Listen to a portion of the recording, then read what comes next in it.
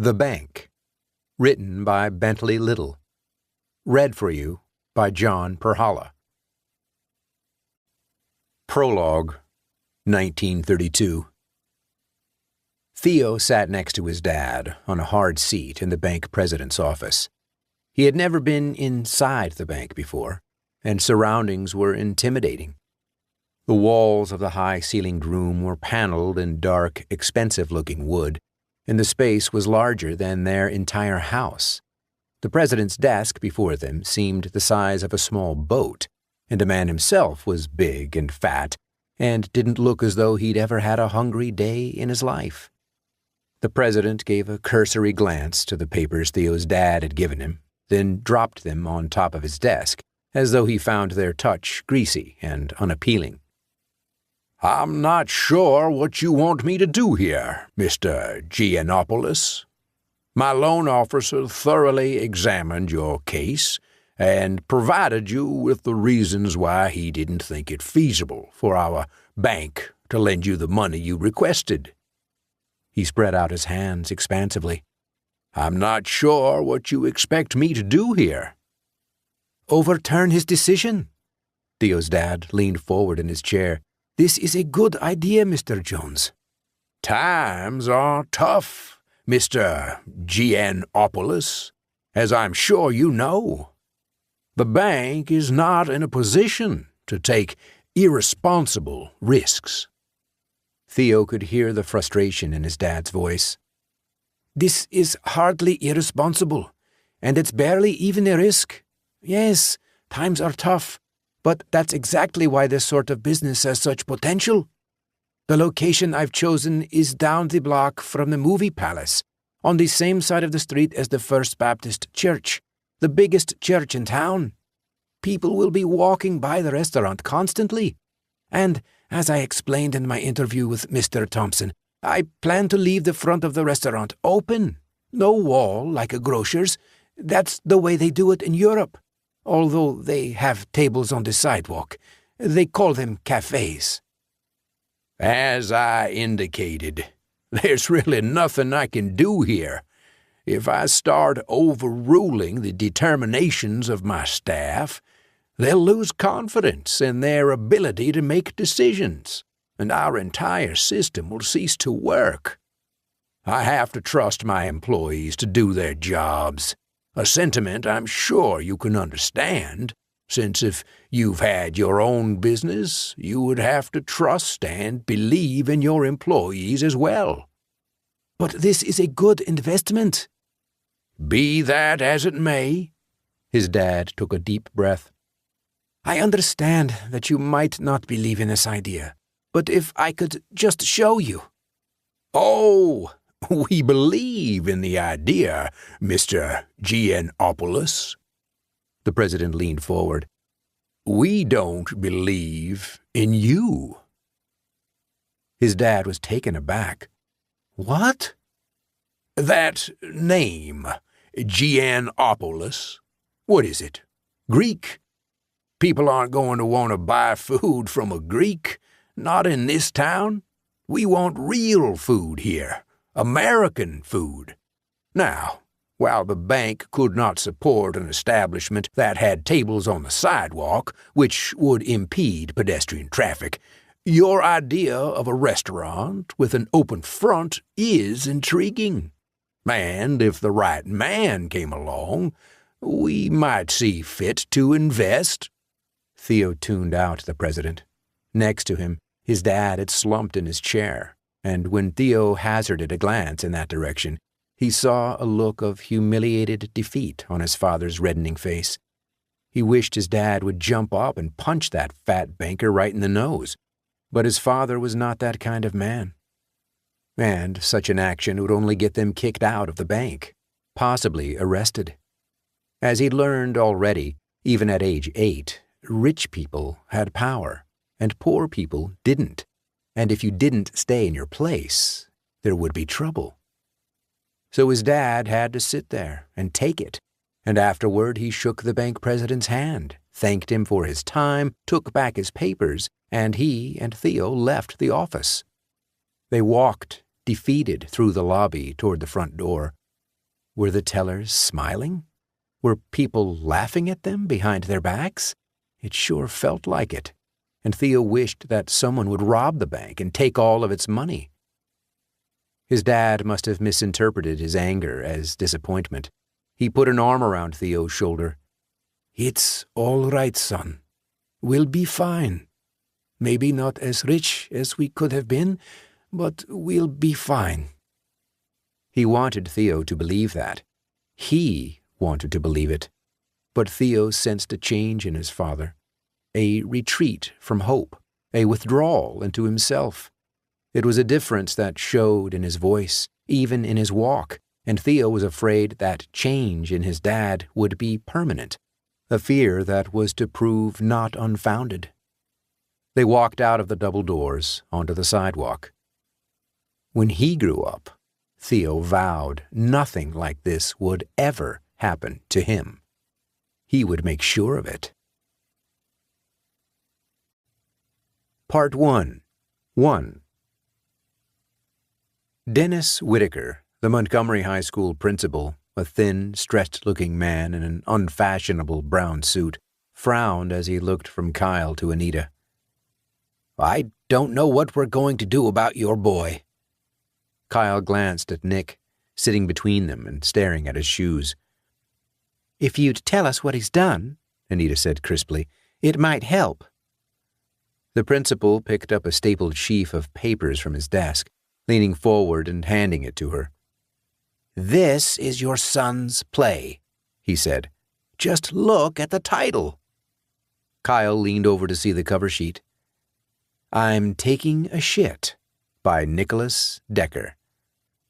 "The play consists of a young man sitting upon a toilet for an hour and a half, staring at the audience, repeating the title over and over again." Kyle took the pages from his wife and flipped through them. Sure enough, the directions and dialogue on every page were the same. Kenny, grunting. I'm taking a shit. I'm taking a shit." "You know we can't have this in our school. I don't care how avant-garde Nick thinks he is. This is just not proper subject matter for Montgomery High."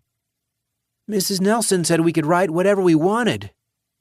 The principal fixed the boy with a stare that brooked no argument. "This is not what she meant, and you know it, young man." "We'll take care of this," Kyle said, standing. "Thank you for bringing it to our attention." Whitaker sighed. "I'm afraid it's not as easy as that.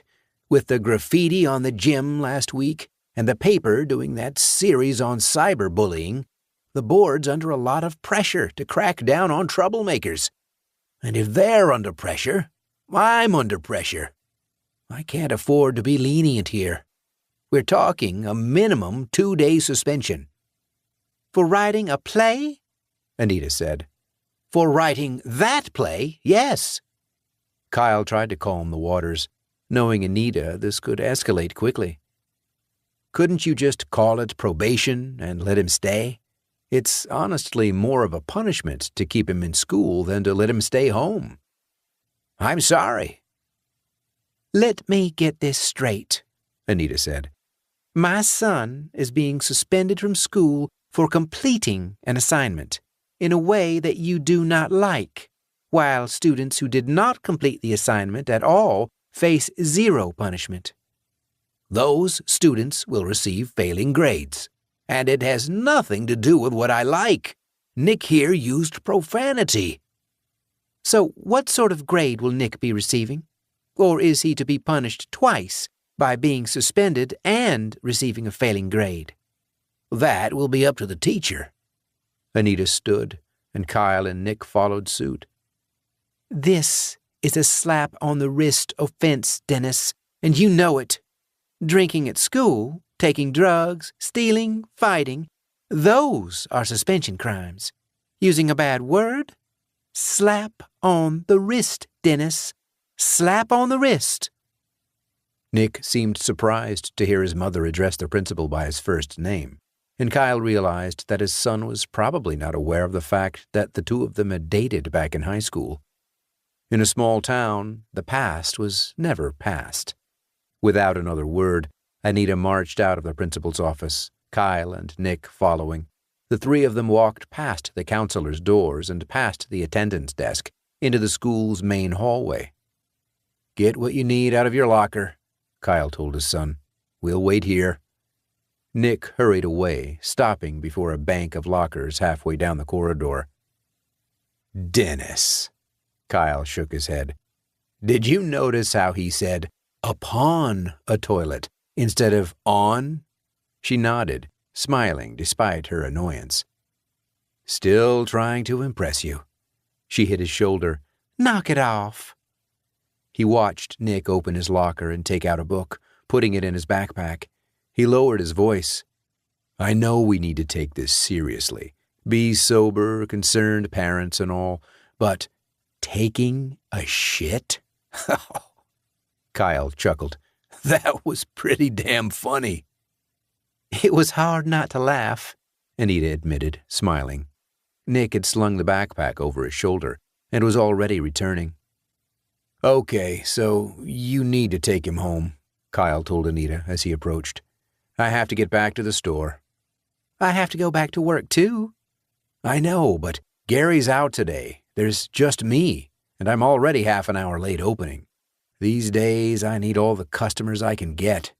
Someone stops by and sees that the store's closed, they're likely to go online, or—" Anita nodded. "I get it. I'll take Nick."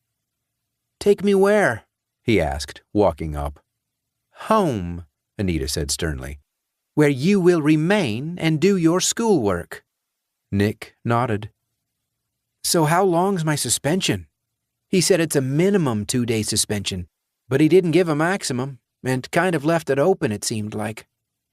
"Shit," Anita said. "Wait here." And she strode back into the principal's office. Neither Kyle nor Nick commented on the fact that she had just uttered the same curse that had gotten Nick suspended, and a moment later she emerged into the hallway. 2 days. Kyle nodded. 2 days.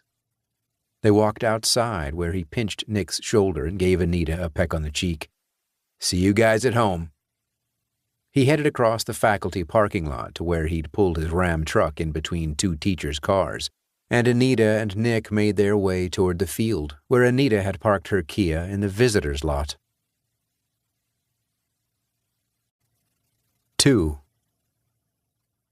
On his way downtown, Kyle had allowed himself the fantasy that when he got to the shop, there would be 2 or 3 people waiting patiently in line for it to open. But of course the sidewalk was empty, and behind the name, Brave New World, painted on the front window, the bookstore was dark. He pulled around the alley and back, his oversized pickup taking up 2 of the 3 spaces behind the building. Entering through the rear door, he switched on the lights as he walked in. From the safe beneath the bottom shelf of the small storage space, next to the bathroom, he counted out money for the register before going up to the front of the store, unlocking the glass door and flipping the sign from closed to open. He popped a Mozart CD into the player behind the counter, and music issued from the speakers he'd mounted in the corners of the room. What he hadn't told Anita was that Gary was out today because he was interviewing for another job at the Costco in Serena. Gary was not stupid. He knew that the store was struggling, and he knew that it might be only a matter of time before Kyle had to let him go. Serena was 40 miles away, but the starting salary at Costco was more than Gary was making now after 5 years, and the benefits were far beyond anything Kyle could offer, which was why Kyle had given Gary his blessing. Bookstores had been dying on the vine since the advent of Amazon, and while independent and used bookstores had hung on a bit longer than most of the chains, they were falling by the wayside as well. For a while, Harry Potter, Twilight, and other blockbuster young adult books that appealed to all ages had guaranteed at least minimum foot traffic, and children's books had been consistent sellers no matter what the state of the economy. But phones and their game apps continued to significantly chip away at people's reading time, and Brave New World was having a difficult go of it, especially since the junior college bookstore had expanded its inventory to include not only textbooks, but general fiction and nonfiction. Some of the surviving chains now included Starbucks, or Starbucks-like cafes in their stores, trying to encourage patrons to hang out and, hopefully, buy more. And in his most ambitious moments, Kyle had considered doing such a thing himself.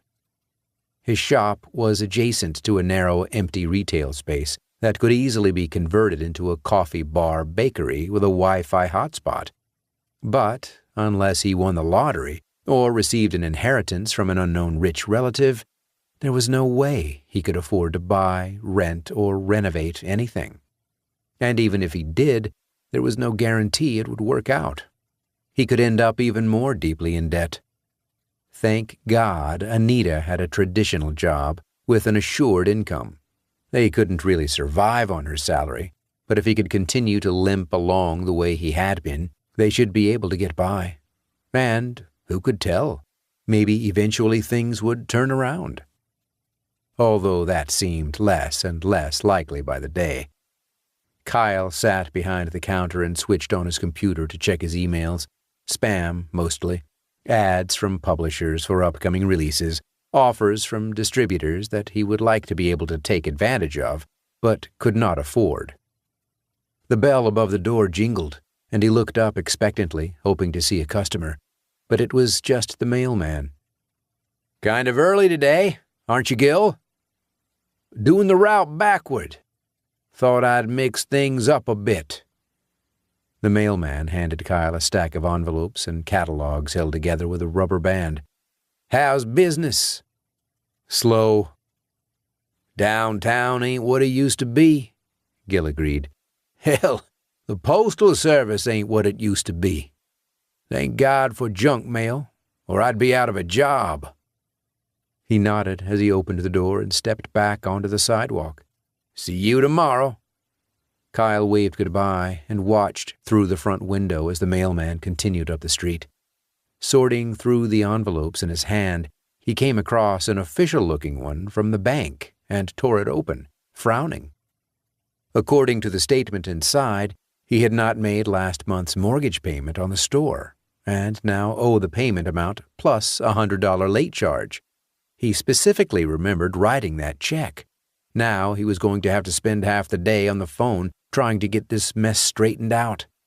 "Morons," he said aloud, as his first customer of the day walked into the store. "You talking about the government?" Durrell Meadows grinned as he approached the counter. Durrell had been one of his very first customers when he opened Brave New World, special ordering a copy of The Anarchist's Cookbook. He and Kyle saw eye to eye on almost nothing, but theirs was a friendly, almost playful opposition, and Durrell had turned out to be one of the store's most loyal customers, continuing to order self-published right-wing conspiracy books, as well as, incongruously, romance novels. "For my wife," he always said, although Kyle suspected that was not the case. Kyle sighed. "No, not the government. The bank." Durrell shrugged, still grinning. "Same difference." "They say I didn't make my mortgage payment." "And you did." Kyle nodded. "Now you have to call India to get it all untangled." "Probably."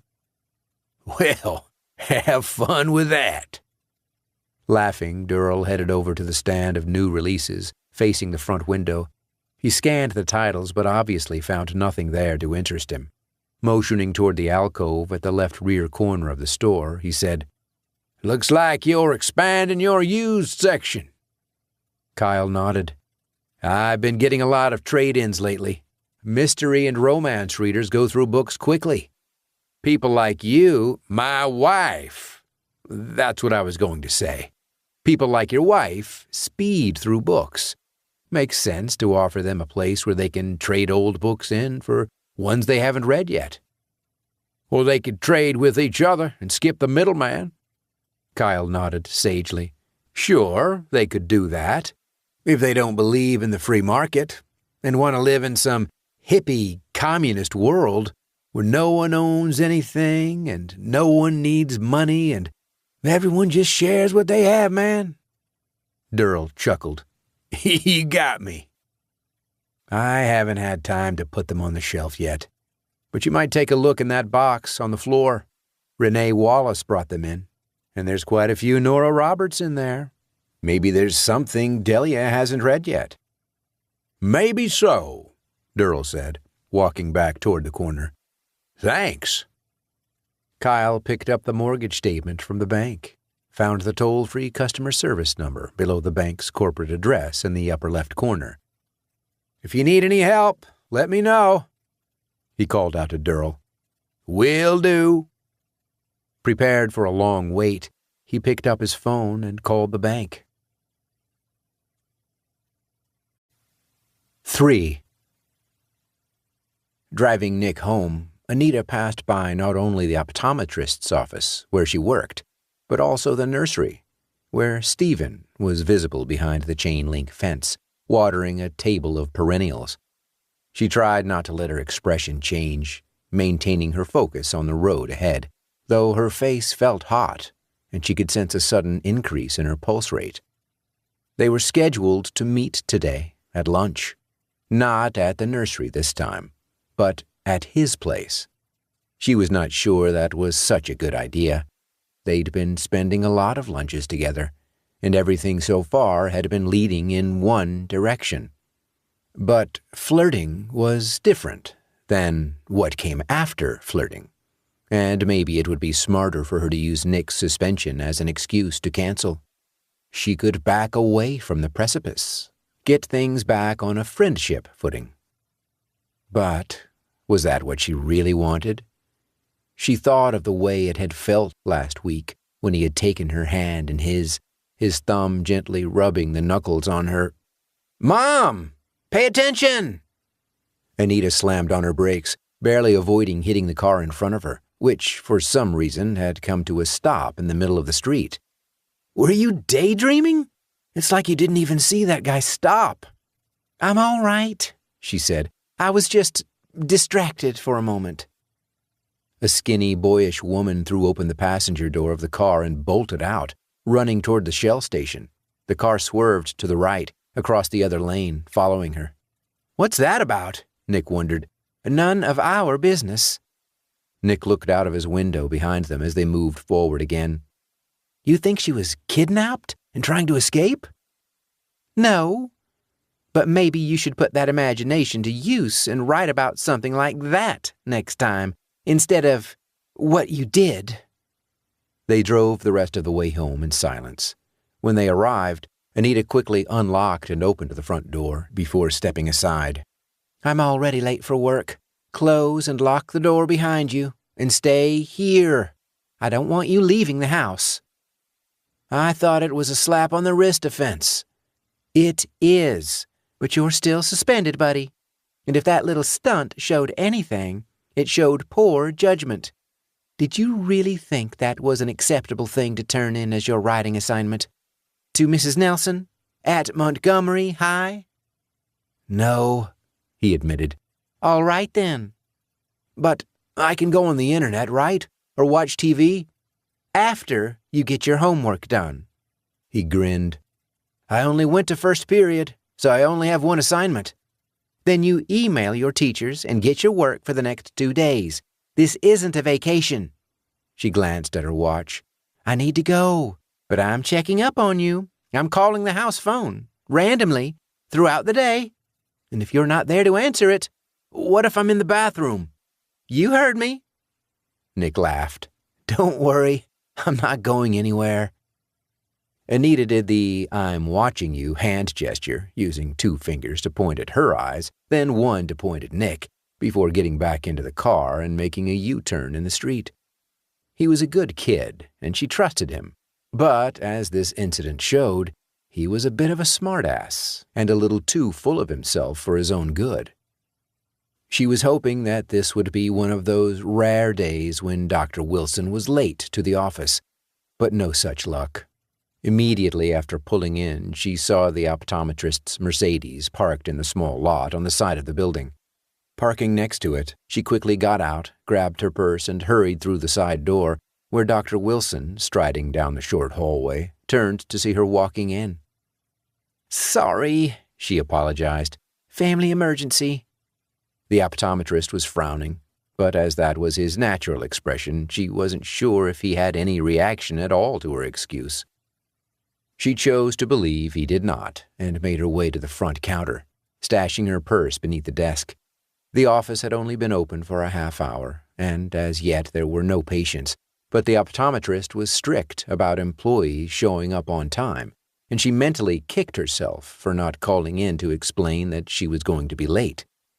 It would have made her seem less flaky. Dr. Wilson hated flakes. The optometrist had already gone back into his personal office and closed the door, and Anita waved hello to Jen, the other assistant, who was rearranging a display of designer frames. "You're late," Jen said, walking over. "That's a first." "Happens to the best of us." "What was it?" "Nick got suspended." "Really?" The other assistant dropped her voice.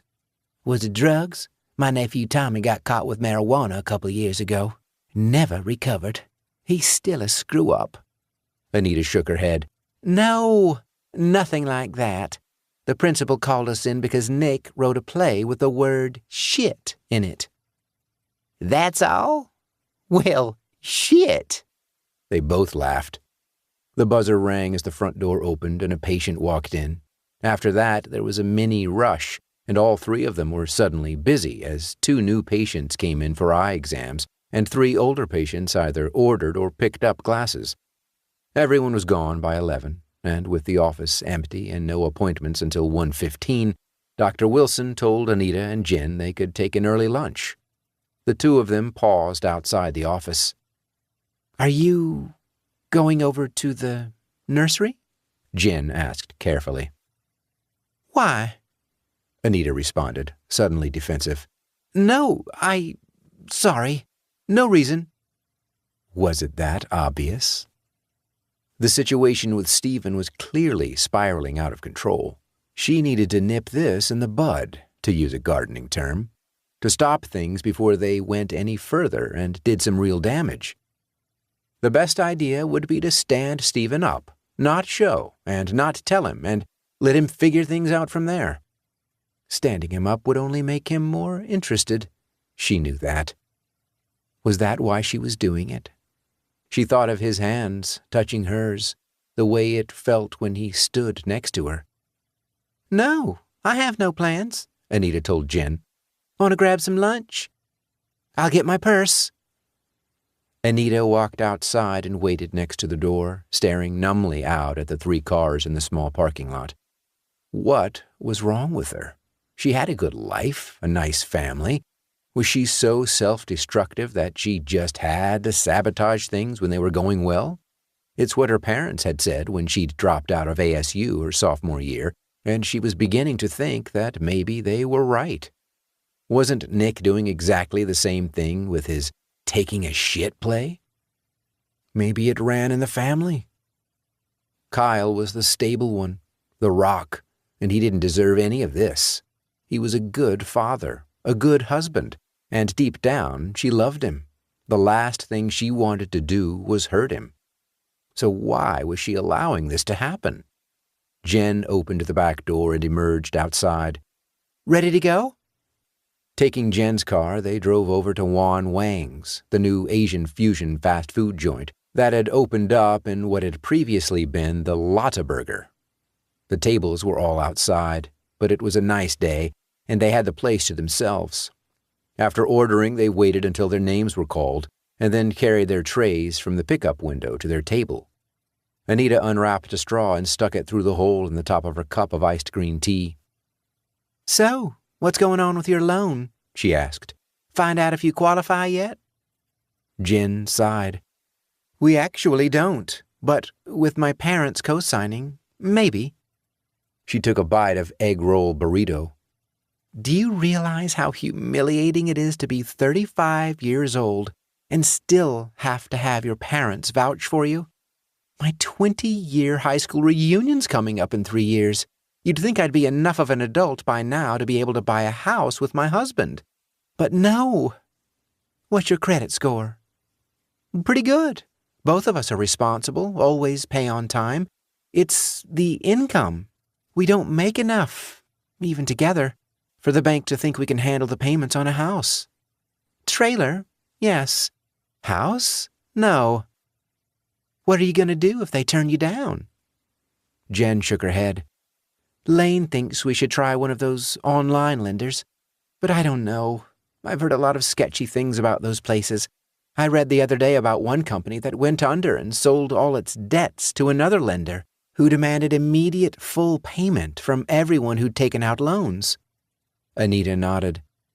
It's the Wild West out there on the internet, and I'm not sure how well regulated some of those companies are. I think you're much safer with a real bank. Me too, but it all depends on whether we're accepted or not. Jen held up her egg roll burrito. This thing is really good. I didn't think I was going to like it, but it's amazing. Anita speared a Fiesta wonton with her fork. Mine's good too. I should probably go back to bringing my own lunch to work, though. Try to save a few bucks, Jen sighed. Then maybe I wouldn't have to keep relying on my parents. 4. 17 years old, and he still didn't like staying in the house by himself. The minute his mom drove off, Nick turned on the TV in the living room and the light in the hallway, needing to hear some noise and wanting to make sure there were no parts of the house that were dark, even though it was mid-morning on a particularly bright day. Such fears were childish, he knew, but he couldn't help how he felt. He wondered if things would change once he became an adult.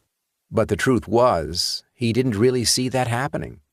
He'd be 18 in less than a year, and it was hard to imagine any radical changes in personality taking place in that time. He wasn't exactly sure why he still got scared being home alone. The house wasn't that old. It wasn't as if they lived in some historic mansion where a rich madman had murdered his wife in the 1800s. Theirs was just a regular home on a regular street with a bunch of others that looked just like it. But he'd always had a vivid imagination, one that had inevitably turned toward darkness. As a little kid, he remembered seeing a movie on television about an escaped lunatic who lived between the walls of an ordinary family's home, and for years afterward, every stray noise Nick heard in the house made him think that someone was hiding in the walls, or the attic, or the crawl space.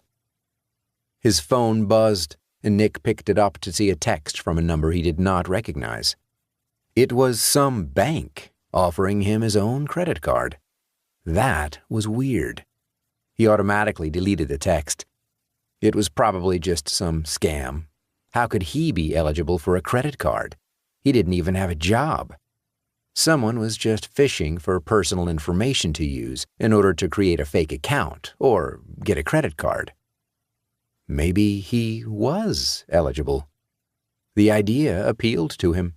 Last summer, he'd wanted to upgrade his phone and had asked his dad for a loan, only to be told that the embarrassing antique he carted around was perfectly fine. If he'd had his own credit card, he could have charged it. His phone buzzed again, but there was no text this time, no call. Apparently, the phone was ringing for no reason. Was he being hacked? Suddenly filled with panic, he flipped his phone over, pulled off the cover, slid open the back, and yanked out the battery. He had no idea how sophisticated hacking operations were these days, but since phones could be tracked even when they were turned off, it made sense that they could be hacked that way too. The one thing in his favor was the fact that he almost never put correct personal information about himself online. His Google account was connected to a fake name with a fake address. For anything requiring a birth date, he typed in random numbers. Although, the phone bill was paid by his dad, so it was probably linked to a credit card. Should he call his father and let him know? If he did, his dad would just give him a lecture about allowing himself to be hacked. Besides, there was no guarantee that that was what was going on.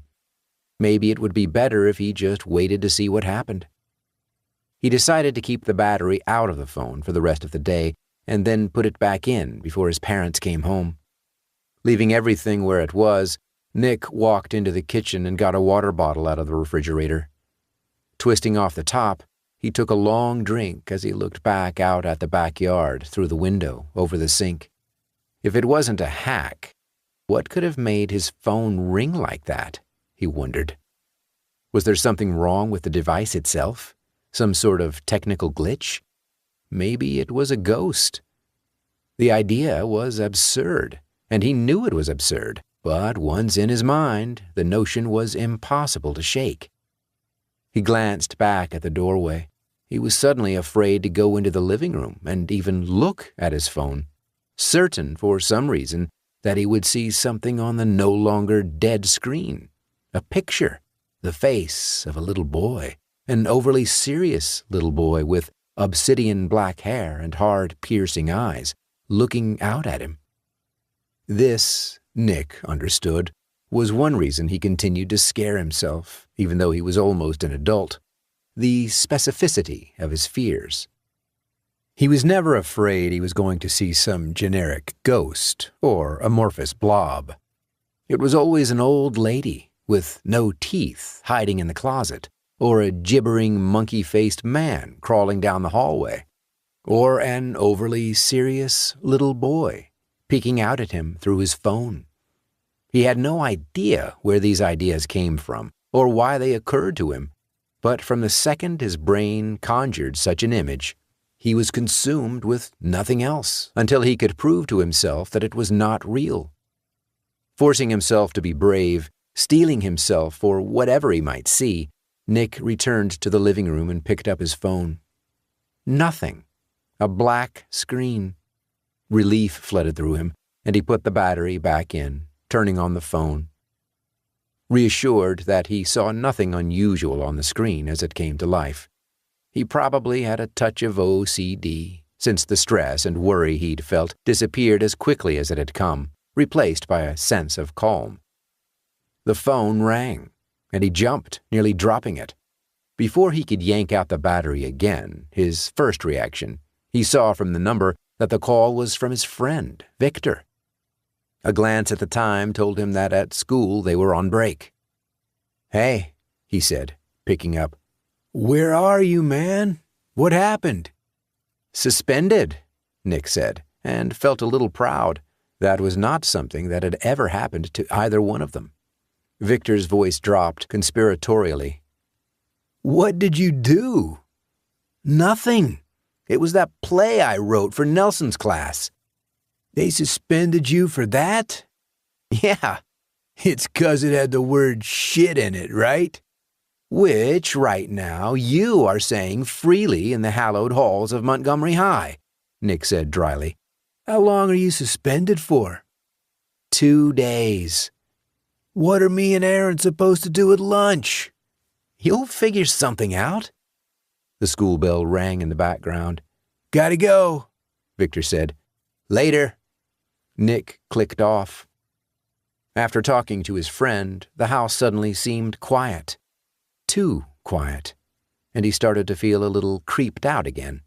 He checked to see if there had been any messages sent in the minutes his phone had been off. There hadn't. And while he was glad there was no photo of a serious little boy, he was a little disappointed that there was no credit card offer. Maybe he shouldn't have deleted that first text. It would be nice to have his own credit card. Part 2. 1. "The bank called. Another foreclosure. They're faxing over the forms now." "God damn it." Sheriff Brad Neth picked up his coffee cup, took a sip, then spit the coffee back into the cup, grimacing. There was nothing he hated more than cold coffee. Unless it was enforcing a foreclosure eviction. "Who is it?" he asked his deputy. "Anyone we know?" Hank Dillman shrugged in that bony-shouldered way that Brad always found irritating. "She didn't say. Want me to check the fax?" The sheriff waved him off. Foreclosures were down from the peak of the recession, but this was still the second one in as many weeks, and Brad always got a queasy feeling in the pit of his stomach when he had to kick people out of their homes, especially families. It didn't sit well with him, and while it was legal, it didn't feel right. He'd gone into law enforcement to catch bad guys, not to make life more difficult for good people who were down on their luck, and it seemed like a violation of his oath to conduct evictions on behalf of a private company. He was a public servant, damn it, and it was his job to uphold and enforce the law in order to protect the citizens of Montgomery. "Carol," he called, "who's available this morning?" There was a beat, then the receptionist called back. "Mitch is off. Hildy and Clint are taking nights this week. Vern and Isaac are out on that domestic call, and Norris, Paul, and both Bills are on patrol. I think it's just you and Hank." "Damn. Okay, thanks." The usual policy was to carry out an eviction as soon as the paperwork came in. But he didn't work for the bank. It wasn't his job to be at their beck and call. He was the sheriff. It was his decision when to send someone out, and he was going to do it when it was convenient for the department, which meant when two of the others came back. Hank poked his head in the door. "It's Carl Yates," he reported. "Oh, crap." There went his plan. "You sure it's Carl? Not Chet?" "It's Carl." The sheriff pushed himself out of his seat. "That foundation's shaky to begin with. You put this kind of stress on it?" He grabbed his hat from the top of his file cabinet. "Come on. Let's see if we can talk him down before we kick him out." The only car left in the lot was the SUV with the bald-back tires, but Hank had driven his motorcycle, and Brad wasn't about to let the deputy into his own car, so he tossed Hank the SUV keys and said, "You drive." They were nearly blasted out of their seats when the ignition was turned, all four speakers blaring a scratchy, staticky hard rock station out of Flagstaff. "Damn it," Brad said, turning off the radio. "Isaac." "I told that asshole." Brad picked up the paperwork that Hank had lain on the seat between them. "Where is it? Over on Juniper?" "Yep." Hank backed out of the parking space, swung around, and pulled out of the lot onto the street. "So, how are we going to handle this? You want me to let you do the talking?" "Unless you have some insight that I don't." "It's all yours, Sheriff." Brad dropped the paperwork on the seat. "Thanks." "Maybe we'll be lucky, and he won't be at home. We can just post the notice, padlock the door." "He'll be home. They're always home." Sure enough, Carl's pickup was in the carport, and the black space behind the shabby house's torn screen indicated that the door behind it was open. Picking up the stapled eviction pages, Brad and Hank got out of the vehicle.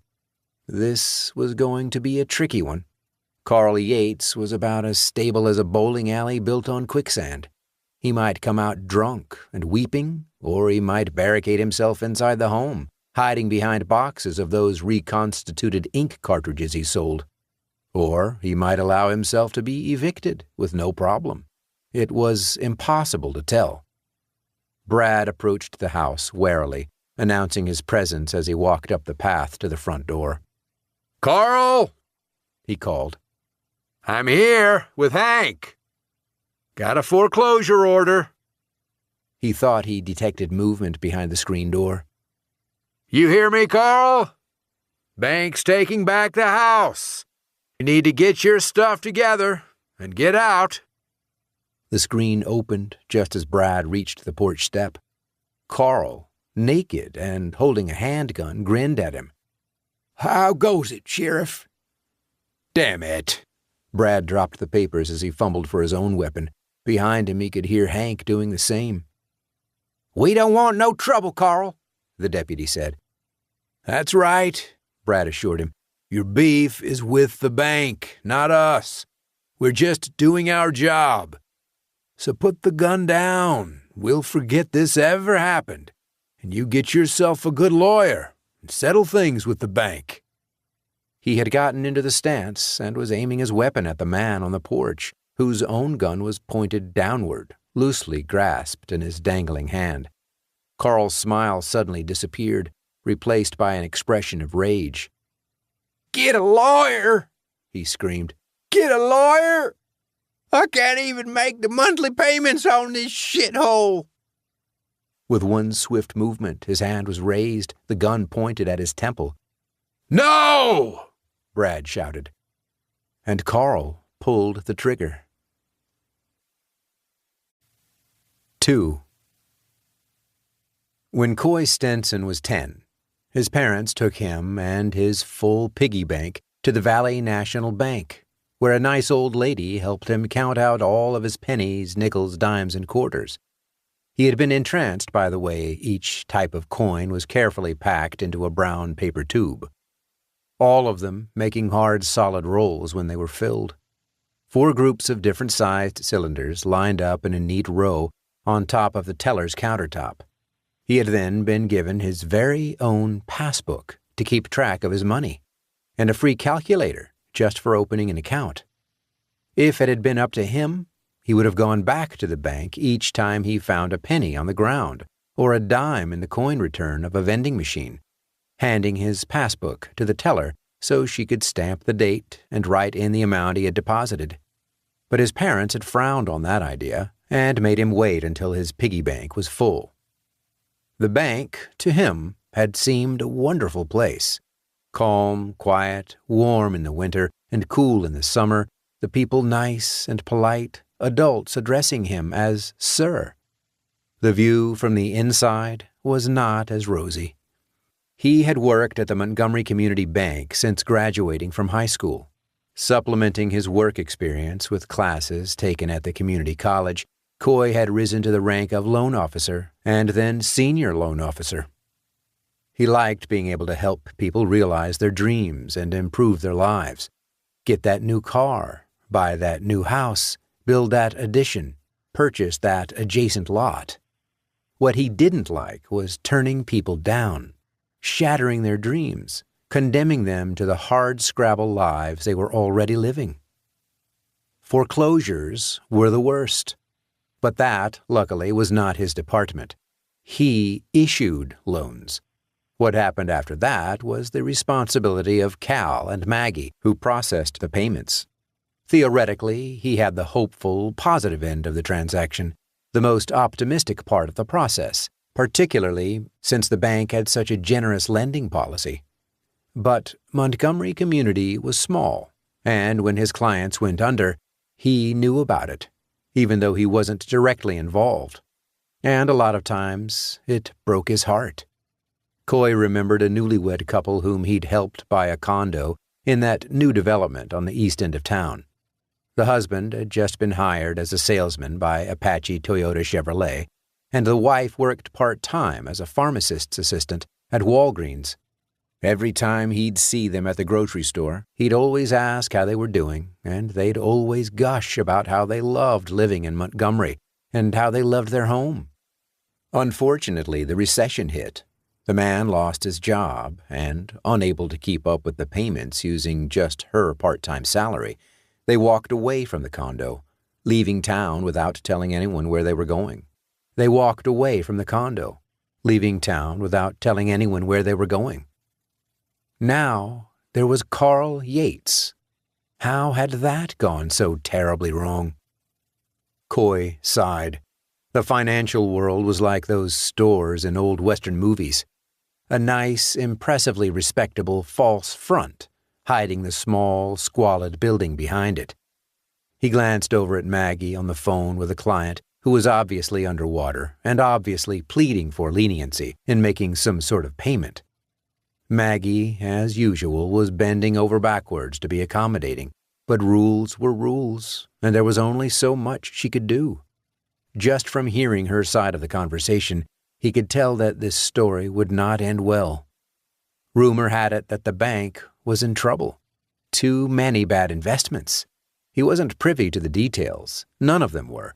But they'd all been exposed to a little piece of the puzzle, and when they got together at break or lunch to compare notes, all of the arrows seemed to point in one direction. For the past year, Coy had been dating Florine Jacobs from Evergreen Title, and it was Florine who'd first hinted to him that everything at the bank might not be hunky-dory. She told him that word had come down from the corporate office that an auditor was looking into escrow accounts associated with Montgomery Community. The expression on his face must have given away the shock he felt, because she immediately said, "Don't tell anyone I told you." Her voice was panicked. "You can't say a word about this to anyone." "I won't," he promised. And he hadn't. But he had kept his ears and eyes open, had expressed his doubts about the future to co-workers who expressed their own doubts, and he worried that the day might come when he was forced to look for a new job. The very thought of changing employers depressed him. He'd spent his entire working life at Montgomery Community. He liked it here. He liked the work, liked most of the people. He even liked the building.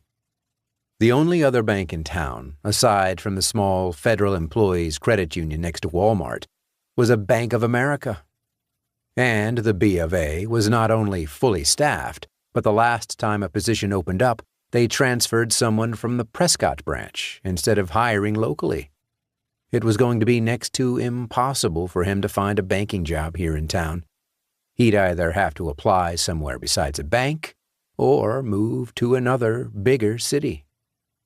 It was a slow afternoon, not only for the loan officers but for the tellers as well. Between 1 and 3, a few calls came in. A couple of old ladies stopped by to make withdrawals, but that was it. And Coy saw Maggie and Cal exchange worried looks. It was not unusual for there to be slow periods in banking, but those slow periods were not only becoming more frequent, they were lasting much longer. It was part of a pattern that did not bode well for the future. As low man on the totem pole, Jimmy Collins, the newest teller, took his lunch break last, and when he returned to the bank shortly after 2, he was so excited he was nearly out of breath. "Have you heard the news?" he asked, addressing them all. "The Bank of America! It's closed!" "There is a God," Cal said, grinning. B of A's closing? Why? Coy wondered aloud.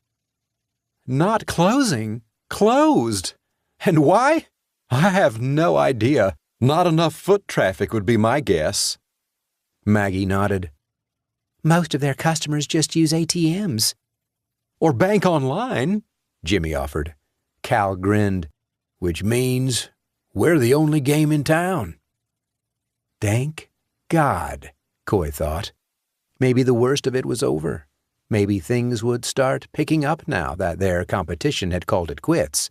He glanced around the familiar room, his gaze settling finally on his desktop, on his engraved wood nameplate, on the little Pirates of the Caribbean coffee cup Florine had brought back for him from a trip to Disneyland.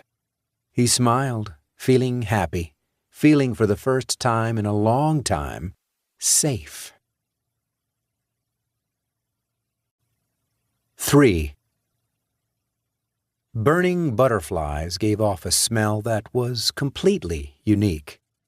He didn't exactly like the smell, but he didn't hate it either.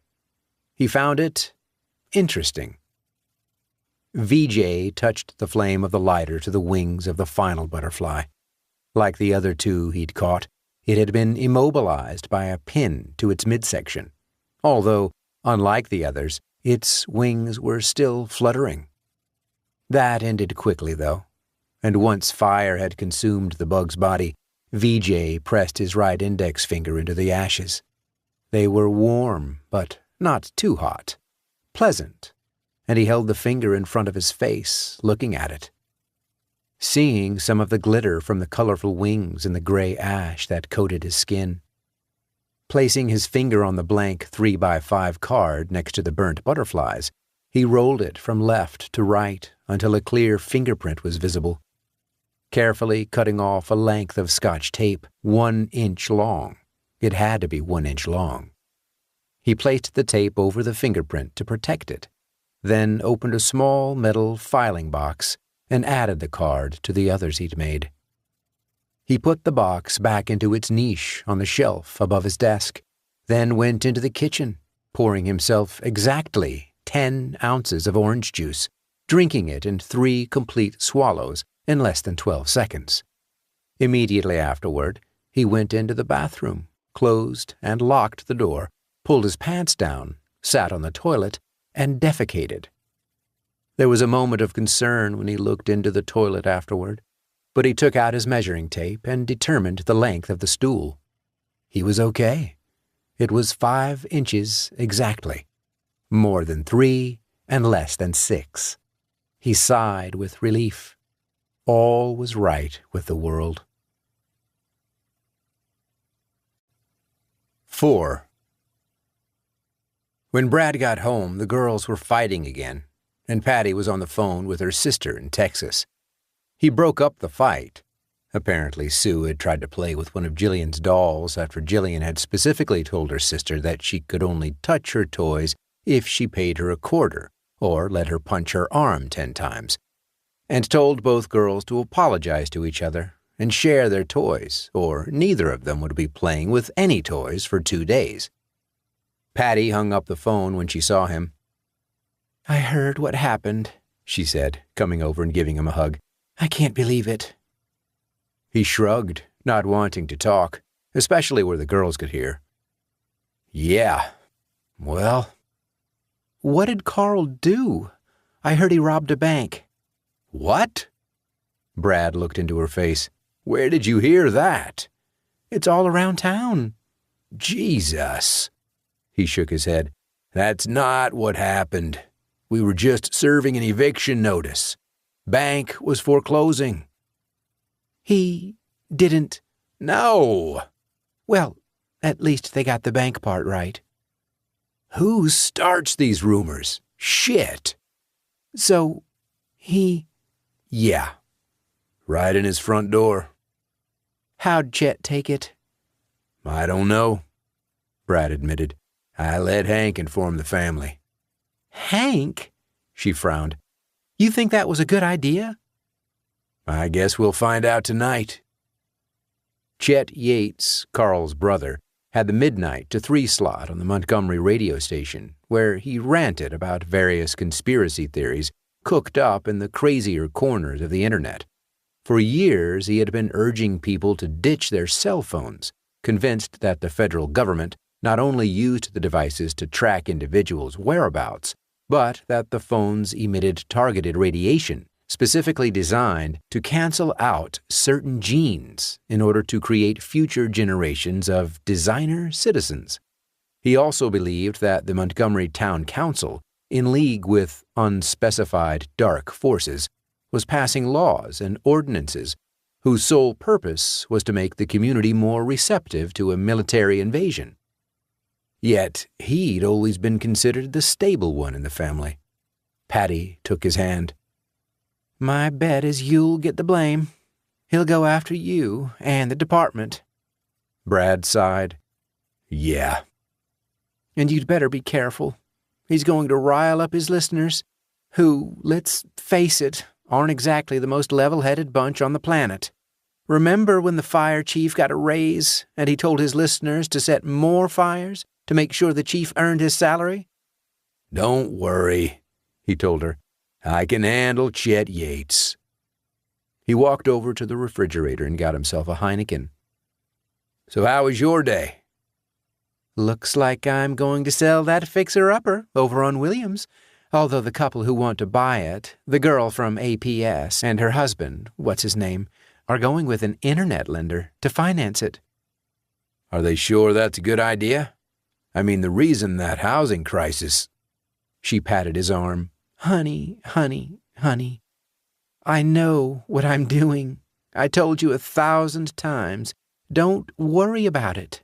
I'm not out to cheat anyone." "Yeah, well, we don't want another Carl Yates on our hands." He shook his head, sighing. "At least I sure as hell don't."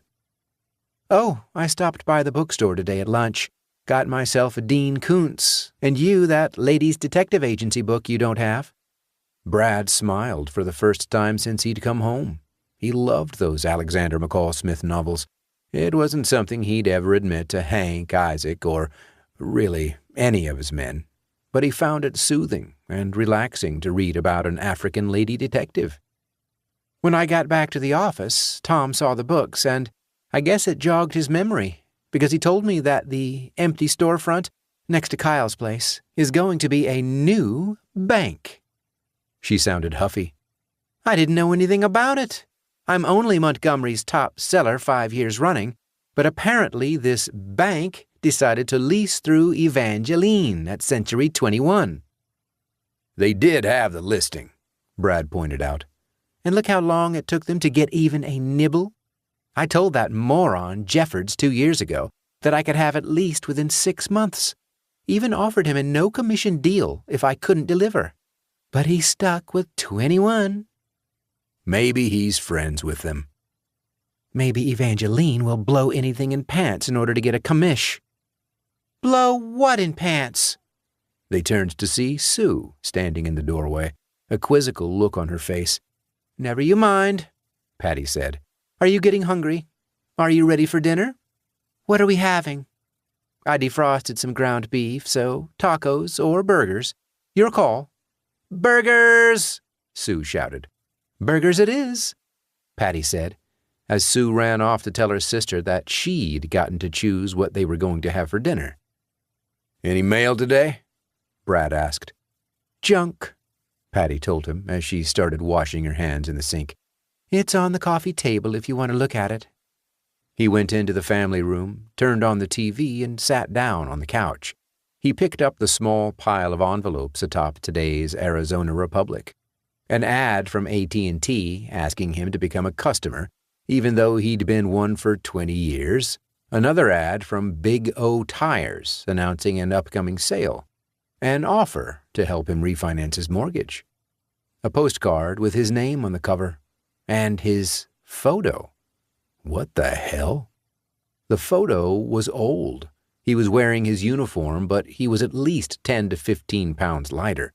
It was impossible to tell where the shot had been taken, because his head and upper torso had been cut out of the original picture and placed against a black background. Above his photo, in yellow against the black, Brad Neth. Frowning, he turned over the postcard. We know who you are. Can your current bank say that? Our guess is no.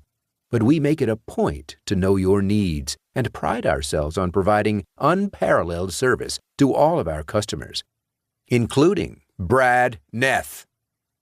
We're looking forward to banking with you. He read the words again, then turned the postcard over.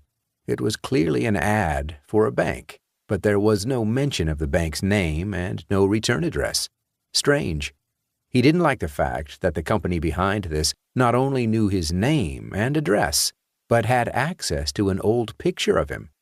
Ordinarily, he would have dumped the postcard along with the other junk mail into the trash, but it occurred to him that this might be part of some scam, and he set it aside. He'd take it into work tomorrow and ask around, see if anybody else got one of these. It's kind of quiet, Patty called from the kitchen. Can you check on the girls? Make sure they're okay. That brought a round of giggling from the girls' bedroom, and Brad smiled, standing up. I'll see what's going on, he said, loud enough for all of them to hear. There were squeals, then silence, and he stomped loudly as he headed down the hallway. Ready or not, here I come. Part 3. 1. It was a customer who told him. As always, Kyle had parked this morning next to the metal trash bins in the back of the store and had not gone outside since opening up. But when Raleigh Brown came to trade in a bunch of Michael Connolly books for store credit, he happened to mention that the vacant spot next to the Brave New World was going to be home to a new bank. Kyle frowned. A bank? Are you sure? Seems kind of small for a bank. Raleigh shrugged. That's what it says. Sure enough, when he went outside with Raleigh to look, leaving Gary in the store, the adjacent space was no longer for lease. Not only was the Century 21 sign gone, but a new sign had gone up in its place, a square notice on the inside sill, leaning against the window, stating that this was to be the future home of the First People's Bank. See? Raleigh said. The First People's Bank. An interesting name, Kyle thought. Was it really the First People's Bank? Because he would be willing to bet there'd been others, if not in Arizona, then in other states. And what exactly constituted a People's Bank? Or was it actually the First People's Bank? Which brought up the question, who were the first people? Native Americans? Was it owned by some tribe? Or were the first people some lost race that had been on Earth long before the rise of man? This was why he never got anything done, he realized. He wasted his time on things like speculating about the etymology of names that had no meaning beyond commercial viability. Kyle peered through the dusty glass. The single room inside was long and narrow, more suited to an ice cream parlor than a bank. Against the side wall opposite his own store, a built-in wooden counter ran most of the length of the space, and in the center of the floor lay a jumble of chairs and broken tables, along with a couple of empty cardboard boxes. It was the counter that had given him the idea of turning the place into a coffee bar, and he noted with regret that if the space was to become a bank, the counter would have to be demolished. You're right, Raleigh said. It's kind of small for a bank. Kyle nodded. Yeah. Unfortunately, there went his hopes for expansion. It had been a pipe dream, of course, particularly with the way things were going financially, but the death of any dream was hard to accept, and he walked back next door feeling oddly bereft. Gary looked up from the counter where he'd been tabulating the trade-in price for Raleigh's books. Is it really going to be a bank? Looks that way. Where are they going to keep the money? There's not even enough room for a safe. He shook his head. It doesn't make sense. Kyle shrugged.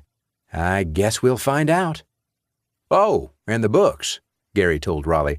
$2 cash, $6 in store credit. I'll take the credit, Raleigh said. You want us to write you a credit slip? Kyle asked. Or do you... I'll pick something out right now. Nodding, Kyle left him to it, while Gary wrote the price of each book inside the front cover in pencil before shelving all of them in the mystery suspense section. Kyle put on a CD of Celtic music he'd bought at the Renaissance Fair in Phoenix back when he and Anita were dating, and the gentle sound of pipes and mandolin filled the store. He loved this music.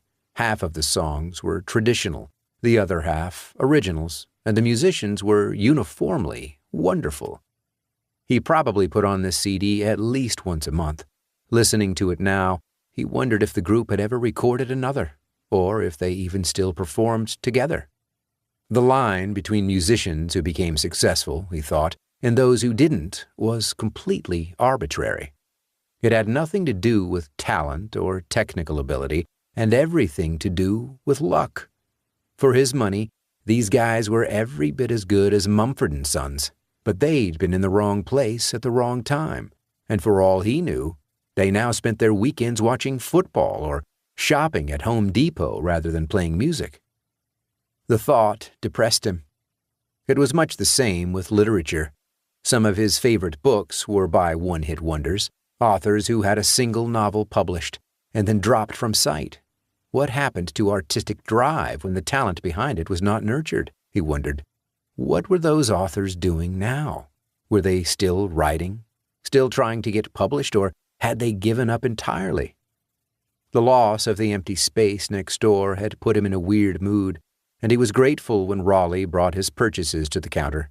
In his usual meticulous way, Raleigh had calculated the price of the 2 books he had chosen down to the last cent, even adding the tax, and when all was said and done, they owed him a nickel, which Kyle gave him rather than writing out a store credit slip. The store was dead for the rest of the morning, until Walter Peters, the Baptist minister, stopped by shortly before lunch. He was the only clergyman in town who was a regular reader, or at least who bought his books locally rather than online. But the minister's taste ran to non-fiction books on sports and Las Vegas, and the store hadn't gotten anything new in either of those areas for some time. Still, the minister browsed the stacks for 10 minutes or so, although he still left without making a purchase. The last CD had ended some time ago, but Kyle hadn't put on any more music. Sometimes he enjoyed the silence, though he knew that drove Gary crazy. Gary would rather listen to country music than work in silence, and he hated country music. Gary was going home for lunch, however, and for the next hour Kyle would have the place to himself. "You want me to bring you anything?" Gary asked before he left. Kyle shook his head. "I'm good. Got a sandwich and an apple in the fridge." "You sure?" "I'm fine." "See you in a while." Gary walked back through the store and out the back door to where he'd parked his car. Behind the register, Kyle sat down in the used office chair he'd bought at auction when Mandy Clegg's travel agency had gone out of business 2 years ago. He stared out at the street, saw a few cars and fewer pedestrians, no pedestrians in fact, and wondered how much longer he was going to be able to last, how much longer any of the old downtown businesses were going to last. All of the action was at the other end of town by Walmart and Safeway.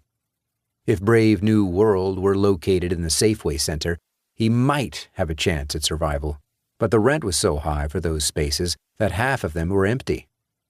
He picked up the Charles Williams book he'd been reading, one of the advantages of owning your own store.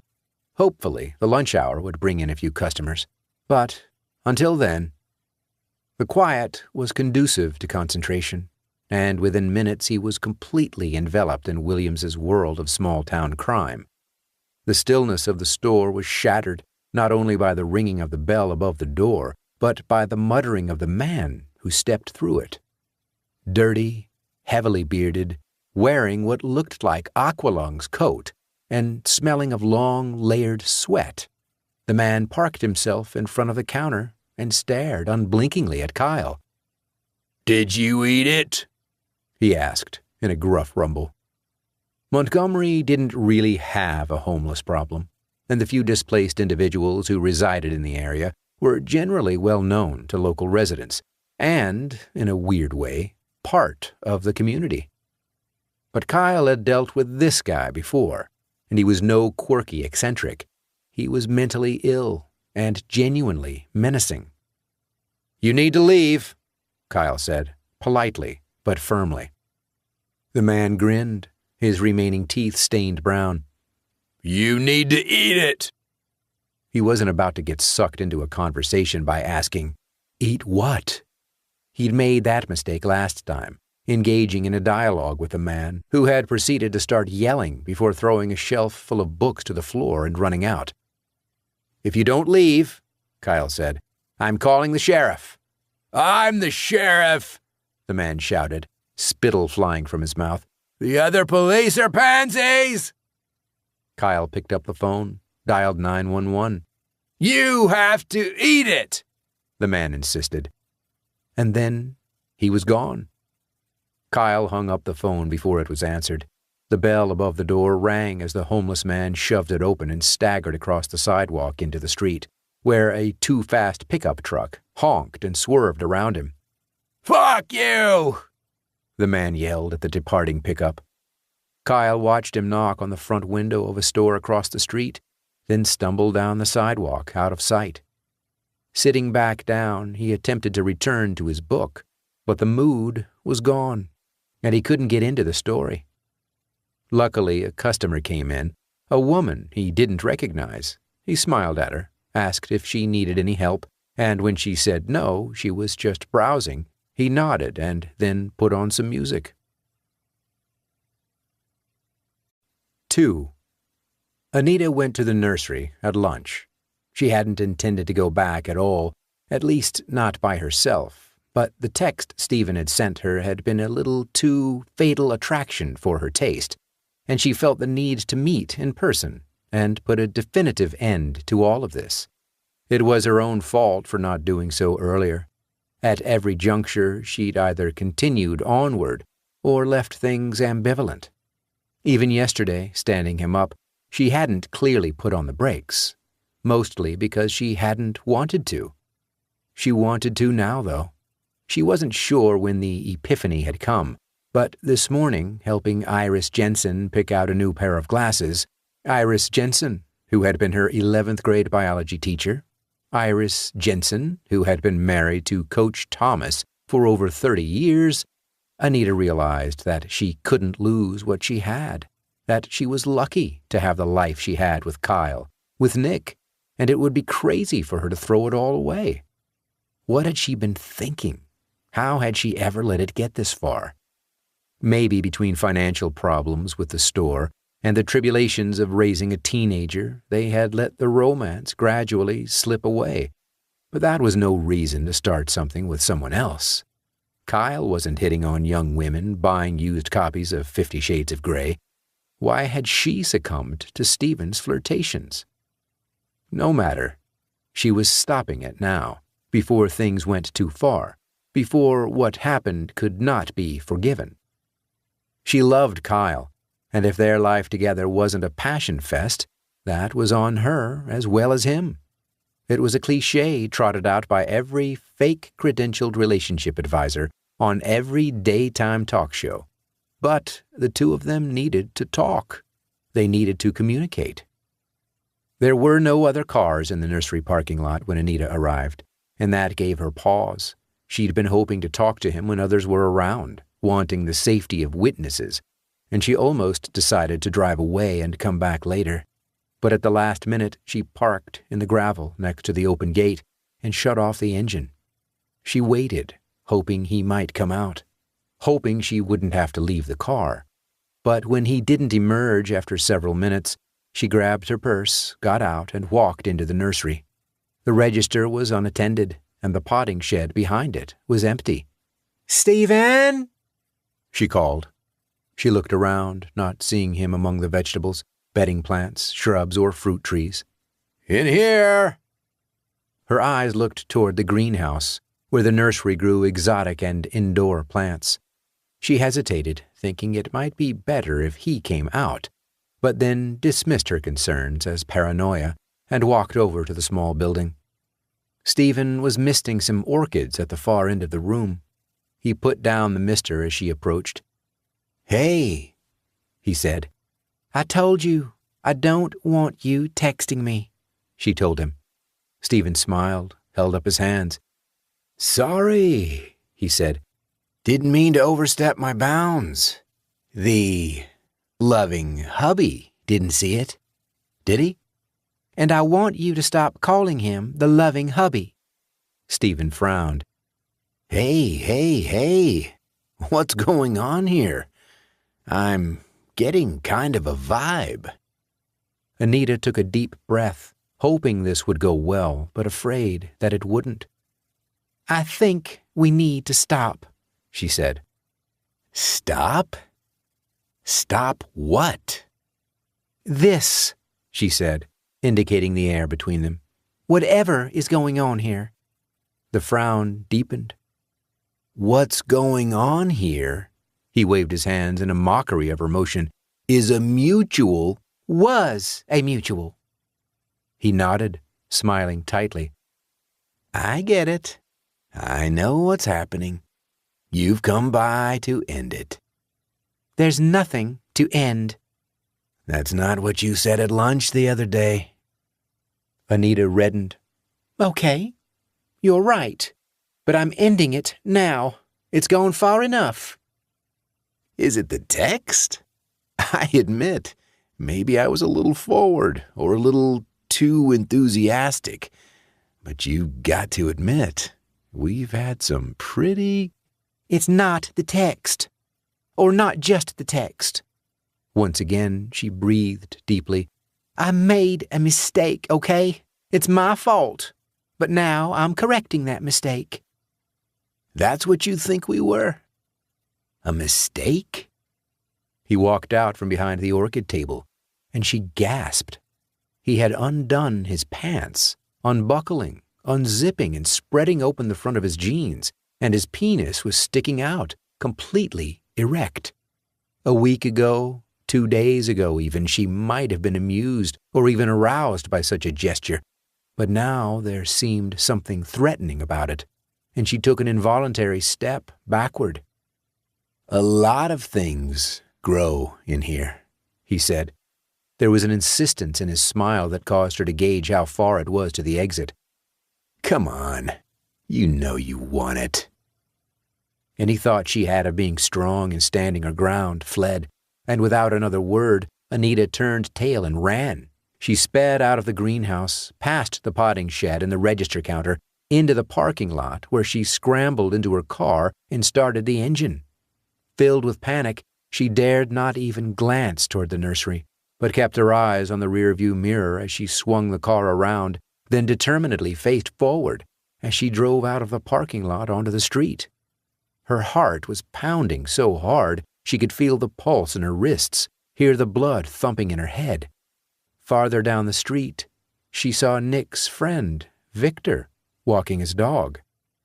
Wasn't he supposed to be in school?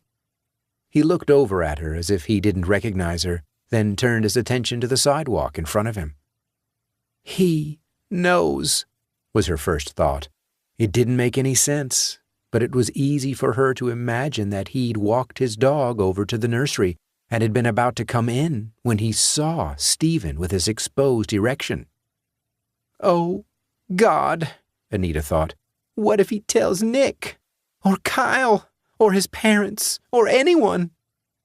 But that was the guilt talking. He couldn't have seen anything. The event had happened in the greenhouse, away from the street. He would have had to come into the building in order to see anything, and he hadn't. Still, she remained nervous and jumpy, and she found herself driving up Airport Road and then back to the downtown along Frontier Street, next to the creek, in order to calm herself down. She still had nearly a half hour to spare, and though she'd brought her lunch today, she left it back at the office.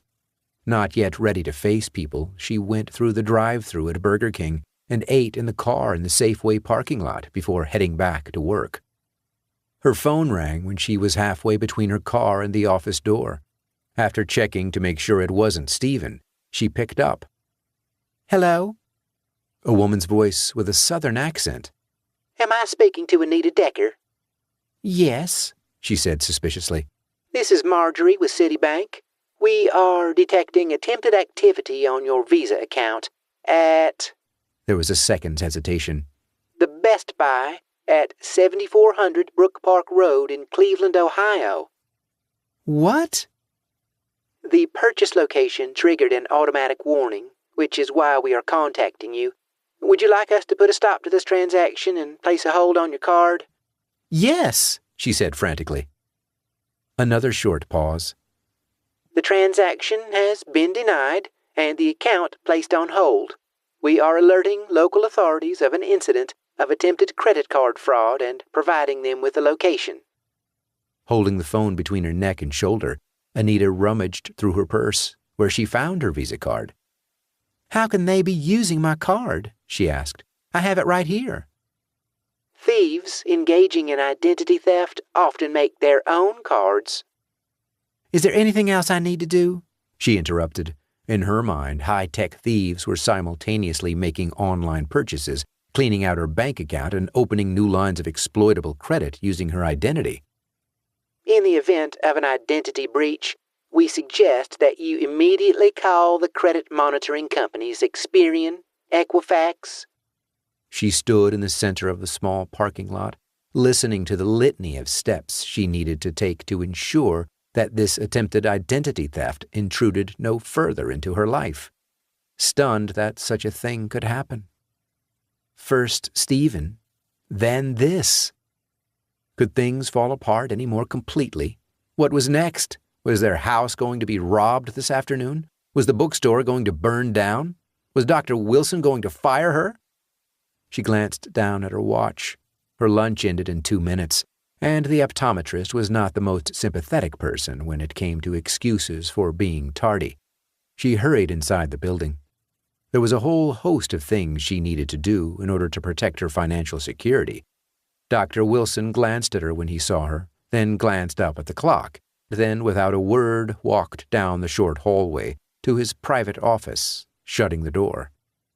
There were no patients yet, and Anita commandeered one of the computers, then thought the better of it and used her phone to access the Experian site, then thought the better of that and got a phone number from the website so she could call the credit monitoring company directly. She didn't trust the security of anything at this point, but she needed to do what the woman had told her and get control of her personal information, not to mention freeze all of her accounts. "What's going on?" Jen asked, walking in and putting her purse under the counter. "You look kind of frazzled." Anita shook her head. "You won't believe it." "What?" "Credit card fraud. Someone pretended they were me and tried to charge something. I got a call about it 5 minutes ago when I was walking in." "Jesus!" "It was happening right then, live, as they were talking to me on the phone. Some guy in a Best Buy in Ohio was trying to use my card to buy. I don't even know. I forgot to ask. How stupid can I get?" Jen put a hand on her arm. "Calm down. It's not your fault. You're not stupid. You're just upset." "Wouldn't you be?" "Of course. Something like that. I'd feel so violated." Violated? An image flashed in her mind, Stephen with his erect penis. "You know you want it." She pushed the thought away. "I need to get this taken care of. Cover for me, will you? I'm going into the bathroom and make some calls." "You don't have to hide in the bathroom. He'll understand." Anita glanced toward the optometrist's door. "You didn't see the look he gave me when I came in, because I was almost late. Cover for me?" "Sure." In the bathroom, she sat down on the closed lid of the toilet. She tried to call Kyle, but he'd set his phone to voicemail, and when she called the store, the line was busy. So she spent the next 10 minutes talking first to a computer, then to a man with a thick Southern accent who elicited the information needed to secure her credit line. She was about to call Equifax when Jen came in and said, "Better wrap it up. Mrs. Wheeler's here for her appointment. He'll be out in a minute." "Thanks," Anita said, shutting off her phone. It was a busy afternoon. She didn't have time to call Kyle until it was almost time to go home. 3. Only one day to go, and his suspension was over. If this was one of those 1980s teen movies his parents always forced him to watch when they came on TV, he'd return a hero, his street cred boosted by his battle with the man. But things didn't work that way anymore, if they ever had. What was actually going to happen was that he would go back to school to find that no one had even noticed he'd been gone. Nick finished watching the last of the morning's Parks and Recreation reruns on FX, then turned off the TV and reluctantly switched on his laptop. His teachers had not only emailed his homework assignments, they'd tacked on extra work, apparently to punish him for getting suspended. As if that weren't bad enough, his dad was making him help out at the bookstore this afternoon. So after he finished his schoolwork, and after he ate his lunch, he was supposed to show up at Brave New World to shelve books or straighten books or do something equally useless. Feeling depressed, he checked his email, scrolling down. The spam he received was getting much more adult. Not porno adult, but business adult. There were offers to enroll in real estate seminars, ads for automobiles, lists of job opportunities, and several recommendations for various financial institutions. He tried to remember if one of his fake profiles had him recently turning 18. That could explain this sudden influx of commercial announcements. His attention was caught by the tagline of the last email. "Nicholas Decker, are you bored, suspended from school, and in need of money? Just click." Suspended from school? That was pretty specific. He knew enough not to click on spam from unknown senders, but the fact that the description was tailored so directly to his own situation intrigued him. He deleted it, along with the rest of the spam, and seconds later, another email popped up. "Nick, need some easy money? Before you go to the bathroom and pop some Pringles, click on this." That was not just specific. It was downright creepy. He did have to go to the bathroom, and he had been planning to grab some Pringles before starting on his homework. He deleted the unopened message and quickly exited his email account. It had to be a coincidence. Still, it was more than a little unnerving, and he forgot about going to the bathroom, skipped the Pringles, and got to work on his algebra. It was after 10, and the day was bright, but the inside of the house seemed dark. And after the third math problem, he got up and turned on not only the light in the dining room where he was working, but in the kitchen and the living room as well. It suddenly seemed quiet, too, and he turned the television back on, lowering the volume until he could hear a murmur of voices, loud enough to make it seem as though he was not alone, but not loud enough to be distracting. Feeling better, he worked on his homework until he was finished, then made some macaroni and cheese for lunch.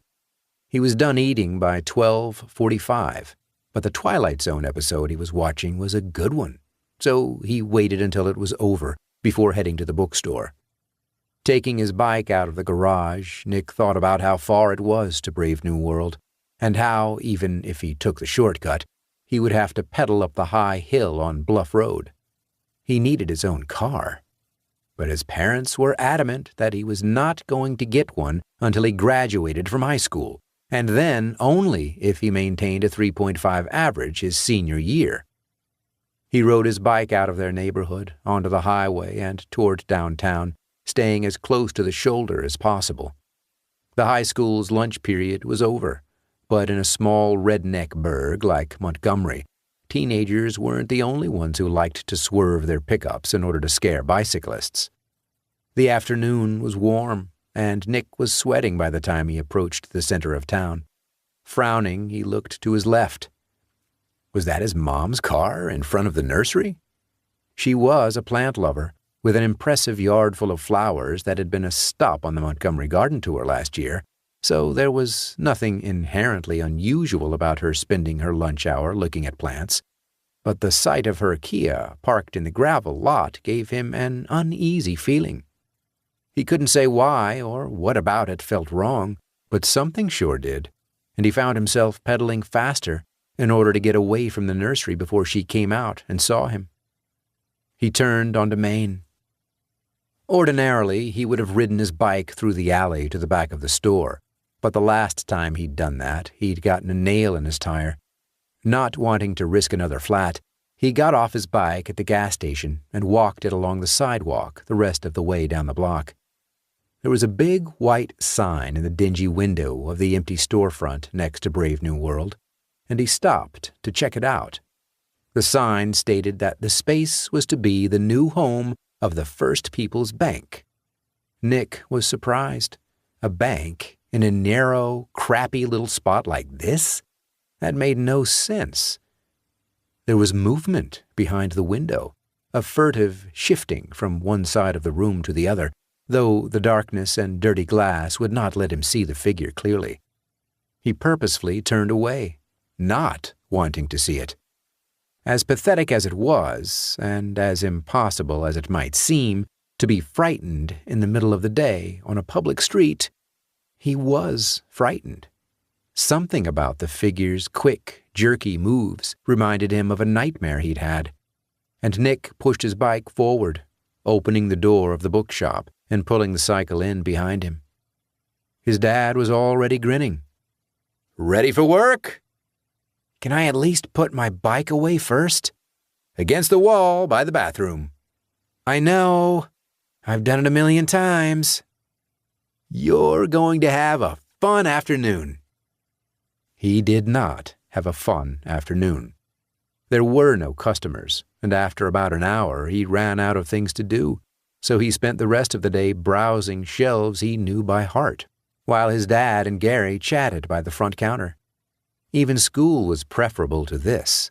He didn't understand how his dad could spend all day, every day, cooped up in here, and Nick vowed that as soon as he graduated, he would put Montgomery in his rearview mirror and move somewhere cool. Los Angeles, New York, or, heck, even Austin. Of course, he would need to get a rearview mirror first. He definitely needed that car, and then he'd need to win a scholarship to a decent college in a decent city. Because unless they hit the lottery, the only thing his parents could afford to send him to was Montgomery, J.C. The problem was, he wouldn't be able to get a scholarship without teacher recommendations, which were going to be pretty tough to come by, unless his situation at school started changing pretty quickly. Life was getting complicated. "You okay back there?" his dad called. "Fine," he called back. He put the horror movie book he'd been perusing back on the shelf. Hearing an unexpected noise behind him, he turned, startled. There came a quiet knocking from the other side of the wall.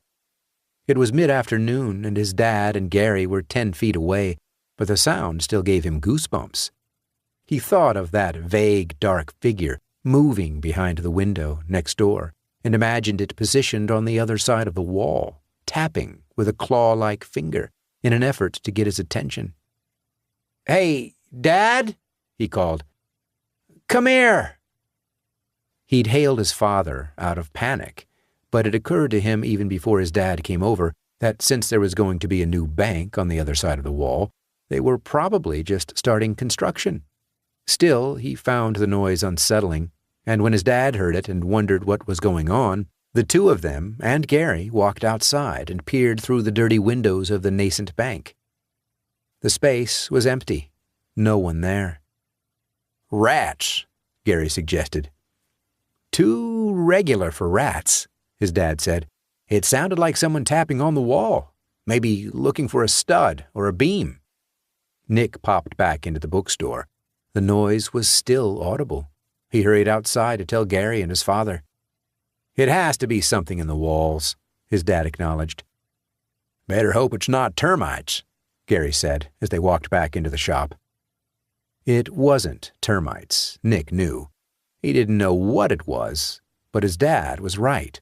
It sounded like builders. The fact that they could all hear the tapping, while none of them could see anything, did not sit well with him. And rather than stay by himself in one of the aisles, Nick hung out with his dad and Gary by the register. Victor stopped by after school let out. His friend already had a car, a Jeep his dad had picked up for $200 at the county sheriff's auction last year. The transmission could not be put into reverse, which made for some awkward and complicated parking arrangements, but other than that, the vehicle ran fine. And when Victor asked if Nick could cruise with him over to Sonic and hang out, his dad let him go. "Punishment's over," he said. "Have fun." They didn't actually go to Sonic. They went over to the high school, where Victor pulled around to the parking lot next to the field so they could watch the cheerleaders practice. He had a crush on Stacy Wilder, who wouldn't give him the time of day at school, but who had said hi to him during the summer when he'd seen her at the movie theater. He seemed to be laboring under the delusion that if he put himself in close proximity to her, she would somehow succumb to his charms. Victor got out of the car, and Nick followed suit, both of them leaning against the side of the Jeep, facing the field. "Rumor has it," Victor said, "that your mom's getting boned by the gardener." Nick felt the heat rush to his face. "Who said that? We don't even have a gardener."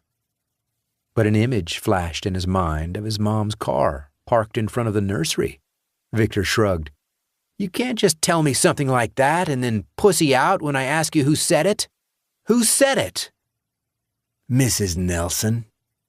"Asshole." "I don't know, dude. It's a rumor going around. Who gives a shit? Just enjoy the view." They were silent for a moment, watching the cheerleaders perform a routine. You really think this is going to impress Stacy? Stalking her? I'm not stalking her. We're spying on her cheerleader practice. It's creepy. Chicks don't like that. Is there an ounce of testosterone in your body? You have no idea what chicks like. They'd been ranking on each other, half joking, the way they usually did, but a touch of anger had entered Victor's voice, and the look on his face was serious. Nick backed down. Montgomery? He wouldn't mind putting his friends in the rearview mirror. Silently, he turned his attention to the cheerleaders. 4. VJ killed the dog out in the open, and it felt glorious. Rather than dispatching it in the garage or storage shed the way he usually did, he took the animal to the park and slaughtered it on the tennis court. There were little kids and their parents in the playground, and even a few joggers on the paths. But the basketball and tennis courts were all empty, so he had this section of the park to himself. There was something exciting about doing it where he could possibly get caught, and even as he entered the park with the stolen pet, leading it on a leash, there was a bounce in his step. The terrier barked at another dog, a setter being walked by a hot woman in tight exercise pants, and he and the woman nodded at each other and smiled, sharing the camaraderie of fellow dog walkers.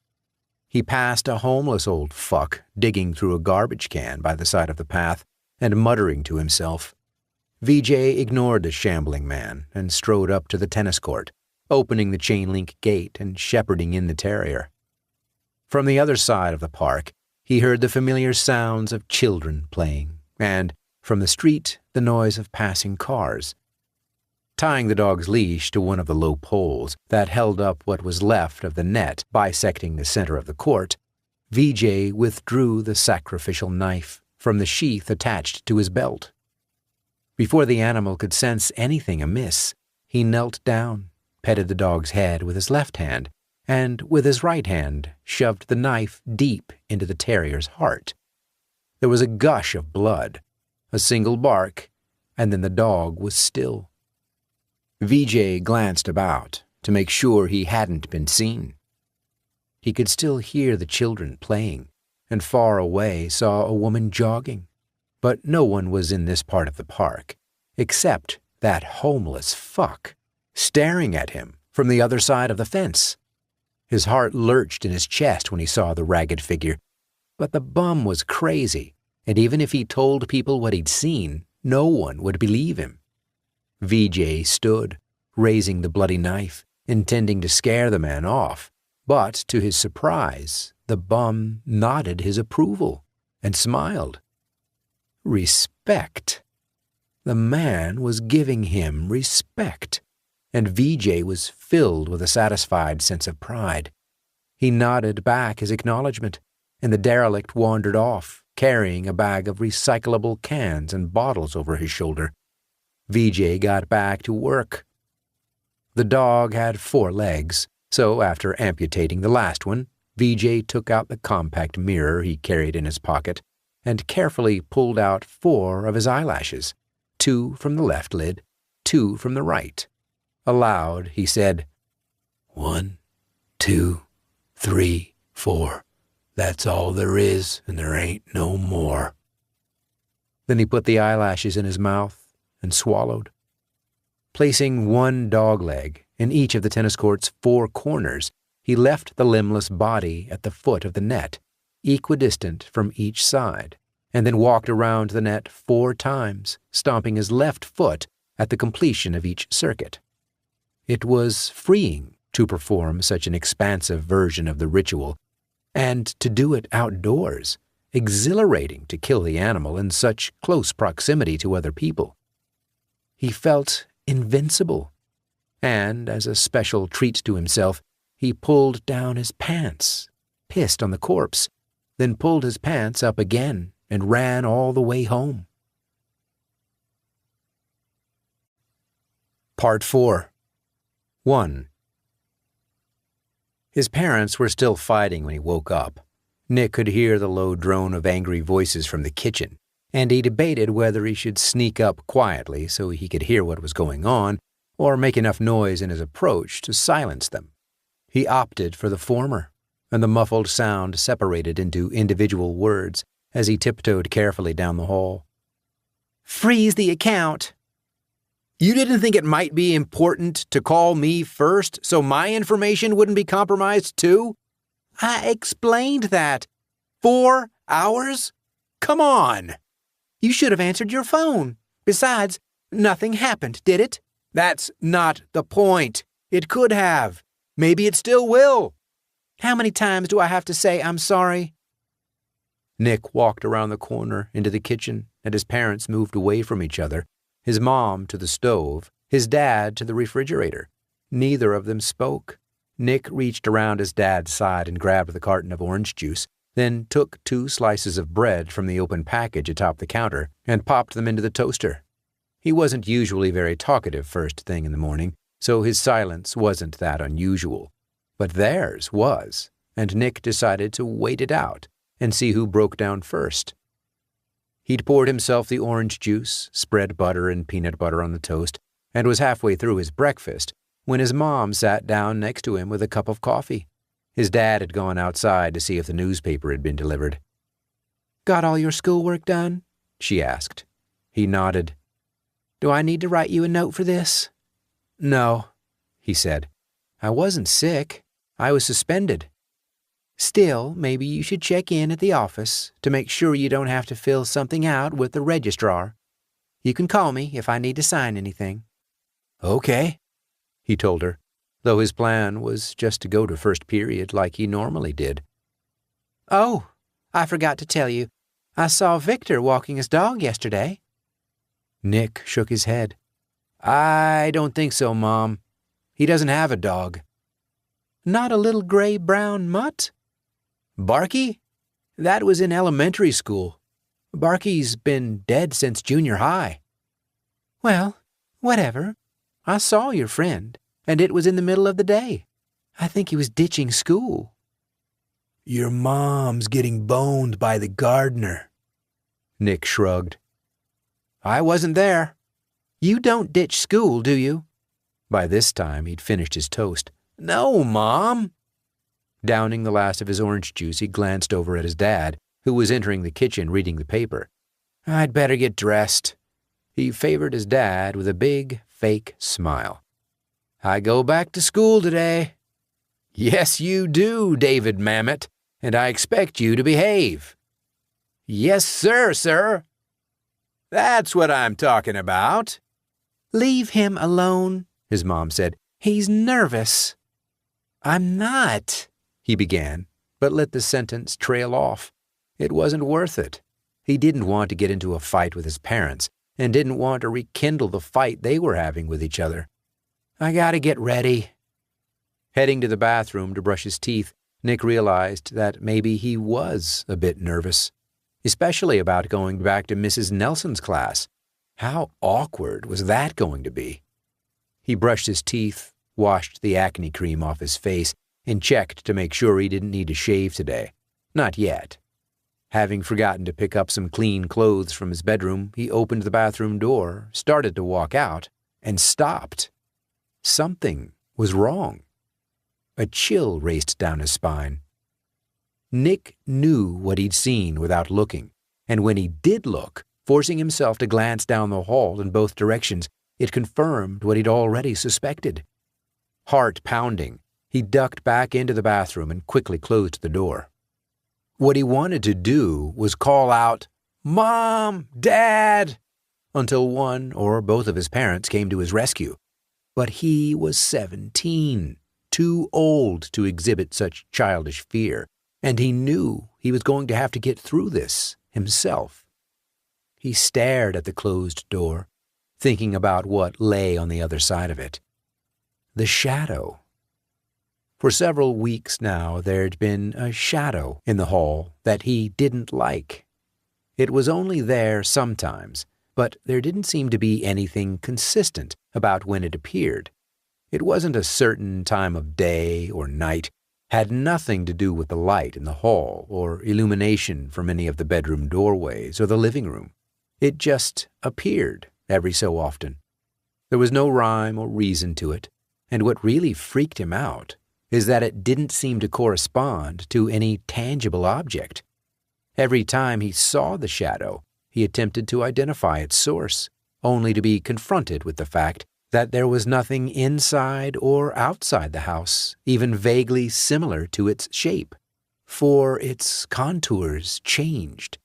It was still identifiably the same shadow, but sometimes it appeared more humanoid in shape, other times more amorphously blob-like. Always it was faint, barely perceptible, as though it were attempting to hide in plain sight, and always there was about it a palpable sense of wrongness, the same disturbing impression he had gotten upon opening the bathroom door, a feeling that something nearby was not as it should be. Nick looked at himself in the mirror, waited a few seconds, then, gathering his courage, opened the door again and peeked out. There it was, hovering on the wall next to his parents' bedroom door, an elongated form with what appeared to be 3 arms, unmoving but possessing a strange, quivering aspect. Something about the shadow reminded him of that figure he'd seen through the window of what was going to be the new bank, and he immediately shut the door again. Too embarrassed to admit he was afraid, but not too embarrassed to do something about it, he pressed his shoulder against the door again. "Mom!" he called. No response. The shadow had killed her. "Mom!" "What?" she called back from the kitchen.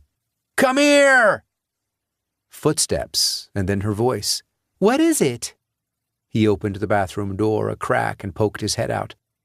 "Could you get my jeans and that Star Wars t-shirt from the top of the hamper in my room? I forgot." She was already turning back toward the kitchen. "You called me over for that. Get them yourself? What do you think I am, your servant?" But her presence had done its job.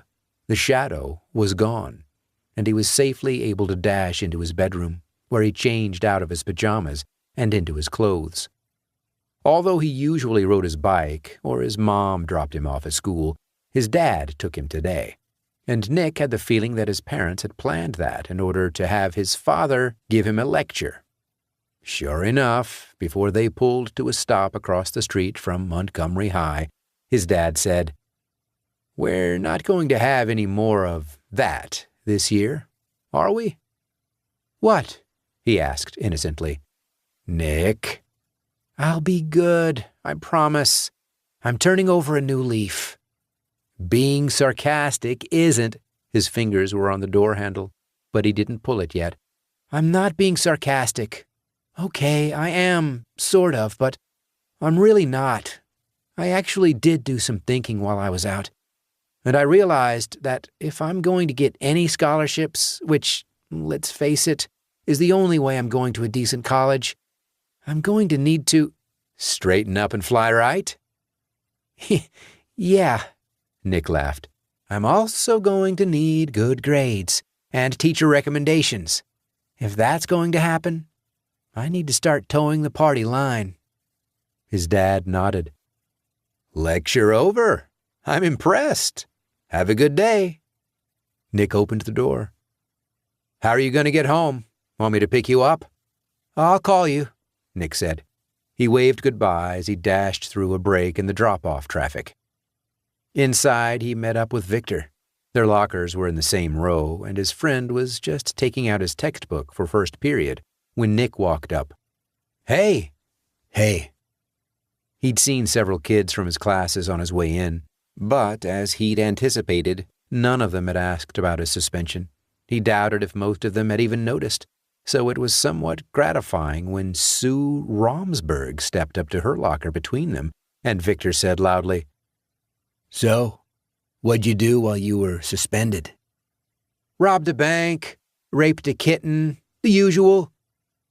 Sue wrinkled her nose in disgust, quickly grabbed a book out of her locker and hurried away. Victor laughed. That'll get him talking.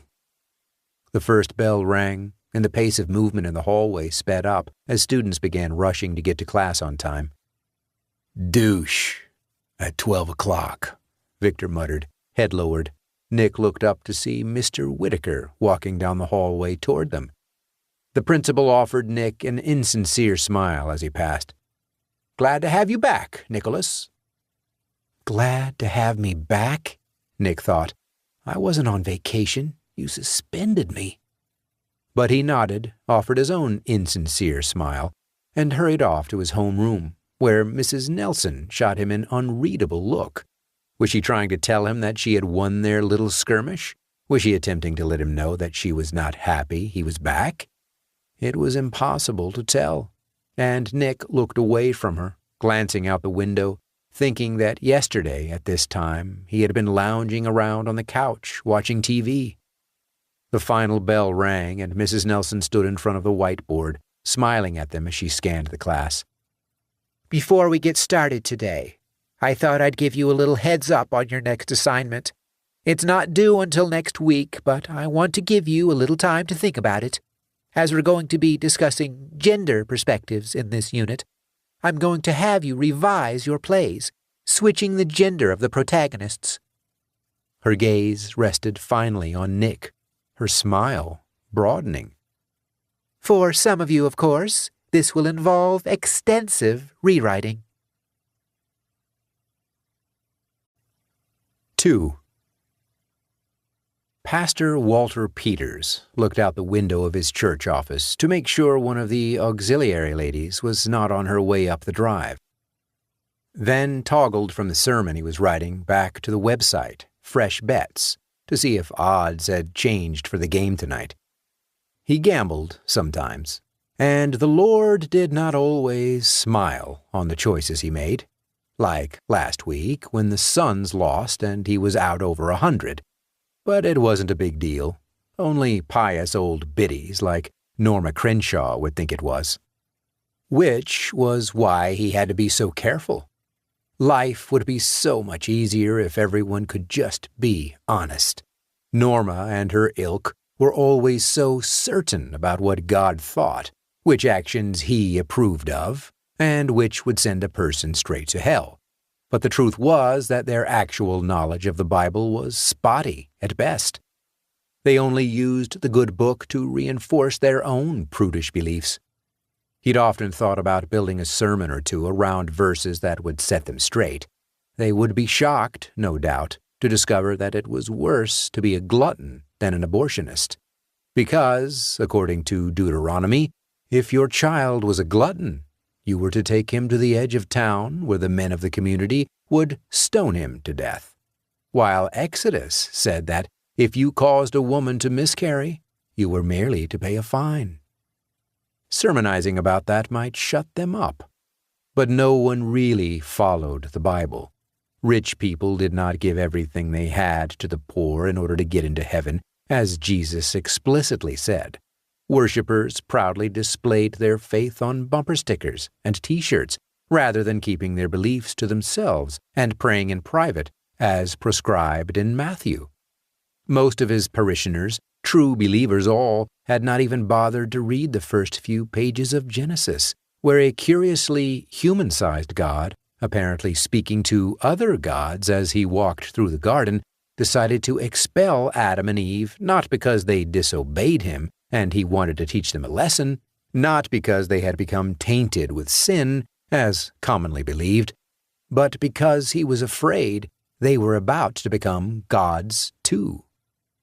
The man has become like one of us, knowing good and evil.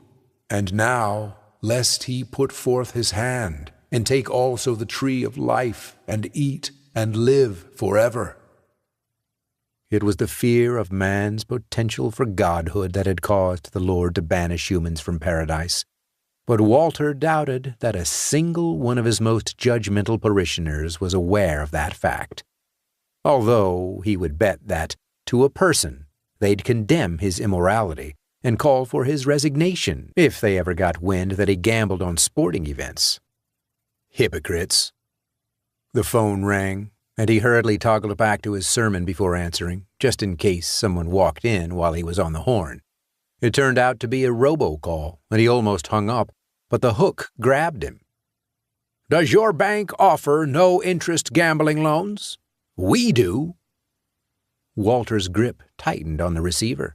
"Signature loans of up to $3,000 are available to pay off existing gambling debts or to use as a stake in future wagers. Press 1 if you would like to learn more." There was the familiar sound of the front door opening and then closing in the chapel, and Walter quickly hung up the phone.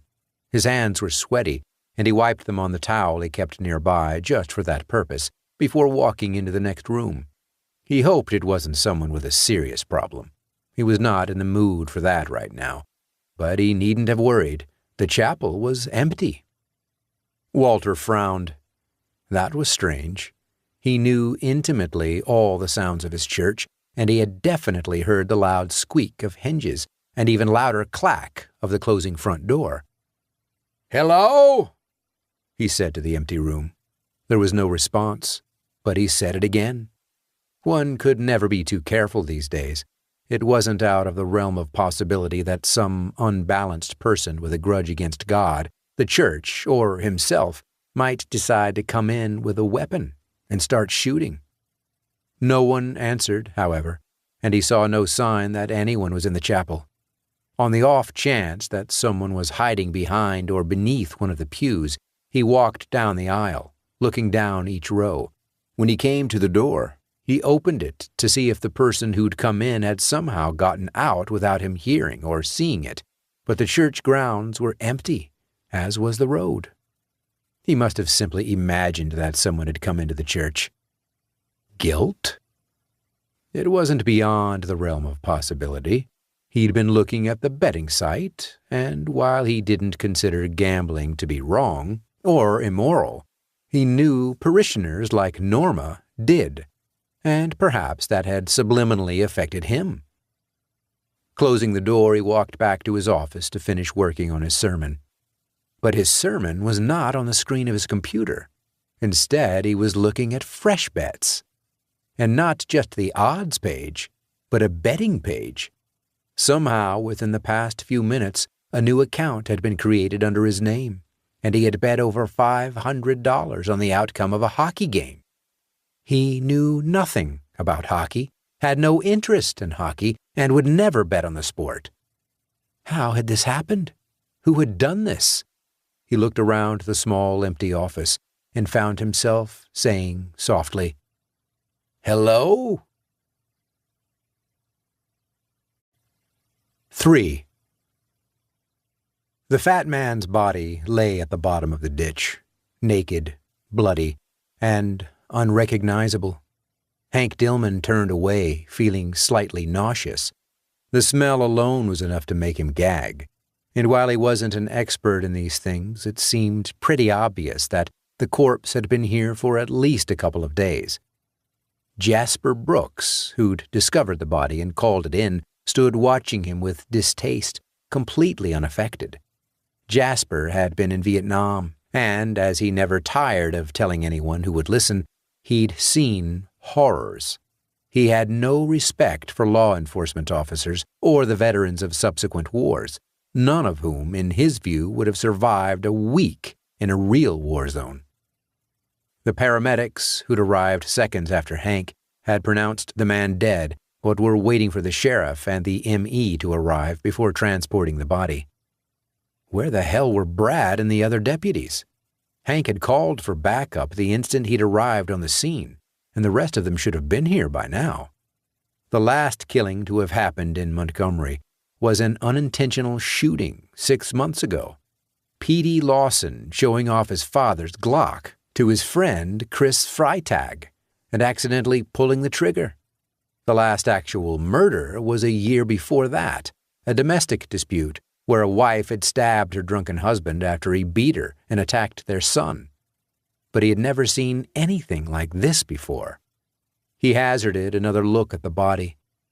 He had no idea who it was, but the violence that had been perpetrated upon it was so brutal that he doubted if the victim's own mother could make a positive ID. Where a face used to be, there was only a black sinkhole, since the front of the skull had been bashed in and had collapsed in on itself, filling with blood that had long since congealed and was now covered with flies. The chest and abdomen were perforated in dozens of places, seemingly at random. The entire body covered in a dried coat of reddish brown. Hank turned away. He might have been able to handle the sight if it hadn't been accompanied by the most putrid stench he had ever experienced. It was like a dirty toilet bowl full of vomit had been blended with carburetor cleaner and then poured over a pile of shit. He walked over to the ambulance, where the two paramedics leaned against the side of the vehicle, smoking. He breathed in the second-hand smoke in an effort to erase the smell of the body. "Who do you think killed him?" "Rich," the older paramedic asked as he exhaled. "We don't even know who he is yet. Either of you have any ideas?" They both shook their heads. "I guess we'll have to wait for fingerprints. I don't even see any clothes around. Maybe he was killed somewhere else and dropped off here." There was the sound of approaching engines, and Hank walked around to the back of the ambulance where he saw two department cars approaching, lights and sirens off. "Thank God." "What took you so long?" he asked Brad as the sheriff and Isaac got out of the first vehicle. Mitch and Bill F. were emerging from the car directly behind them. "Isaac forgot the camera. We had to go back for it." "I thought I could just use my phone." "No, you didn't. You know the protocol. You forgot." There was a tone in the sheriff's voice that kept the deputy from responding. "So where's the body?" "Over here," Jasper called out. "It's bad," Hank warned, though he'd told that to Brad over the radio. "No ID yet?" "No clue." Brad walked to the edge of the ditch and looked down. "Jesus," he breathed. "I think we can safely call this a homicide," Isaac said as he started taking photos. "No one's touched the body yet?" Hank shook his head. "You?" Brad asked, looking over at Jasper. "Haven't touched a thing." "So, how did you find him?" The sheriff glanced around. The ditch ran alongside the edge of the forest, several yards away from the dirt road on which they'd all parked. A control road running between the highway and the refuse transfer station. "This seems a little out of the way." "I was out for a walk." Brad eyed him suspiciously. "A walk?" "It's a free country." Hank, Brad, and the other deputies shared a look. They all knew that there'd been complaints from residents living on the outskirts of town about shots being fired on some of the side roads. "You sure you weren't out here for a little off-season hunting? Or unlawful target practice?" Jasper held up his hands. "I'm unarmed, sir." The sheriff turned his attention back to the body. "Let's canvass the area and look for a weapon. Isaac, finish up those photos. Bill, go to the back of the car and get some tape to cordon off the scene." He addressed the paramedics. "When the ME gets here, give me a shout. I need to talk to him." Hank felt relieved. In quieter moments, he sometimes daydreamed about taking over as sheriff. But the truth was that he was much more suited to following orders than giving them, and he was glad that Brad had arrived to take over. He could handle the small, everyday stuff, but all the training in the world could not prepare him to deal with something like this. He faced away from the body, took a deep breath of fresh air. Jasper snorted derisively. "You have something to say to me?" Hank demanded. Jasper grinned. "No, sir, officer. Nothing at all." Jasper Brooks was being an asshole, as usual, mocking Hank and behaving as though he was a part of the investigation. So Brad found it especially gratifying to send the old coot on his merry way. Jasper was the first to have come across the body, and it was obvious that he felt proprietary about his discovery and wanted to see this through to the end. But the sheriff pulled rank. informed him that this was a crime scene and that he needed to go. They would contact him later for an official statement. Brad had never dealt with anything like this before, and despite the outward calm he attempted to project, the brutality of the murder and urgency of the situation felt overwhelming. Theirs was a small-town sheriff's office. They weren't really equipped to deal with something of this magnitude, but unfortunately there was no other law enforcement agency to which they could legitimately pass off responsibility. This case was all theirs. Brad looked down again at the fat man's corpse, leaning against the dirt side of the ditch. Nothing was left of the victim's face, but there was something familiar about his hairline, and while Brad couldn't immediately identify the man, he knew him. He just didn't know from where. Brad, Hank, Mitch, and Bill F. started their search. They found nothing on the road or in the ditch, but in the trees and brush beyond were ample areas where a weapon could have been tossed, and they spread outward from the crime scene. Between two scrawny pines, he came across a rough path and saw, in the center of the hardened dirt, a dark spot the size of a baseball that could easily be dried blood. "Here!" he called out. With much trampling of weeds and snapping of twigs, the others hurried over. It occurred to him that they should have treaded more carefully, that they might have destroyed evidence. Although most of them were hunters and familiar with the outdoors, none of them had ever worked on anything like this. They should probably be a little more circumspect in their movements. Mitch crouched down next to the spot, looked at it carefully. "Blood," he confirmed. "All right," Brad said. "Proceed slowly." He remained in the lead, moving with caution down the primitive trail. It seemed to be angling toward the refuse transfer station, though that was still a good half-mile away. The terrain at this elevation was high chaparral, and the path wound between copses of juniper, holly, and overgrown manzanita. He saw no other evidence of blood on the dirt, and was about to stop and suggest that they return to the head of the trail and concentrate their search efforts in the brush around that area, when the path passed over a small rise and ended on the edge of a flat clearing. He halted, shocked, completely unprepared for the sight that greeted him. For it was not a weapon that he had stumbled upon, but a massacre. Bodies, he counted 12, but the wildflowers grew high and there could conceivably be more, lay staggered along the south end of the small meadow. Unlike the man in the ditch, they were fully dressed, the men in white shirts and suits, the women in blouses and skirts. There was no path through the weeds and wildflowers. None of the grasses had been trampled, and he ordered the deputies to walk behind him, single file, so as to disturb the sight as little as possible. "Go back and get those paramedics," he told Mitch, who was bringing up the rear. "Tell them what we have here.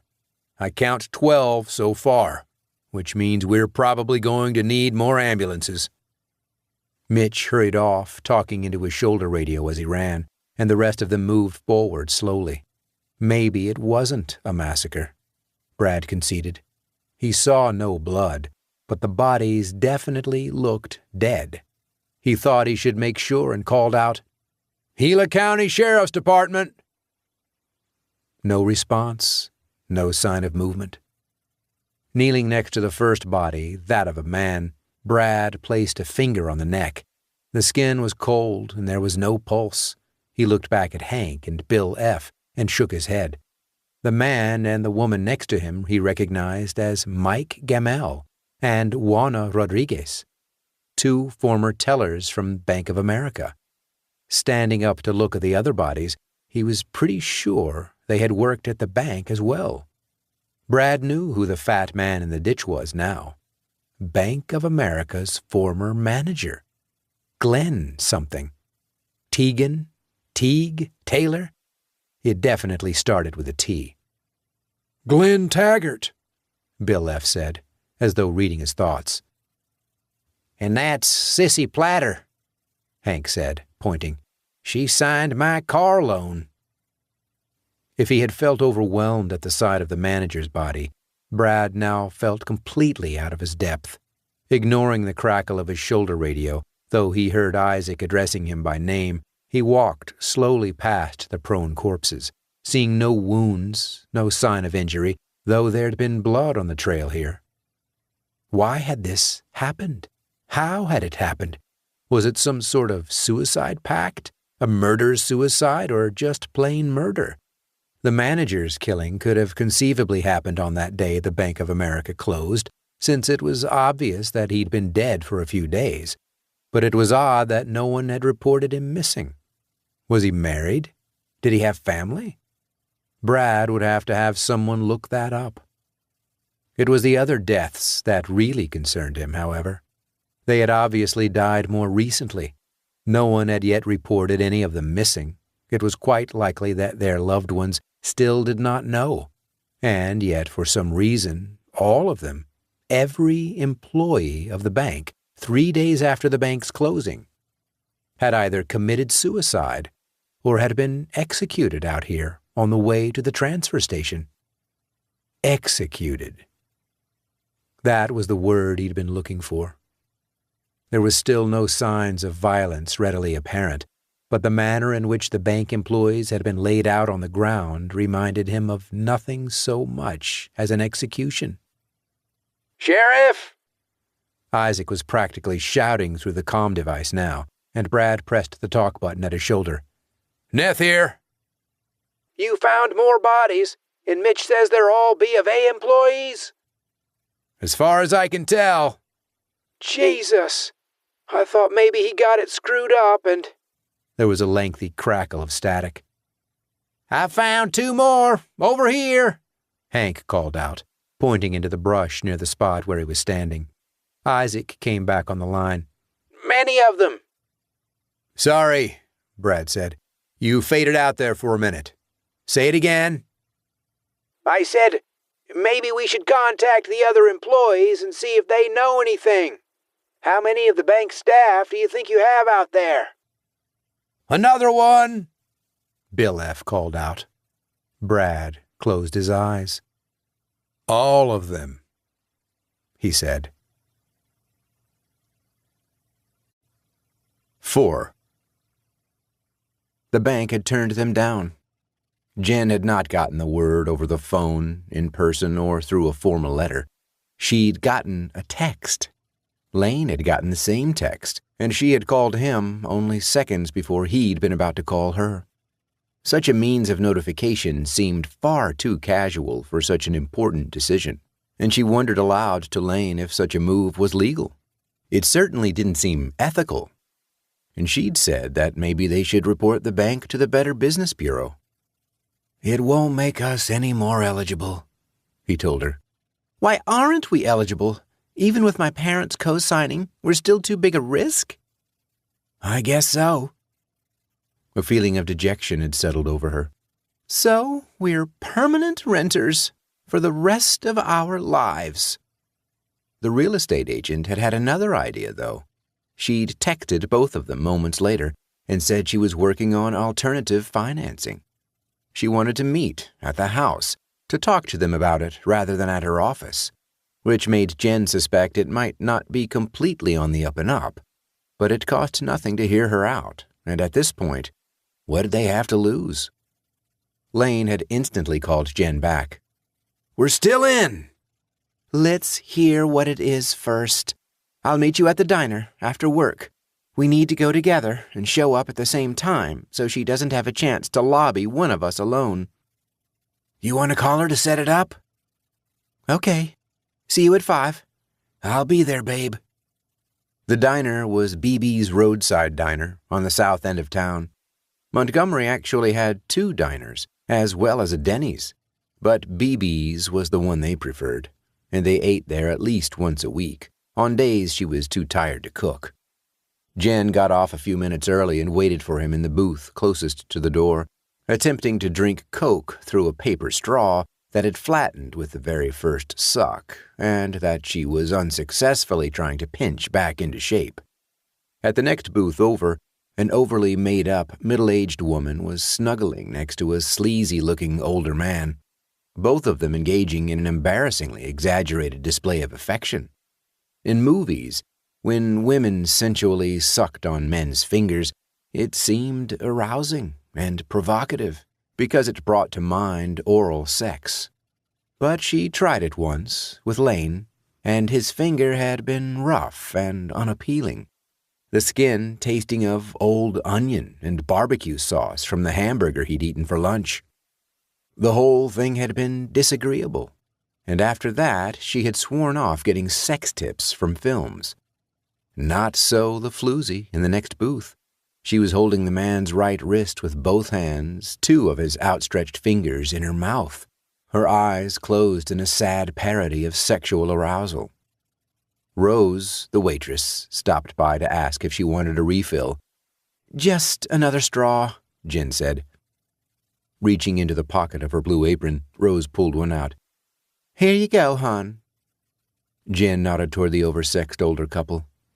"Can you get them to tone it down? It's a little gross." Rose gave her head a small, barely perceptible shake. "New owner," she whispered, and quickly moved to seat 3 highway workers who had just walked in. BB didn't own BB's roadside diner anymore? When had that happened? Jen hadn't even known the place was for sale. She glanced over at the next booth, and one of them was the new owner? What had happened, she wondered. Why had BB wanted to sell? The diner was almost always busy. It was hard to believe it wasn't making money. Maybe he was sick or had some family emergency. Maybe his wife or his parents were sick. She hoped the new owner, or owners, were smart enough to leave things as they were and not make any changes. The diner was a Montgomery institution. Through the window, she saw Lane's pickup truck pull around the side of the building, and a moment later he walked into the diner and sat down in the seat opposite her. "Sorry, we had a last-minute delivery, and I couldn't get away." He picked up her glass, took out the straw, and downed the last of her Coke, chewing on the ice. "Evangeline seems kind of hush-hush. Any idea what her plan is?" Jen shook her head. "I have no clue, and the fact that she wants to meet at the house instead of her office seems kind of suspicious to me. I hope this is all on the level." He nodded. "I was thinking the same thing. I mean, we want this house, of course, but I'm not getting involved with anything risky." "Or illegal." "I don't know if she'd go that far." Jen shrugged. "She has kind of a reputation." "Well, we'll hear her out." "Yeah, but if it turns out it's some kind of internet scam or some friend of hers or whatever, we're not doing it." "That's okay. We'll just keep renting and wait." He put a hand on hers. "Don't worry. We'll get there." "Yeah," Jen said, unconvincingly. She raised her hand. "Rose, check." The house they were looking to buy was located behind the downtown, in a neighborhood of modest wooden homes that had been built in the 1950s or 60s. They were 10 minutes late, so the realtor should have already been there. But her Lexus was neither in the driveway nor on the street outside. Lane parked his pickup in front of the house, while Jen pulled her Accord into the carport. After getting out, she pointed to the for sale sign in the middle of the brown lawn. "That'd be a sold sign if it wasn't for that stupid bank." "I know." They walked out to the sidewalk, scanning the street for any sign of Evangeline. "Speaking of banks, did you hear about all those people from B of A?" "I know. I can't believe it," she said. "John's brother's one of the deputies who found them. They were all laid out in the field, Jim Jones style." Jen shivered. "Let's not talk about it." The sun was starting to go down, and the shadow of the house had almost taken over the lawn. The street was quiet, and while that had seemed like a selling point for the neighborhood up to now, at the moment she would have preferred to hear a car go by, kids playing, even a lawnmower or a teenager's stereo. Lane must have read her mood. "Should we check and see if it's unlocked?" he asked. I don't think it is, but sure. Together they walked up to the front door. There was a lockbox attached to the handle, but it was open, the key easily accessible to anyone who happened by. Lane took it out. "Shall we?" Without waiting for a response, he unlocked the door. Jane stepped inside behind Lane, who had reached around the edge of the door frame and flipped on the light. With no curtains on the windows, the dusk outside looked like night, and without furniture, the rooms stretching out before them looked bigger than the exterior of the building seemed able to hold. She wandered into the remodeled kitchen, admiring the recently installed countertop grill and the greenhouse window over the sink that looked out at a surprisingly big backyard. Of course, the yard was in darkness right now, with only the faintest hint of orange sunset showing through the trees. It was odd being here as evening fell, and it gave the house a distinctly different vibe. She moved through the small dining room, and she and Lane both walked down the hallway, past the single bathroom and what she was already calling the guest room, to the master bedroom. Since her first tour of the house, she had been certain that this was the place for them. They both had. But now something seemed off. The bedroom had only one window, and while that had never bothered her before, those 3 windowless walls made her think of a prison cell.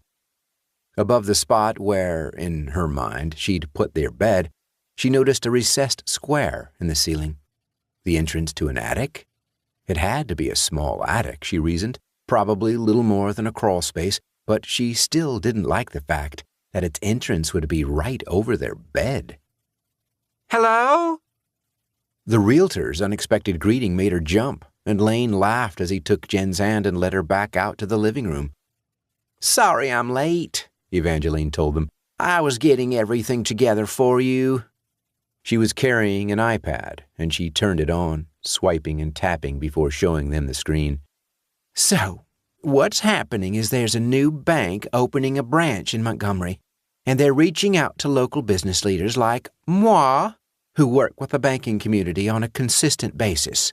In an attempt to get a foothold in this town, they're offering us what they're calling introductory loans.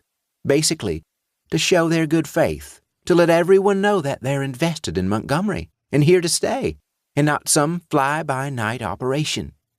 They're providing a limited number of loans to families and couples who might have been turned down by traditional lenders, but who local movers and shakers, again, like moi, believe deserve a second chance. She smiled brightly. And, of course, I immediately thought of you. Jen looked at Lane, met his gaze. Maybe this wasn't such a bad idea. "What's the interest rate?" Lane asked. "And points and fees and all that?" Evangeline was all business. Points vary, depending on whether you go fixed or adjustable, 15-year or 30. The rate's actually 1/4 of a percentage point lower than we were looking at with Montgomery Community. She held up the iPad, showing them the numbers. It's a good deal, but it's not one that's going to last. We either take it or we don't, because this is like those cheap car prices auto dealers offer to get you onto the lot. It's a lure. So, what I need from you is authorization to start the paperwork. Jen looked at the blackness on the other side of the living room windows, thought of that attic entrance into the bedroom, and wasn't sure she still... "Do it," Lane said, making the decision unilaterally. She stared at him, thinking they needed to talk this over, thinking there should be a discussion.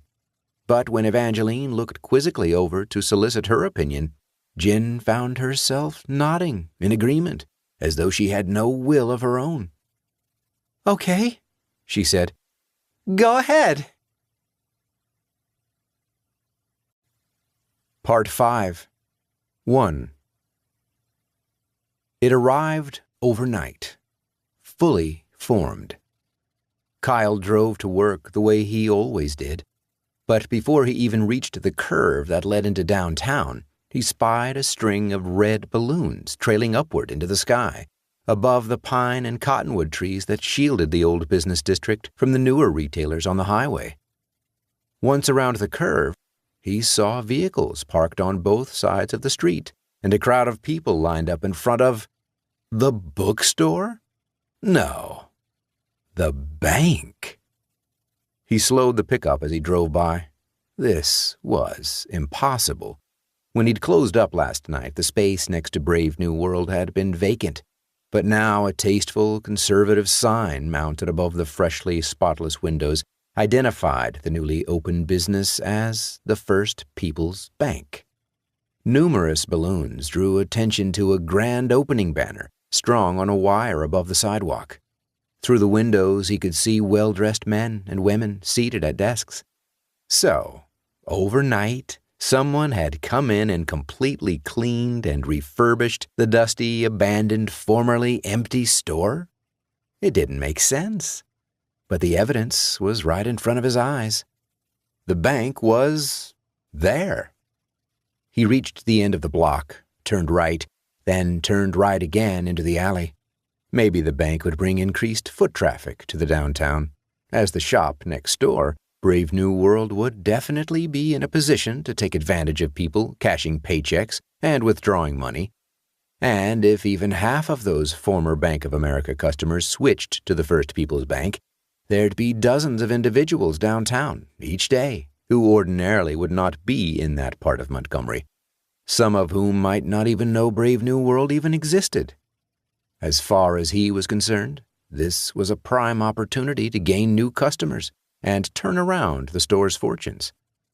It still seemed a strange location for a bank, not least because there was parking only on the street. There was no adjacent lot or parking structure, not even enough spaces for employees in the back. The entire thing seemed poorly planned out, and Kyle wondered how such a thing had ever gotten approval from the Planning Commission or the Town Council, both of which had become by-the-book sticklers about making sure renovations and new developments provided adequate parking after condos built near the golf course 10 years ago turned out not to have enough parking spaces available for the number of units constructed. Where was the bank going to keep its money, he wondered. As Gary had said, there wasn't enough room for the type of walk-in safe that most banks had. The former retail space was almost exactly the same size as Brave New World. Its boundaries were defined by the flat walls it shared with his store on one side and Trixie Johnson's consignment shop on the other. He pulled into his parking spot and got out of the truck, locking it. The whole situation seemed more than a little off. Walking past the twin blue dumpsters shared by the business tenants in this block of buildings, Kyle was surprised to find the rear entrance of the bookstore locked. Opening up, he walked in, turning on the lights. Where was Gary? He was supposed to have opened this morning. True, it was only 10 minutes after 9, but his clerk was seldom, if ever, late. If he was going to be tardy, he always called, texted, or, in the case of a doctor's appointment, talked to Kyle in person and made arrangements ahead of time. It occurred to him that Gary might be next door, applying for a job. Kyle supported his friend's efforts to find a new place to work and didn't begrudge him applying at the bank. But if that was the case, it would have been nice if he had been informed, so he could have shown up a little earlier. In the storage space, Kyle got money out of the safe for the register. He was going to miss Gary when he was gone. The two of them had been through a lot together. On the other hand, it would be convenient having his friend work at the bank next door, if that's where he ended up finding employment. He might even open up a business account there and start making daily deposits rather than using his little safe. Kyle counted out bills and placed the money in the register before putting on one of his morning CDs, Solid Colors by Liz Story, who at one point had lived over in Prescott, although he had no idea where she made her home now. He unlocked the front door. Outside there was a small crowd on the sidewalk. Odd to have people lined up for a bank opening, he thought. But when he talked to Julie Hopper, who was standing at the end of the line in front of the bookstore's window, he found out the bank was not only offering free food and beverages as part of its grand opening, but was giving out tote bags to anyone who showed up and an assortment of gift cards to those who opened new accounts. Still wondering about Gary, he called the other man's cell phone and then his house, reaching voicemail on both and leaving messages for Gary to call him back as soon as possible. Could he be next door? There were no customers yet, so Kyle locked the door behind him and walked over to the bank, bypassing the line since he had no interest in getting a tote bag. What they had done with the place was amazing. Soft, recessed ceiling lights illuminated dark wood walls hung with Western art. On the carpeted left side of the long room were desks and chairs and potted palms. On the right half was a marble floor, a line of teller windows, and 2 dark wood tables filled with pastries, donuts, and miniature bottles of orange juice and water. There was indeed a walk-in safe in the back, and, visible inside, a wall of safety deposit boxes. Before heading for the food, the others attending the grand opening were collecting pamphlets and blue tote bags imprinted with the bank's name from employees standing next to boxes filled with the items just inside the door. One of those employees was Gary. Kyle was stunned. Gary was already working here? They'd already hired him? When had that happened? It must have been this morning, because Gary sure as hell hadn't given any hint about this yesterday when they were closing. Although, if it had been this morning, Gary would have had to be interviewed and accepted hours ago in order to give him time to go out and buy that suit, because Kyle knew for a fact that his friend didn't own anything that nice. Where could he have bought a new suit in Montgomery at 8 o'clock in the morning? Everything about this seemed wrong, and Kyle bypassed the line, walked behind a smiling Stepford woman passing out pamphlets, and tapped Gary on the shoulder. "Hey." "Hello, sir." Gary didn't recognize him. Kyle took a step back. How is this possible? He frowned. What's going on here? "Our bank offers a range of services." "What the hell, Gary?" It occurred to him that maybe the bank wanted its employees to pretend not to know its customers out of some misguided sense that detachment implied objectivity. But no, the expression on his friend's face revealed no hint of familiarity, no indication that Gary had ever seen him before. The cold that settled over him had nothing to do with the ultra-efficient air conditioning that had been installed overnight. Gary offered him a bland smile. "Would you like a tote bag, sir?" 2. As soon as Coy arrived at work, Ben Shanley called him into his office. "Close the door," he said. Coy did so, then sat down in the proffered chair. The bank manager stood up from his own seat and started pacing, saying nothing for several moments, as though trying to gather his thoughts. "We have competition," the manager said finally. Coy frowned. "What?" "There's going to be a new bank in town. It's opening up on Main Street next to the bookstore." "I did hear a rumor about that." "It's more than a rumor. I want you to do some research. Find out who owns this bank, where it comes from, when it's opening, the whole shebang. No doubt they know the name and background of every member of our board, of the president, of me, of you. Hell, of everybody who works here. We're going to need some hard data in hand if we're going to compete on a level playing field." He shook his head. "This new deregulation push is opening up banking to every Tom's Harry Dick that comes down the pike. Half of these half-wits probably have no idea what they're doing, and'll quickly go under. But they could still screw things up for established institutions like ours." Shanley sighed. "And just when I thought we were getting a break with that Bank of America thing." A break? Coy studied the manager's face. Was he aware that the Bank of America employees had been killed?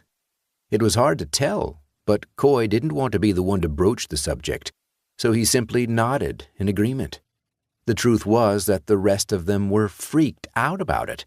Rumor had it that the killings were related to the branch closing, that one of the employees had not taken it well and had killed himself and all of his co-workers. The smart money was on Tim Takamura, who had always seemed highly strung and just this side of unstable. But there was also the distinct possibility that some serial killer was targeting bank workers, in which case they could all be in danger. Coy cleared his throat. So, you want me to find out everything you can. Strengths, weaknesses, anything we can use against them. Anything that'll help us retain our customers. Information is power, as they say, and I want as much information at my fingertips as you can find. And if you dig up any dirt, he shrugged, all's fair in love and business. Coy nodded. The parameters were vague, and he still wasn't sure exactly what he was supposed to do, but he pretended that he did. When do you need this by? As soon as you can get it. I want all of your attention on this. If there's anything else that's outstanding or under deadline, pawn it off on Cal. Maggie can pick up his slack if need be. Got it? Got it, Coy said, and rose to go. We're fighting for our lives here, Shanley said. Don't let me down. He walked back to his desk, and the first thing he did was call Florine. If another bank was attempting to encroach on their territory, the agents at Evergreen Title would know. But when he asked what she knew about the bank that was supposed to be opening in Montgomery, she pled ignorance. I haven't heard anything about it, Florine told him. He didn't believe her. That was a first, and either way, whether she really was lying to him or whether he just thought she was lying to him, it marked a distressing milestone in what had been, until now, a pretty harmonious relationship. It's supposed to be opening in an existing space in the old downtown, he pressed, next to a bookstore. You sure you haven't heard anything? No, she said. There it was again. She was lying. And when he tried to think of reasons why she wouldn't be honest with him, the one his mind kept coming back to was that Evergreen Title was planning to deal exclusively with the new bank. He thought about her previous warnings that Montgomery Community was being audited.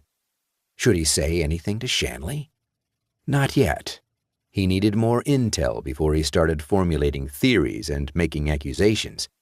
Heck, he didn't even know the name of the bank, which was the minimum information required if he was going to conduct any sort of research. Coy talked to Cal and Maggie, the tellers, even the security guard, but no one seemed to know anything, although Maggie said she was pretty sure there was a "coming soon" sign in the window that spelled out some of the details. So his first order of business was to check that out. He let the manager know he was going, then drove down Frontier to Maine, to the location where the rival would be opening. Opening? It was already open, and Coy was surprised to see a line of people on the sidewalk waiting to get in. Driving by, he looked at the crowd. It had to be social media. There was a whole new world of below-the-radar advertising that passed him by, and he knew Shanley was going to be upset that half the town knew about the bank's debut before they did. Circling the block at the end of the street, Coy drove slowly back up Main, searching for a parking spot. He finally found one on the side street next to Ray's photo and walked down the sidewalk to the new bank. The First People's Bank, it was called, and Coy mentally took off points for the generic name. Montgomery Community. Now, there was a name for a bank. It connoted stability and local involvement. Still, now that he had the name, he could start looking into the bank's background. As a loan officer, it was his job to dig into the financial histories of those who were applying for loans, and, if he did say so himself, he was good at it. Successive Republican Congresses had made it easier for companies to hide their financial shenanigans, But the information was there if you knew where to look, and he did. But that applied to the greater institution. Shanley also wanted him to learn what he could about this specific branch, their immediate rival, and Coy walked inside to collect names and business cards, get the lay of the land. There was a line of people waiting to get blue cloth bags and pick up pamphlets that were being passed out, and another line of people in front of tables stacked with food and drinks. He recognized some of them as former Montgomery Community customers. But many others were unfamiliar to him. He wanted to get his hands on those pamphlets, but he decided to forego the line and pick them up on his way out. Instead, he snooped around the teller's windows, peeking at the area behind the partition. "What are you doing here?" Coy turned to see Florine walking toward him from where she'd been speaking to two men in dark business suits. He almost did a double-take, unsure for a second if it was really her. Hadn't he just called Florine at work? How could she be here? It was possible that she'd had her calls forwarded from Evergreen Title to her cell, but why had she denied any knowledge of the new bank when here she was, apparently meeting with some of its executives? Confused, he started to ask her what was going on, but she cut him off. "I said, what are you doing here?" She slapped him, hard. Her knee drove deep into his groin, and he went down in an explosion of pain. Strong hands grabbed him and carried him through the lobby. He hadn't noticed any security guards when he'd walked in, but every bank had at least one, and he was pretty sure that's who was silently removing him from the building. He saw some of his former customers glance at him, then look quickly away, and then the glass door opened before him, and the two men who had been carrying him placed him butt down on the sidewalk. The pain was still excruciating, and he leaned back against the building, waiting for it to subside. What the hell was going on? Something far outside the normal bounds of business, that was certain. Experimentally, Coy attempted to stand. There was a brief slash of agony that flared from his testicles to his stomach as pressure was put on the muscles that met at his crotch. The pain receded slightly as he balanced on 2 feet, enough at least for him to walk, and he hobbled past 2 men heading into the bank. He definitely had something to report to Shanley, but what it meant, he had no clue. Slowly he made his way up the block to where he'd parked, hoping all the way to feel a tap on his shoulder or an arm around his midsection as Florine came after him to apologize. But she didn't try to catch up to him. And when he reached the end of the block and looked back down the sidewalk before turning, there was no sign of her. 3. Anita went over to the bookstore at lunch. She showed up without warning, bearing food from Juan Wang's, which Kyle had said earlier in the week that he wanted to try. She couldn't remember the last time she'd done something like this. Couldn't remember the last time either of them had acted so spontaneously, and she realized that maybe if she'd been more consistent in putting this sort of effort into the marriage, the situation with Stephen never would have happened. It hadn't happened, though. That was the point. It had almost happened, but she'd come to her senses and realized what she would be losing if she went down that path. She remembered when she and Kyle had first started dating. It wasn't until their senior year in high school, but they'd already known each other forever. He'd sat behind her in 2nd grade, and she could recall the way he would kick the back of her chair when he was bored, swinging his legs until she turned around and told him to knock it off. In junior high, they'd run with entirely different crowds. Not that boys and girls intermingled much at that stage anyway. Her lunchtimes had been taken up with nearly every club imaginable, while he could usually be found hanging out with his weird friend Roger in the library. But in high school, they'd been thrown together in AP English and history, and she'd discovered that she kind of liked him. She'd been the one to make the first move. If it had been left up to him, it never would have happened. They'd been spending a lot of time together, preparing for a debate in history, since they were the only two reliable members of their team, and one afternoon, as they were preparing to leave school, she'd asked him if he wanted to stop by Lottaburger with her on the way home and get something to drink. A Coke, maybe. At that point, she'd sort of been dating Dennis Whitaker, but there was nothing really serious between them yet, and all they'd done was kiss, so she didn't feel guilty about asking out Kyle, and she was more excited than she had ever been in her life when he acquiesced and said yes. By the next week, they were dating, and they had remained together ever since. So, how had it come to the point where she was flirting with the guy who owned the nursery? They'd gotten off track somehow. Maybe it was because they'd been together for so long, and neither of them had ever seriously gone with anyone else. Who knew? But she'd almost made a huge mistake, had caught herself just in time, and was now committed to making sure their marriage stayed strong. If not for their own sakes, then for Nick. "Lunch is served," Anita announced as she walked into the store, the bell above the door jingling. Kyle, caught by surprise, looked up from the book he'd been reading. "Hey!" he said. His face brightened when he saw her, which made her feel guilty. She handed him the white Wan Wang sack. "I got you an egg roll burrito. You said you wanted to try one." "Thanks," he said, genuinely grateful. He opened the sack and looked in. "You want to trade for the leftover chicken sandwich I was going to eat?" Smiling, she shook her head. "You can have that, too. By the way, what's all the commotion next door?"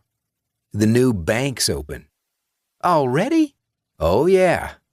He reached under the counter and pulled out a blue canvas bag. "Check it out," he said dryly. "They're giving these away free, even if you don't open up a new account." "For their grand opening?" "Yep." There was a weird pause. "Oh, and Gary's working there now." She frowned, confused. "What?" He shrugged, tried to smile, but she could sense his uneasiness beneath the gesture. "I don't understand it, but when I got here this morning, the store was closed.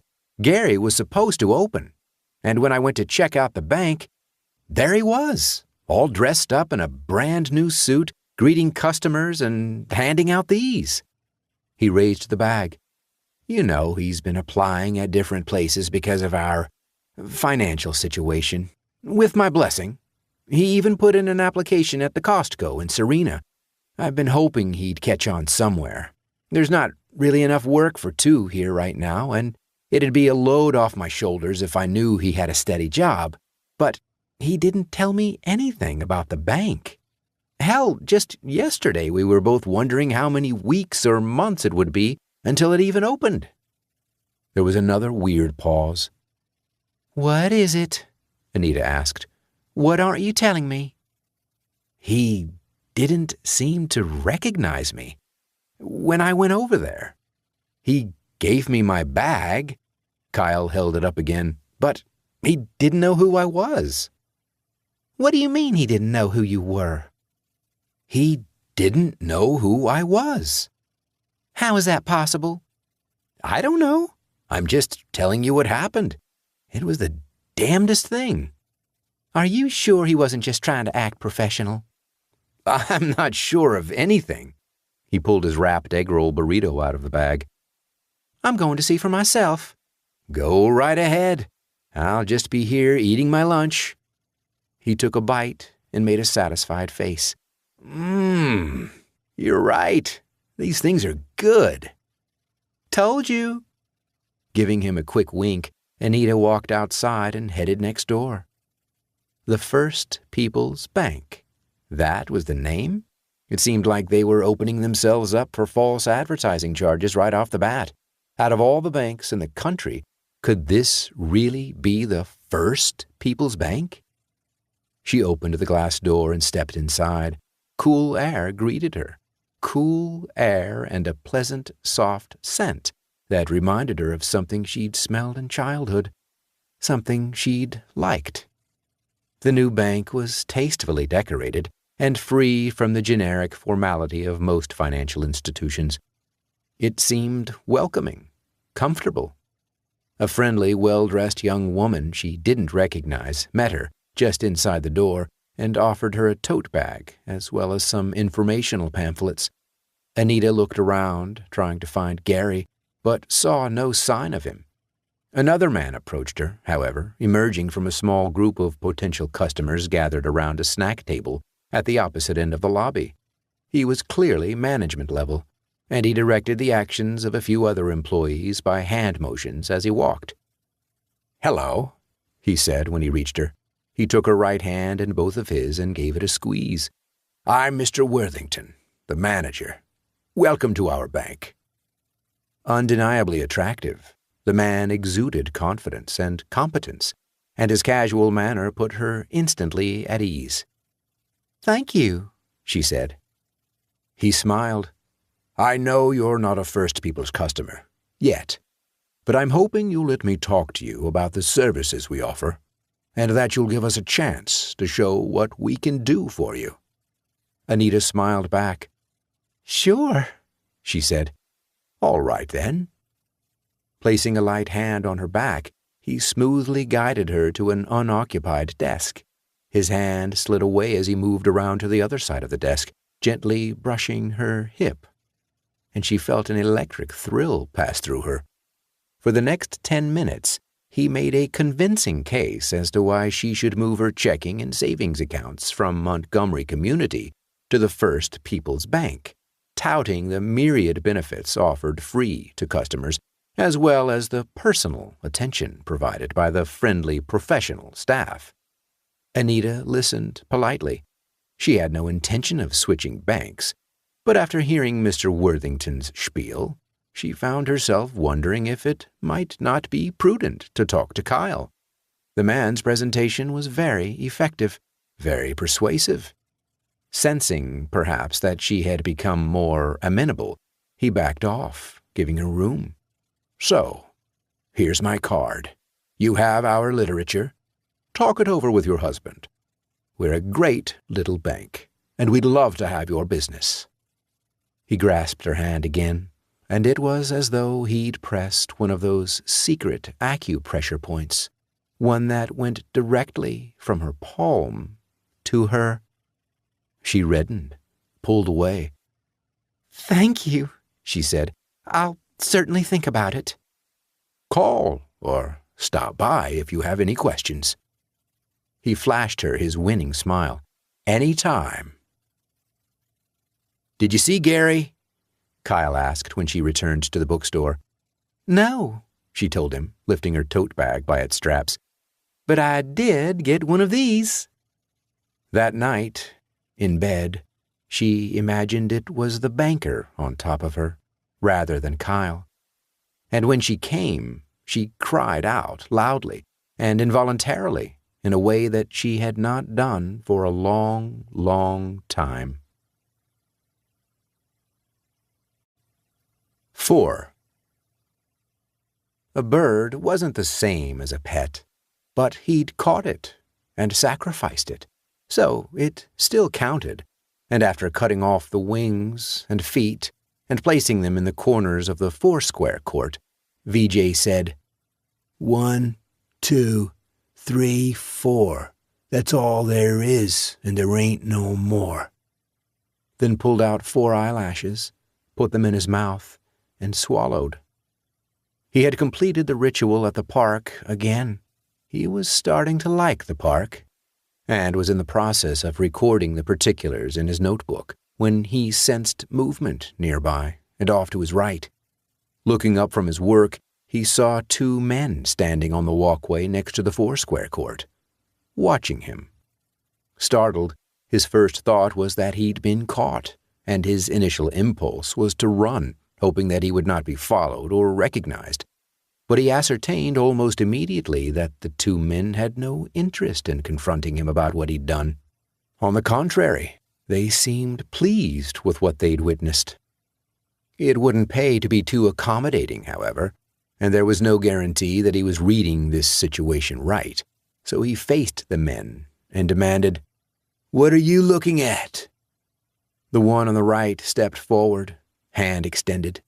He had short, neatly combed hair, a pleasant, open face, and was wearing a dark blue suit with white shirt and red tie. He smiled as he introduced himself. "Julius Pickering.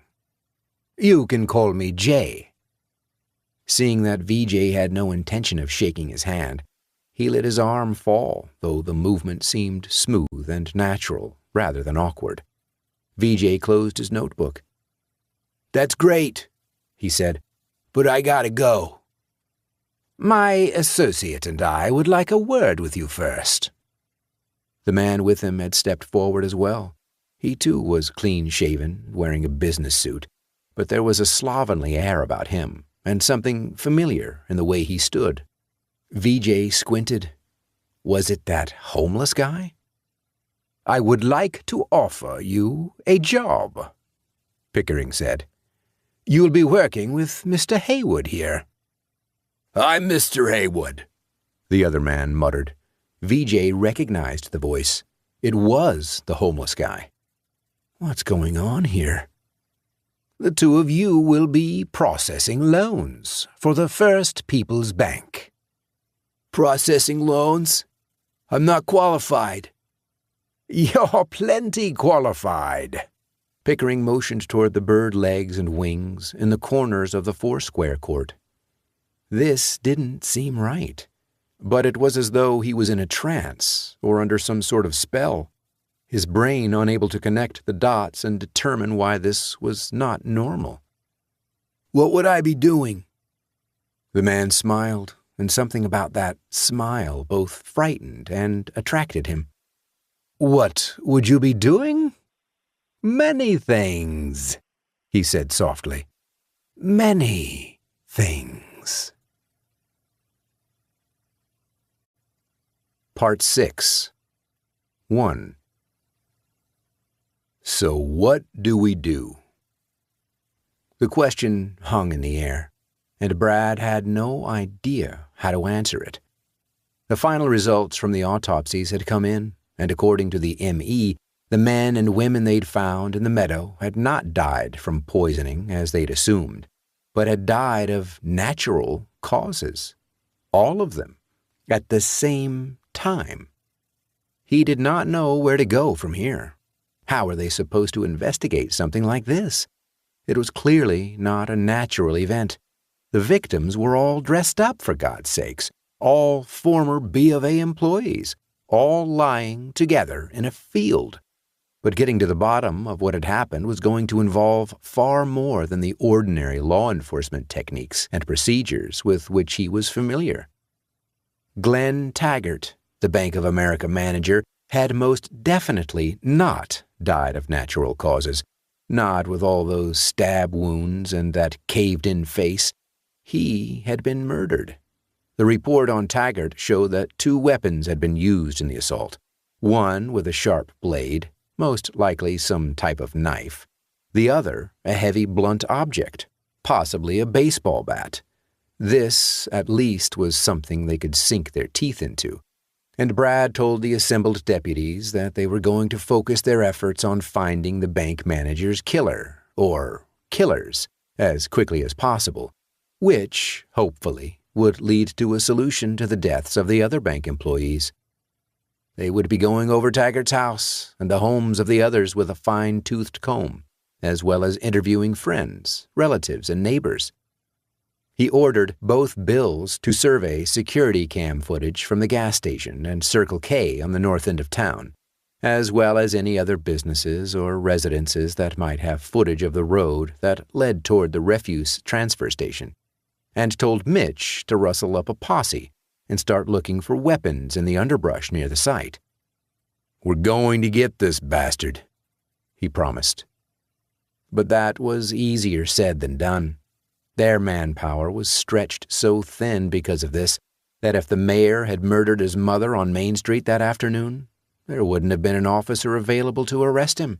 Yet, by the end of the afternoon, not a single lead had turned up.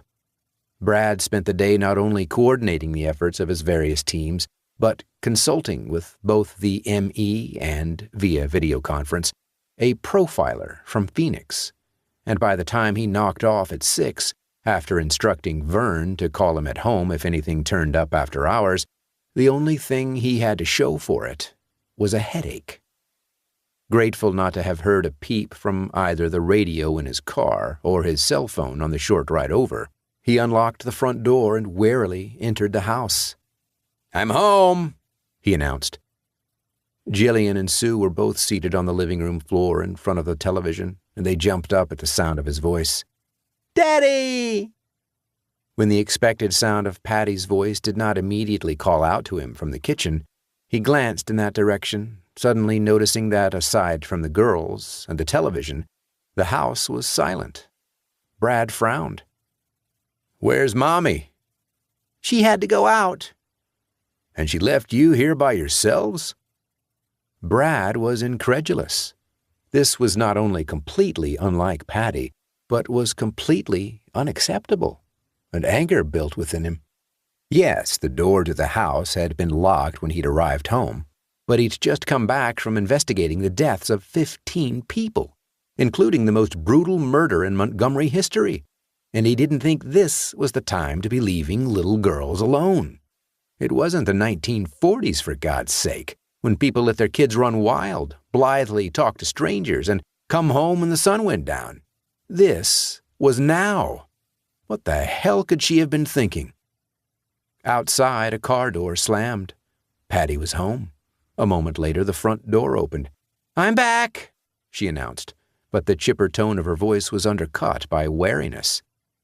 She had seen the car in the driveway, knew he was here, and knew he would not be happy. She got that right, Brad thought. He confronted her the second she stepped into the living room.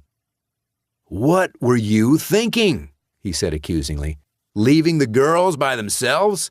I come home and you're nowhere to be found, and they're in here all alone watching TV?" "I'm sorry," she said contritely. "You're sorry? I can't believe this. Do you know what I spent my day doing? Looking for whoever slaughtered Glenn Taggart and laid out all those bodies in that field." "I am sorry," Patty said, and there was true remorse in her voice. "But I was gone for less than 20 minutes, and this was an opportunity too good to pass up. It's that big house near the golf course. You know those acre lots they were trying to sell for a while, but only that one house was built? It's listing for $1 million plus. $1 million plus! That's the biggest residential sale ever in this town, and the owners wanted me to sell it for them. How could I turn that down?" "You didn't have to abandon your children." "Mommy didn't abandon us," Jillian said defensively. "Go in your room," Brad said. "Mommy and Daddy need to talk." With furtive looks toward each of their parents, the girls slunk out of the living room. "I didn't call you," Patty said, "because I knew you were too busy to get away. And, all right, maybe I should have brought them with me. But some of these clients are temperamental and don't like kids, and I didn't want to lose the listing. It was just a quick trip to the office, 10 minutes or so, and I made sure the girls were locked in here and wouldn't open the door." "What if there was a fire or a gas leak? Would they have been able to get out? Or would I have come home to find their charred corpses?" "That's a terrible thing to say." "Things happen, and it's our job as parents to make sure they don't happen to our daughters. I thought you understood that." "I do. Well, of course I do." But his faith in her had been shaken, and the anger and fear he felt was nearly overwhelming.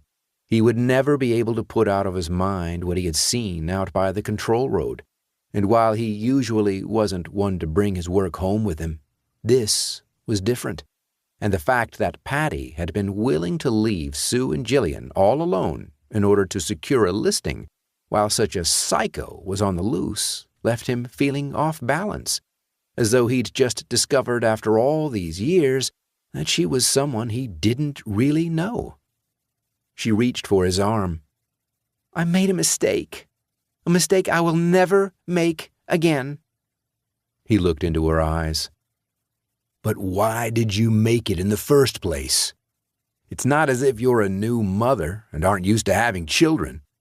This isn't something that just came up. You've been taking care of Sue and Jillian for years.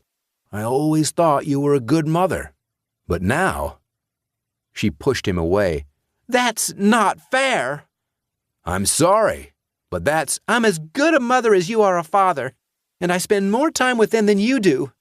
Just because I left them for 15 minutes. "I thought you said it was 20. She glared at him.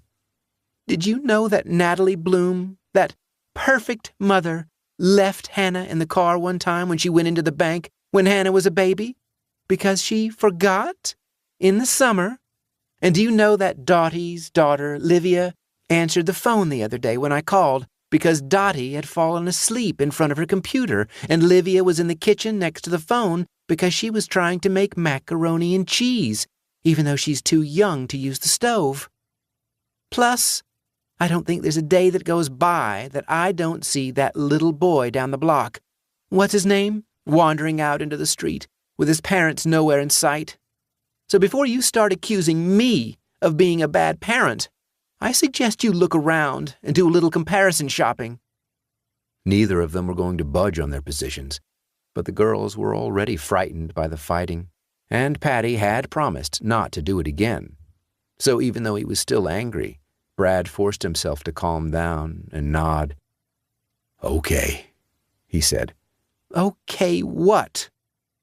"You made a mistake. You learned from it, and you're not going to do it again." "Oh, I learned from it?"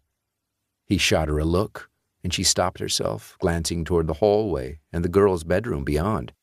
"Fine," she said. He took her hand. "I'm only making a big deal out of it, because there are 15 people dead. 15. And that bank manager," he shook his head, "you didn't see what happened to him." "I know, and I'll be careful." "Okay." They hugged and made up, and both of them went back to get the girls and tell them everything was okay. 2. Nick met up with Aaron at lunch, the two of them sitting on the low brick wall in front of the band room. Once again, Victor was MIA. "Where is he?" Aaron wondered, unwrapping his sandwich. "He's been out for 3 days now. Maybe he has mono." Aaron snorted. "Victor? Right. Who would he be kissing?" "Well, Stacy could have spit on him." Aaron laughed. Nick chuckled at the thought, too, but the truth was that he was worried. He'd tried to call his friend several times, had even gone by his house yesterday after school, but there'd been no one home. That was odd. Victor had always been something of a latchkey kid, but he took advantage of that, and when his parents were out, he was usually in, acting as though he were lord of the manor. But he was not at school, not at home, not answering his phone, so where was he? As much as Nick dreaded the idea, he was thinking he might tell his parents and have them call Victor's parents to find out what was going on. "So, are you rewriting your play?" Aaron asked. Nick nodded. "Sure. It's now called Diarrhea Jones Goes to the White House, and it's about a man with irritable bowel syndrome who's invited by the president to spend a weekend at the White House. Hijinks ensues." "Seriously, bruh? Nelson'll have your ass if you don't do something more normal. Maybe something without shit in it." He chuckled. "I know, but I still haven't come up with anything. Although I'm thinking of making a YouTube video of me reading my new poem, Mrs. Nelson is a Bitch." Aaron's eyes widened. "Are you serious?" Nick laughed. "No, but it'd be cool, right?" "It'd be awesome." "Maybe this summer we'll do something like that. Post it anonymously." Greg Holloway and 3 of his jock friends walked by. and one of them threw a half-empty Coke can that missed Aaron but splashed soda on his backpack. The four boys continued on, laughing and high-fiving each other. "Assholes," Aaron muttered. "Someone's going to have to change the oil in our cars when we're rich and famous," Nick smiled. "High school doesn't last forever." "Thank God." They ate for a moment in silence. "So, hey," Aaron asked, "do you have a bank account?" "What?" "Did your parents ever open up a bank account for you, where you, save your money?" "What does that have to do with the price of poon in Thailand?" "I was just wondering. I always had this sort of piggy bank in my room, where I kept all my cash. It's like a Thomas the Tank Engine I got when I was a little kid. But it didn't make any difference, because I never had much money. I mean, my grandma would give me $20 for my birthday, and my parents paid me a measly allowance, but that usually went pretty fast. Now, though, all of a sudden, my dad's on my ass about opening up a bank account." Aaron paused. "It's kind of weird." "Yeah," Nick admitted. "I have a savings account. I never touch it, and I don't even know how much is in it, but I think my parents deposit money in there periodically." "He's really hyped up about this new bank, too. That's where he wants me to open my account." Nick snorted. "Did I say wants? I mean insists." He shook his head. "Fucking weird, man." "That bank's next to my dad's store." "Yeah?" "Yeah. And the guy who used to work for him works there now. Only there's something, I don't know, strange about it. He and my dad were friends, but it's like now they're not. I don't know the details. My dad doesn't exactly share things, but the whole thing seems kind of off." "Well, then that's where I want to keep my money," Aaron said in a sarcastically chipper voice. Finished with his lunch, Nick balled up the brown paper sack he'd brought it in and tossed it at a nearby trash barrel, missing by at least a foot. Mrs. Nelson walked past just at that moment, and she frowned at him. "Pick it up," she ordered. "We'll have none of that here." He intended to pick it up, but there was no way she was going to believe that, so he didn't even try to argue the point. Dutifully, he hopped off the wall and deposited the watered-up sack in the trash can. The teacher continued on. "Mrs. Nelson is a bitch," Aaron said under his breath, and they both laughed as Aaron dropped his trash into the barrel before the two of them headed toward the library for the rest of the lunch period. On the way home, Nick decided to stop by Victor's house again. After school, he'd tried calling both his friend's house and cell with no luck, so he thought he'd check in person, see if anyone was home. Even if Victor was gone, maybe his mom or dad was there, and he could ask one of them what was going on, because something definitely wasn't right. Victor's Jeep was not in the driveway as expected, but to his surprise, Nick saw the family's beat-up Explorer parked in front of the garage. That meant that either his mom or dad were home, although why no one had answered the phone was a mystery. Maybe they'd just arrived and hadn't been there when he called. Feeling a little better, Nick stepped onto the porch and rang the bell. He hoped Mrs. Clark answered the door. His friend's mom was definitely easier to talk to than his dad. A minute passed. He rang the bell again, then knocked on the door, even though he'd heard the bell's three-toned chime sound inside the house. Maybe whoever was home was in the bathroom, or maybe Victor's parents were having sex. Maybe they'd come home for a quickie, which would explain why neither of them had answered the phone. Nick smiled to himself. Maybe Victor's mom was getting boned by the gardener. But when no one came to the door, and when he realized that he could hear no noise at all coming from inside the house, Nick began feeling slightly unsettled. It was the Explorer in the driveway that concerned him. If it wasn't for that, he would have assumed no one was home. But with the SUV here, and no one answering either the phone or the door, He couldn't help wondering if something had happened to Victor's mom, or dad, or both. His cell phone rang, and Nick jumped, startled. He pressed the talk button. "Hello?" "Nicholas Decker, this is Mr. Worthington from the First People's Bank. How are you this afternoon?" Fine," Nick said warily. Great. I'm calling because we're reaching out to younger people in Montgomery, people like yourself, in order to let them know about all the services we provide. For instance, do you currently have free checking?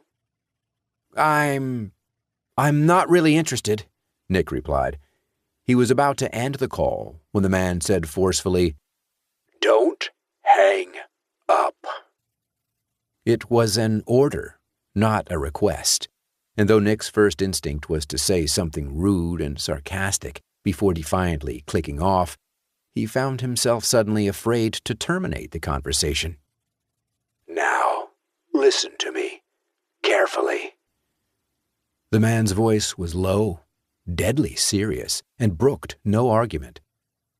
"Get off Victor Clark's porch. Leave his yard. Stay off his property and stop snooping. Do I make myself clear?" How did the man know he was here? Even as Nick looked in vain for signs of a security camera, he was thinking, why would the bank be monitoring Victor's house? "Do you understand me? Leave. Now." Nick did end the call, turning his phone off completely, but he also hurried off the porch and back to his bike, pedaling away as fast as he could. What the hell was going on? He wasn't sure, but with Gary defecting from the bookstore to the bank, and Aaron's dad pressuring Aaron to open a bank account, and the bank spying on Victor's house and ordering him to stay away, something was up, and it definitely had to do with First Peoples. Frightened and feeling cold, Nick pedaled hard all the way home, letting himself into the house and locking the door behind him. And when the telephone rang, he did not answer it. 3. Praise Jesus! His bets had come in, all of them, and they'd come in big. Walter could not stop smiling. The small group of worshipers who attended Wednesday's Bible study were already in the meeting room, waiting, but the pastor could not seem to tear himself away from the Fresh Bets results page on his computer, where a bright green box was displaying the flashing number $2,000. $2,000! There were college games coming up this weekend, and one of them, as far as he was concerned, was a sure thing. He was definitely going to bet on it. He just wasn't sure how much of his winnings he was going to roll over into that action. Of course, the first thing he was going to do was put half of his winnings toward the church's renovation fund. They'd been raising money for over a year to add new pews, re-roof the building, and build a larger rec room for youth outreach. $500 was a big chunk of change and would help a lot in reaching their goal. Norma Crenshaw and her crowd might refuse those ill-gotten gains if they knew where the money came from.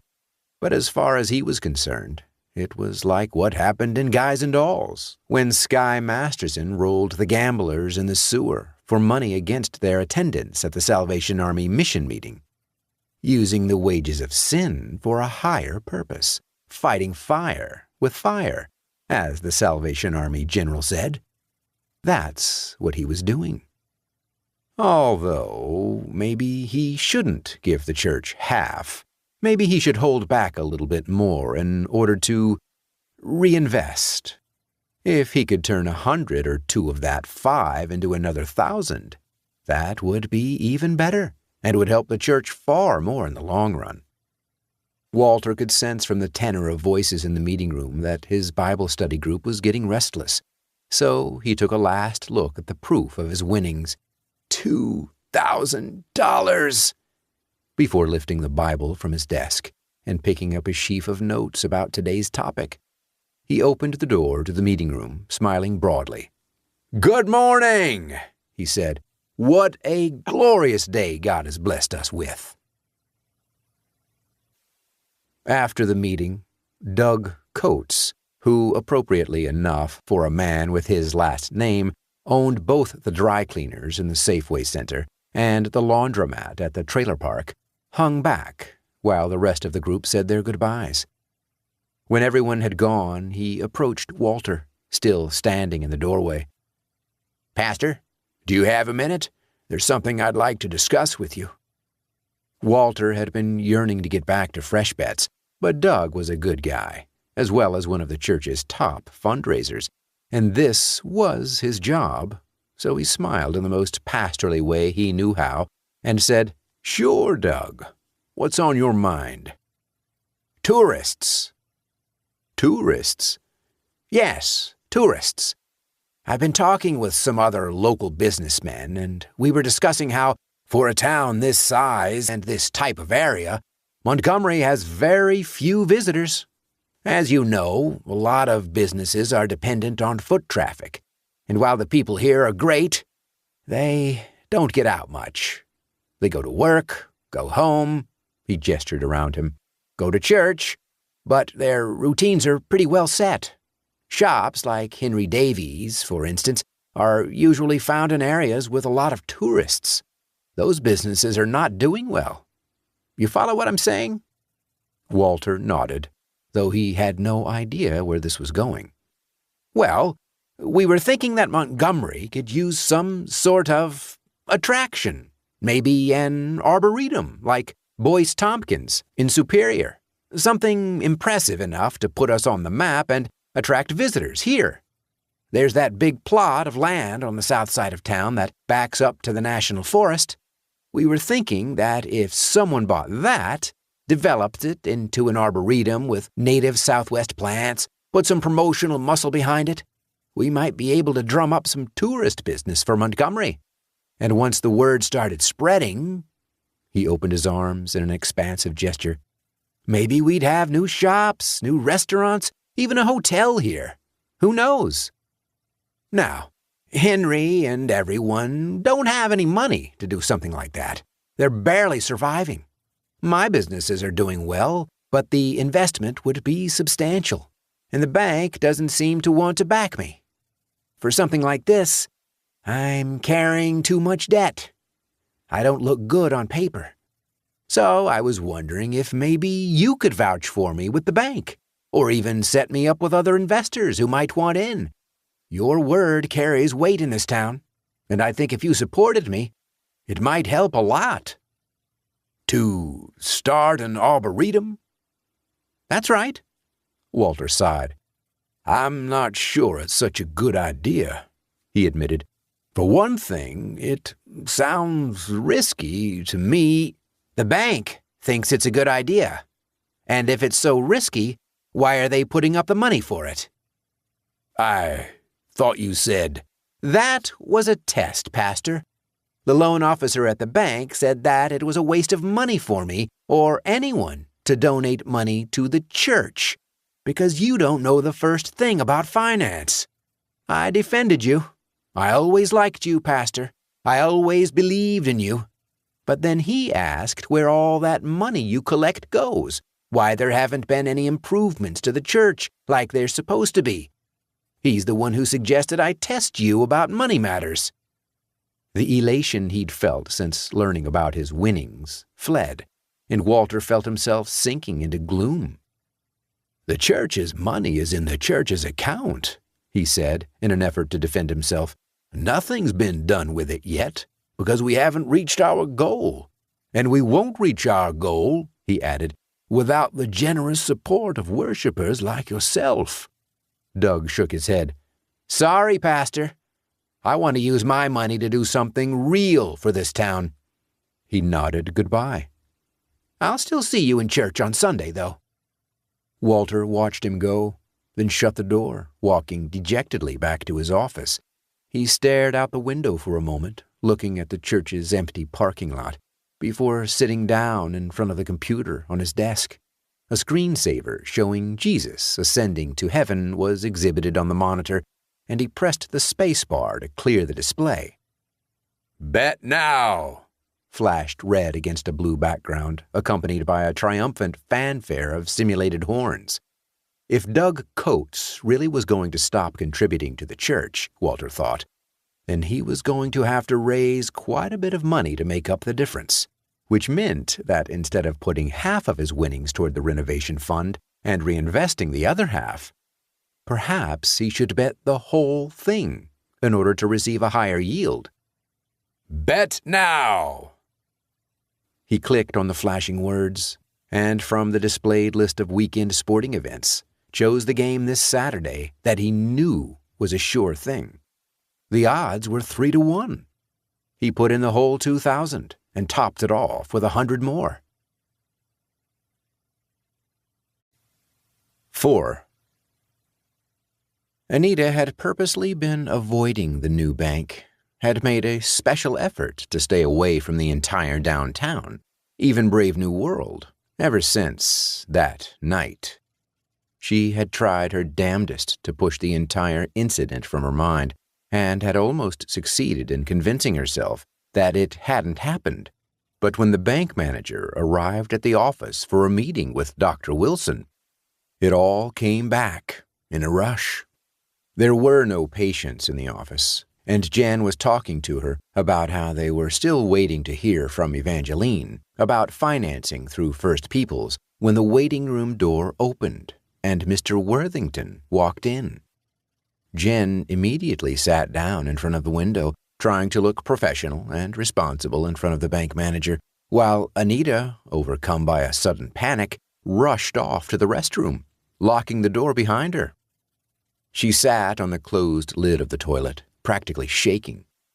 What had happened with Stephen, almost happened, was one thing.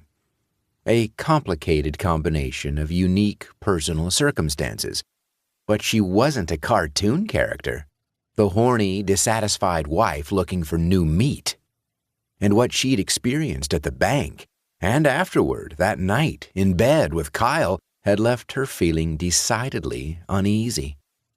Going over it in her mind, as she had many, many times since, she could not help but feel that it had not been a natural response, that something had happened, that Worthington or some unknown element within the bank had influenced her, impelling her to react as she had, manipulating her thoughts and emotions.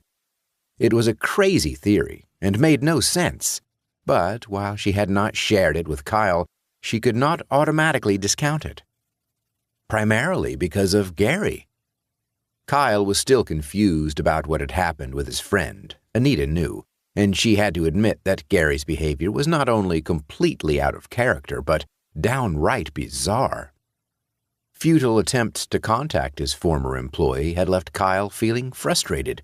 Apparently, he was never at home anymore, even when the bank was closed, and reports from friends and acquaintances seemed to confirm that he was not himself these days. Durrell Meadows had told Kyle that Gary had been his teller when he'd cashed his paycheck, and not only had Gary not recognized him, but he had barely recognized Gary, who, for some reason, had shaved his head. And, according to Raleigh Brown, who lived on Gary's street, even when Gary was home at night, his house remained dark, all of the lights off. Something was definitely up with that bank. Through the thin wall, Anita could hear the muffled sounds of the two men talking. Her intention had been to wait them out, to stay hidden until Worthington left. But as the minutes dragged on and he showed no sign of leaving, she realized reluctantly that she was going to have to leave the bathroom and start work. If she remembered correctly, Zach Patel was coming in this morning for an eye exam, and Zach did not get along with Jen, which meant that she would have to deal with the old bastard. She flushed the toilet to make her visit to the restroom seem legit, then washed her hands and went out. Zach Patel was stepping into the waiting room as she approached the window, and Jen shot her a grateful look, vacating the chair to allow Anita to sign him in. After checking his insurance, taking his co-payment, and printing out a receipt, Anita told Zach to have a seat. The doctor would be with him shortly. Moments later, Dr. Watson emerged from his office looking pleased. Mr. Worthington followed, shifting his briefcase from his left hand to his right. He smiled at Anita, an open white-toothed smile that automatically caused her to smile back. Instantly, she regretted doing so, because his smile widened, shifted, and suddenly there was something lascivious in it, something that made her realize he was thinking about her in a way that was decidedly not professional. She recalled a scene from Gone with the Wind where Scarlett, reacting to a visual appraisal by Rhett Butler, says, "He looks as if he knows what I look like without my shimmy." That was how Anita felt, and while she had to admit there was an attraction on her part, it was a forced attraction, not something she sought or wanted, but something that was pulled from her. How? She had no idea. But the same thing had occurred at the bank, and it frightened her. She watched Worthington exit through the waiting room before walking outside. He waved goodbye to her. "What's up?" Jen asked, seeing her face. "Nothing." Anita tried to shrug it off.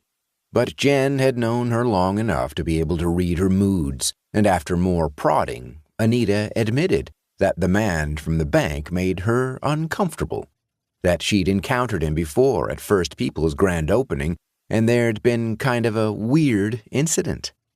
Jen responded with a sympathetic nod. Anita suddenly thought of something. "That's not who you're dealing with for your loan, is it?" "I don't know. Maybe. I told you we haven't met with the bank yet. Evangeline's still setting that up."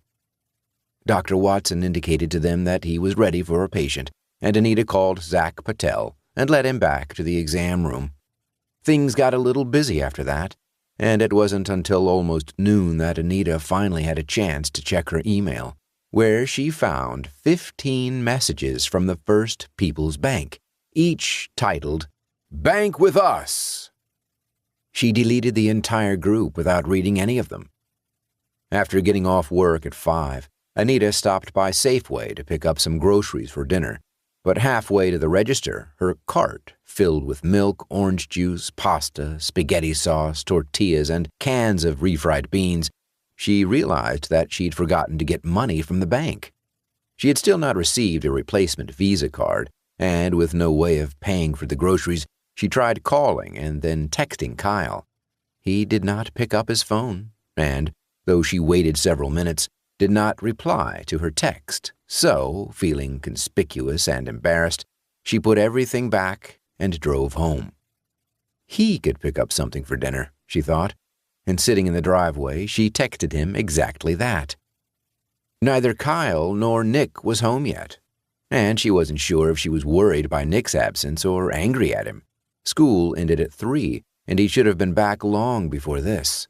Following the suspension, he was supposed to keep them informed of his whereabouts, and the fact that he was not where he should be left her feeling both irritated and concerned. She stepped out of the car and was about to call his cell when he cruised into the driveway on his bike, braking next to her. "Where have you been?" she asked. Now that he was here and safe, anger had superseded worry.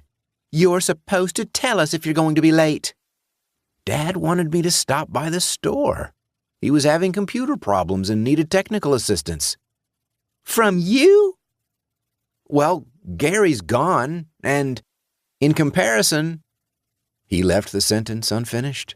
They both knew Kyle was not very tech-savvy. Anita locked the door. "What was the problem?" "Nothing. He just forgot his password and ID for ordering books from a distributor. He kept trying to use his sign-on. I helped him create a new password. After that, he asked me to stay and keep an eye on things while he caught up on stuff." Nick opened the garage door and brought in his bike. "Oh, by the way, he's going to be a little late. Hey, what's for dinner?" "That remains to be seen," she said. Walking up to the front door of the house, Anita found a blue placard hanging from the doorknob. "Sorry, we missed you," read the white calligraphic message at the top of the navy rectangle. Below that was an ad for a Visa card offered by the First People's Bank. Beneath the ad, scrawled in Sharpie on a blank line, was a note. "Call me," and a signature, "Mr. Worthington." She glanced across the street at the Rivera's house and the Smartwoods, but saw nothing hanging from either of their front doorknobs. He'd only come to her house. A sliver of cold slid down the back of her neck. The idea that he had been to her home creeped her out, as did the fact that he seemed to be aware of her credit card troubles. Or maybe that was a coincidence. She didn't know, and wasn't sure she wanted to know, and when Nick closed the garage and walked around the corner, she folded up the door hanger and shoved it into her purse before unlocking the door and following him inside. 5.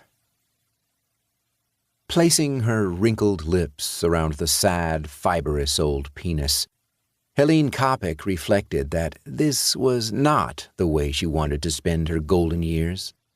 Mr. McAfee must have sensed her hesitation, because his bony fingers pressed down on the top of her head to prompt her, and steeling herself, she dutifully got to work. She tried every technique she knew, with no response, but finally, after 20 minutes of sustained tongue action, a thin, salty trickle leaked out from his semi-erect organ, and he was done. Taking out a handkerchief, she expelled into the cloth what she'd been holding in her mouth, then stood. Like the majority of units at the assisted living center, Mr. McAfee's room was small. Never having had a family, this was even more depressing than most, as there were no photos displayed, nothing hanging on the walls, and the only pieces of furniture were the bed, television, and dresser that came with the unit. After finishing, he always seemed disgusted by her, and he gestured toward the billfold on top of the dresser. "Get yourself a 10, he told her. "I'll see you next week." Knowing he didn't like her to talk, she nodded, extracted the money, and left his room. Her own room was just down the hall, and she walked past 2 women in wheelchairs parked along the side of the corridor, and an attendant carrying a tray of medications before unlocking and opening her door, stepping inside. Heading immediately into the bathroom, she rinsed out for a full 2 minutes with Listerine, then brushed her teeth and gargled with the mouthwash one more time. Taking out the soiled handkerchief, Helene scrubbed it with soap in the sink, hanging it on the towel rack to dry. She looked at herself in the mirror before turning away, unable to meet her own eyes. She placed the $10 bill in the pocketbook in her purse. Her own unit was homey, filled with furniture and decorations from her old house, and she settled into her flowered couch, turning on the television, trying not to think about what had just transpired. On the end table next to her was a framed photo of her and Orville, her late husband, standing in front of a redwood tree. It was her favorite picture of the two of them, taken by a nice young woman to whom Orville had passed their camera. She'd been 50, and he'd been 55, and as far as she was concerned, neither of them had ever looked better. She refused to look at the picture now, too ashamed to subject herself to Orville's Kodak frozen gaze. Helene closed her eyes, overcome as always by a feeling of sadness as she thought about the series of events that had led her here to Senior Acres. Orville's death had been the beginning of the end.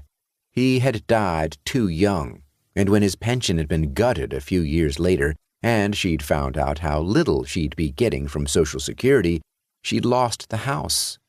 The two of them had never had kids, and she herself had been an only child.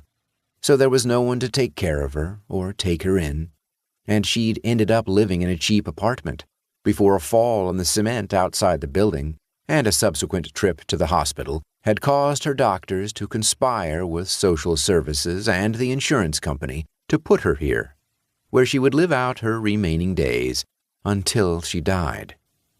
The despair she felt was nearly overwhelming, and Helene forced herself to concentrate on the television, though, in truth, she had no interest in the case being tried by the TV judge and no clue as to what was happening on the program.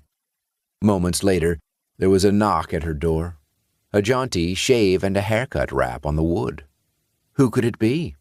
She wasn't expecting any visitors, and it was far too early for dinner or her medicine delivery. Curious, Helene got up from the couch, walked over, and opened the door. Standing in the corridor was a young, well-dressed man who looked like a banker, he said, offering her his hand to shake. Name's Pickering, Julius Pickering, and I'm with the First People's Bank. May I come in? He didn't wait for an answer, but pushed the door open all the way and gently pressed past her. Nice place you have here. She didn't like having strangers in her room. It made her feel uncomfortable, and she left the door open, hoping he would take the hint and leave.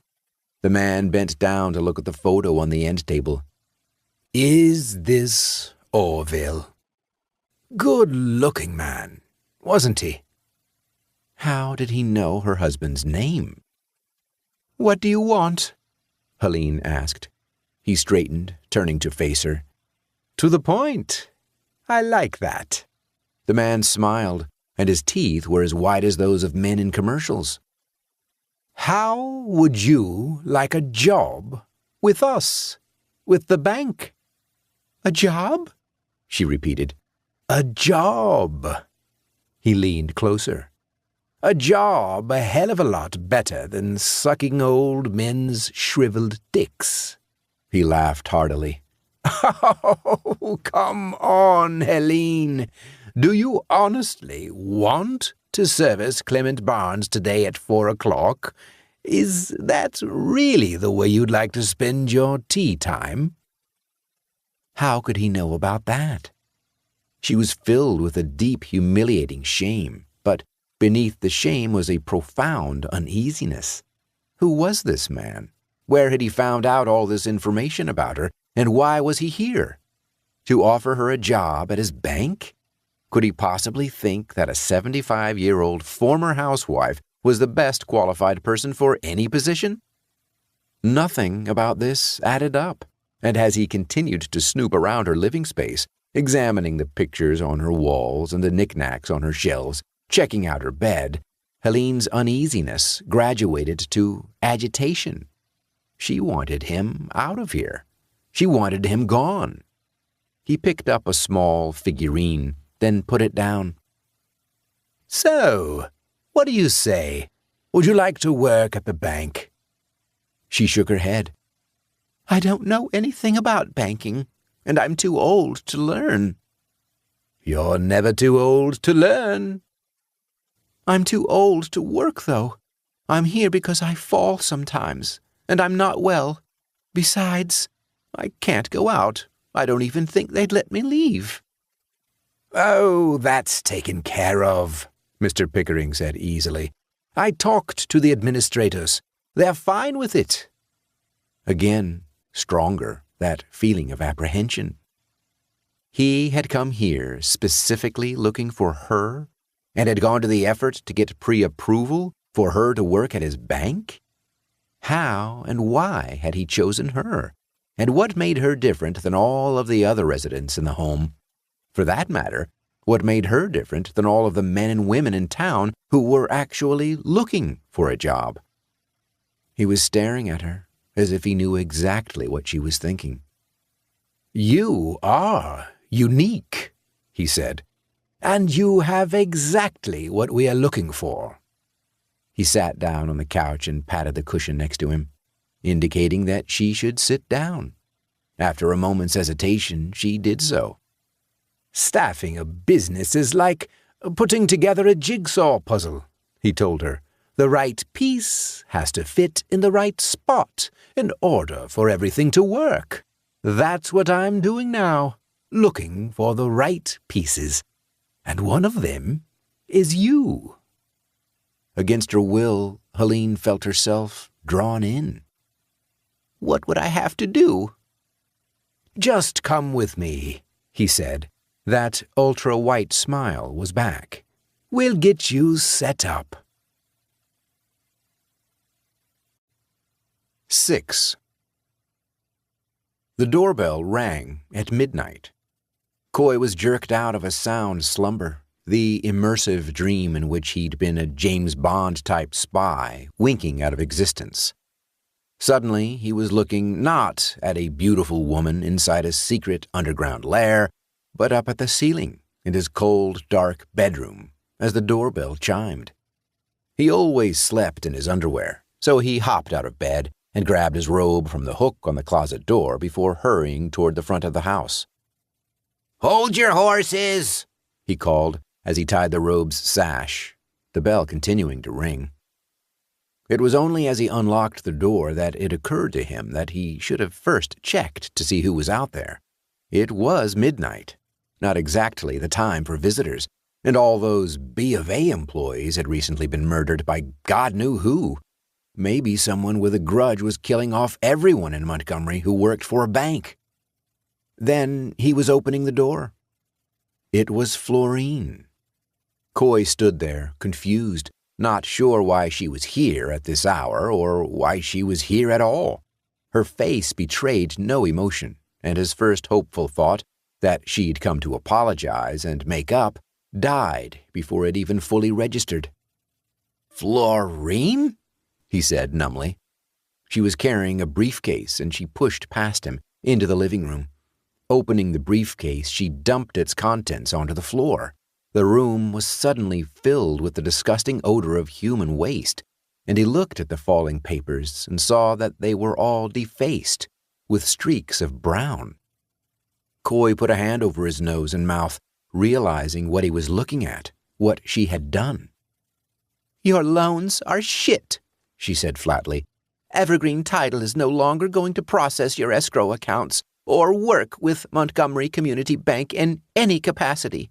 From here on in, we will be working exclusively with the First People's Bank."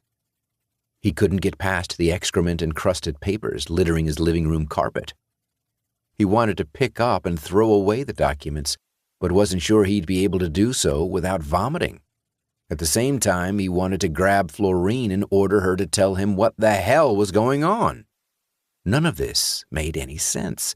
Not the shit-stained paperwork or the midnight visit or even her earlier attack on him at the bank. It was as if she'd become possessed or was on drugs. She wasn't acting like herself, at least not like the Florine he knew, and he had no idea what had happened or what to do about it.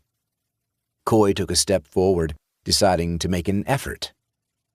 "Can we just talk?" he said. He'd been hoping to seem concerned and reasonable, but the disdainful look she gave him made him realize that he'd come off as simpering and ineffectual. His attitude hardened. This was his house, and it was in the middle of the goddamn night. If this was the way she wanted to play it... "Get out," he ordered, "and take this shit with you. I'm calling your boss in the morning. I don't think Evergreen Title—" She kicked him. He'd half expected it and sort of saw it coming, so he was able to move out of the way enough that her foot missed his crotch, but her shoe slammed into his right knee, causing him to cry out in pain and sending him flailing backward. The easy chair broke his fall, and he collapsed into it, his leg blazing with agony. "Bitch!" he yelled. It was her least favorite word, and he said it to hurt her. But there was no acknowledgement that she'd even heard it. Instead, she closed her now empty briefcase and started for the door. He staggered to his feet. He wanted nothing more than to push her down and watch her fall face first onto one of those shit-stained documents. But he knew that was wrong and restrained himself. How had they come to this? They'd talked about moving in together. They'd both used the word love. She opened the door, then turned to face him, her face distorted with fury. He had never seen such an expression on a woman, and the intensity of it took him aback. "I don't want to see you again.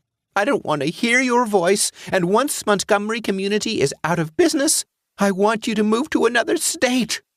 Or die." He couldn't help himself. "Florine," She whirled away from him and strode out of the house toward her car, parked on the street. There were no lights, only a dim half-moon in the sky, but he had the impression that there was someone in the car waiting for her. A suspicion confirmed when she opened the passenger door and got in. The shadowy figure was laughing, and she started laughing. Then the car door slammed shut, and the vehicle drove away. Coy stood there in his doorway, in his bathrobe, looking out at the night, the stench of feces in the living room behind him. Confused and frightened, wondering what was happening and where all this was going. Part 7. 1. Sitting on the dais at the front of the council chambers, Mayor Derek Montoya looked out at a room far more crowded than it should have been. In addition to Alice Deming, the annoying gadfly who was at every meeting, and the usual handful of people with specific business before the council, the seats were filled with shop owners from the old downtown, as well as an incongruous group of old ladies and young hippies from the Preservation Society. Derek was not looking forward to this meeting. He was no dummy. His day job was lawyer, and he knew exactly why these people had shown up and what kind of trouble they could cause the town. The mayor glanced over at his fellow council members. Roy Freeman, as always, was on his phone, texting something to somebody. Lacey Rogers and Shelley Sue Porter, the two women on the council, were chatting cattily with their heads together. Al Moore, the oldest councilman, who Derek was pretty sure suffered from Alzheimer's, stared blankly out at the middle distance. None of them knew what they were in for tonight, but hell had no fury like a business owner who hadn't been treated fairly. Glancing up at the clock, Derek waited 4 more minutes until it was exactly 7 before calling the meeting to order. They all stood for the flag salute. Pastor Peters said a prayer. The council ran through some old business, spent about an hour on new agenda items, and then the floor was opened to the public. The line of speakers that formed immediately after the announcement went straight down the center aisle and curved along the wall at the back of the chambers, emptying most of the seats in the room. Here it comes, Derek thought. Trixie Johnson, owner of the consignment store next to the new bank, stepped up to the podium. I have a question about the new bank in the old downtown. A noise emerged from the crowd, collective grunts of agreement that coalesced into a single expression of support. State your name and occupation for the record, Derek said, trying to maintain the illusion that he was in control. You know who I am, Derek. For the record. The woman sighed. My name is Trixie Johnson. I'm the owner and operator of It's New to You, and like most of the downtown business owners, I'd like to know how a bank became my new neighbor. A cheer went up from the crowd. I mean, they have to have a business license, don't they? I want to know who approved this, and when, because I sure as hell didn't hear anything about it. All of a sudden, I went to open my shop one morning, and they were there. Time, said Lacey Rogers, who was responsible for making sure speakers did not go over their limit. I'm just getting started. Voices in support. Yeah. Let her talk. You can speak again once everyone has had a chance to express their opinions, Derek told her. Just go back to the end of the line. Fred Winters, the barber, lightly touched her shoulder. Don't worry. I got this. Trixie stepped aside and Fred moved into her place. Fred Winters, owner of the Hair Force. I also want to know how this was approved. Aren't businesses supposed to provide adequate parking? The town had to do a traffic impact report when I wanted to expand my shop from 3 chairs to 5, and I was turned down because there supposedly wasn't enough available parking. Even though I wasn't bringing in any new customers, I was just hiring an extra barber so we could cut the customers we do have faster. How did these guys skate by? Was there a report done? Because if so, I want to see it." Nods of agreement, expressions of, "Yeah!" "Time," Lacey said. Derek sat there, listening as speaker after speaker expressed the same concern. How had the bank been granted a business license so quickly, without a public hearing or community input? The problem was, neither he nor anyone else on the council could explain why or how such a thing had occurred. The Planning Commission had recommended approval of the new business, as it often did. The council had rubber-stamped the recommendation of the Planning Commission, as it often did. Only the council's approval had been given in a closed special session. A rare move that quite possibly wasn't legal, and the Planning Commission had made its determination in an unannounced meeting without hearing from anyone other than the applicant, which was definitely illegal. And, astonishingly, it had all happened only last week. Derek should have known at the time that this wasn't proper, but for some reason neither he nor anyone else involved noticed anything inappropriate in their actions, and none of them had made any efforts to follow the correct and usual procedures. It was coming back to haunt them now. The established businesses in town were outraged by what they considered to be favoritism shown to the First People's Bank, and he had to admit that they had a point. No other enterprise or individual, to his knowledge, had had such an easy time of it. Trixie was back at the podium again for a second round, once more stating her name and occupation for the record, her voice filled with scorn as she did so. "I guess what I want to know, what we all want to know, is if this is the new normal. Can we all expect such hands-off approach from the town? If we want to change or expand, are we going to be able to do so without jumping through hoops? Are we going to be able to do whatever we want, regardless of the effect on other properties or businesses? Because that's the precedent you've set with this new bank. I don't know which one of you they paid off to get such treatment, but clearly something underhanded is going on, because none of us has ever gotten this kind of treatment." Derek had had just about enough of this. He banged his gavel on the dais. "Listen here." The door at the back of the council chambers opened. He'd been about to go on a tirade, lecturing Trixie and all of them about the importance of civility, but when he saw the man passing through the doorway, the reprimand died on his lips. Something about the lone figure left him feeling intimidated.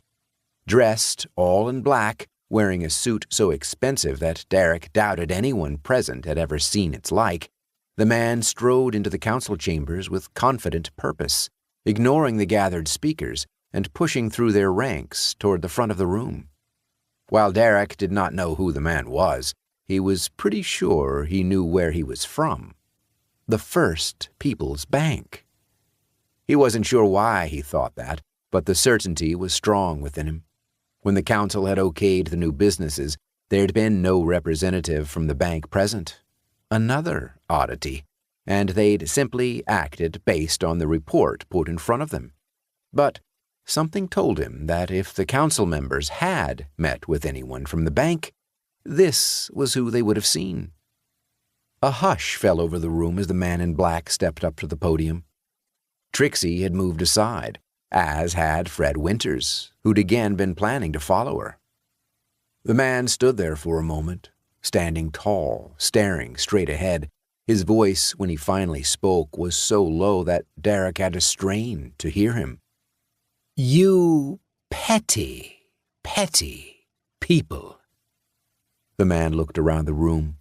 He still had not introduced himself, but neither Derek nor any of the others were about to take him to task for that. They were all daunted by his presence, and the entire room was hushed as they waited to hear what he had to say. "You came here tonight to speak out against the bank. How many of you have taken out bank loans to start or support your businesses? The majority of you, I'll bet.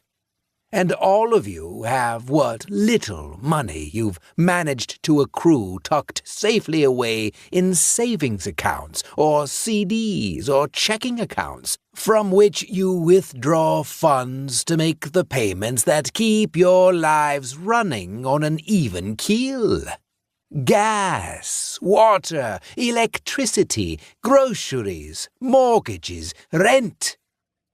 Banks are the bedrock of all of our lives. Without banks, you would be burying your money in coffee cans in the backyard or stuffing it under your mattresses. His voice rose. Do you know the importance of the financial sector to the total economy? There would be no economy without banks. Not in this country, not in this world. And yet here you are, gathered together in an effort to prevent our bank from conducting its lawful business. All of you supposedly capitalist shop owners and entrepreneurs. His voice dropped again as he glanced around the room. You petty, petty people. Without another word, he turned, leaving the chambers the same way he'd come in. The people lined up to speak against the bank's approval, parting before him as he made his way out the door. Everyone seemed to be stunned into silence, and Derek took advantage of the unexpected stillness to declare an end to public discussion and make a motion that the meeting be adjourned. It was seconded, approved, and with a single tap of his gavel, the night was done. But people did not exit the council chambers immediately. They milled about, talking low amongst themselves, and he realized that they were afraid to leave, afraid of encountering the man in black. Derek and the rest of the council remained behind as well, because they were afraid of the man too. 2. Kyle finished tabulating receipts and was surprised to discover that there'd been a slight uptick in sales from the week prior. Combined with the fact that Gary was no longer here, which meant that he no longer had to pay an extra salary, the bookstore was actually ahead of where he'd projected it would be. Not in the black, of course, but definitely in a pinker part of red for the month. It had to be the increased downtown foot traffic, because of the bank. There were even 2 customers here right now, in what was ordinarily an off hour. One of them, Jason Ling, found an old James Blaylock paperback on the sci-fi shelf and brought it up to the counter for purchase. So tell me, he said, why did they call these books steampunk? I never understood that. Kyle didn't either. From what he could remember, punk referred to a DIY ethos in late 1970s rock that ran counter to more polished, technically accomplished music, and instead celebrated roughness, simplicity, and a sort of willful amateurishness.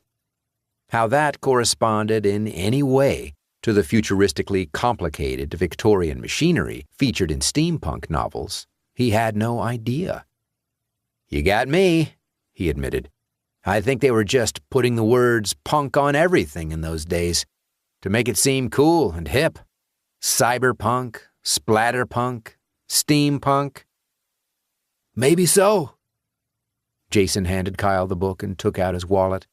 Hey, I hear Gary's working at the bank next door now. Kyle nodded noncommittally. Heard he's been acting kind of squirrely. Yeah?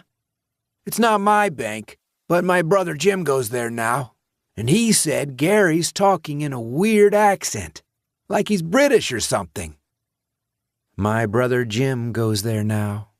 Like attending a church, Kyle thought, like belonging to a specific denomination.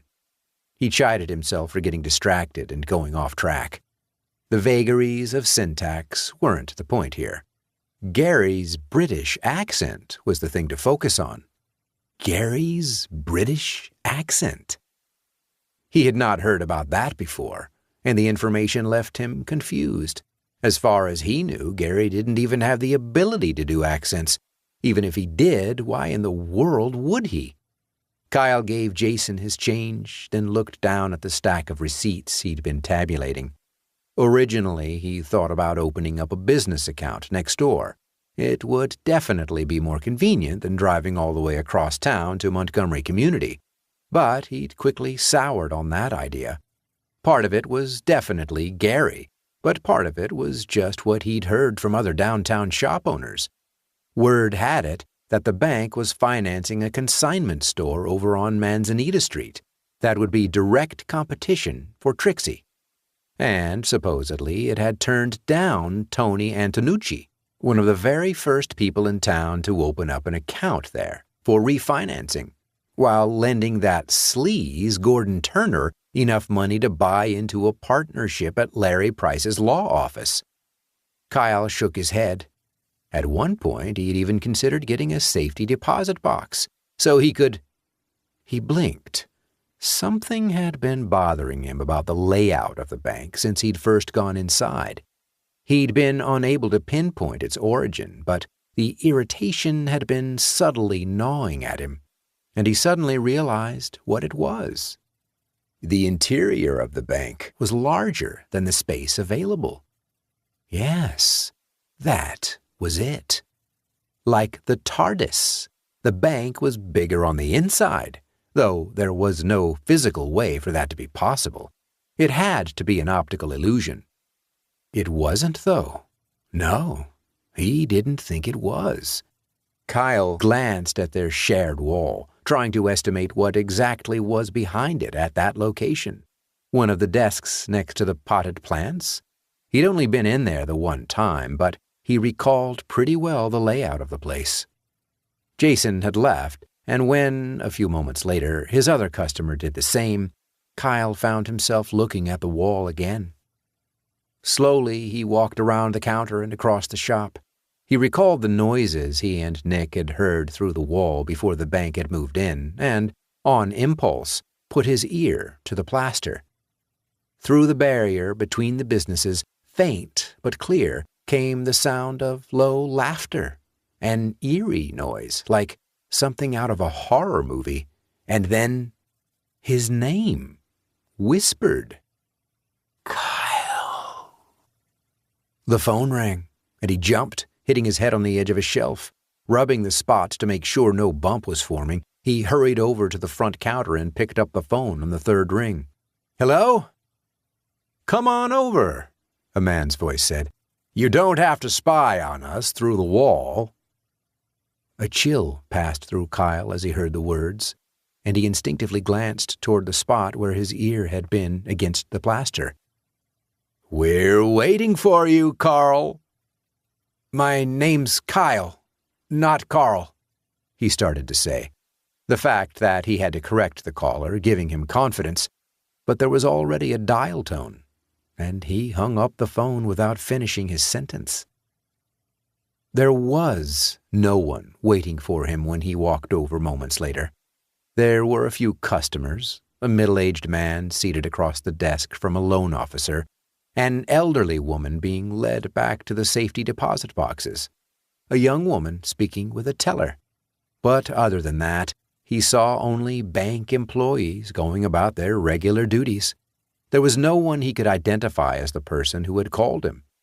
Glancing over at the wall he shared with the bank, he attempted to identify the location at which he had been listening. But the dimensions truly were off in here, and the nearest he could figure, he had been opposite an empty section of wall between a water cooler and an unoccupied desk. Where had the laughter come from? Who had whispered his name? Kyle stood in place. There was no sign of Gary, and none of the employees were individuals he recognized. May I help you, sir? He was startled to find a clean-cut man in a gray business suit standing to his right. No, Kyle said, shaking his head. Very well. Please let me know if I can be of any assistance. Kyle walked forward, further into the bank.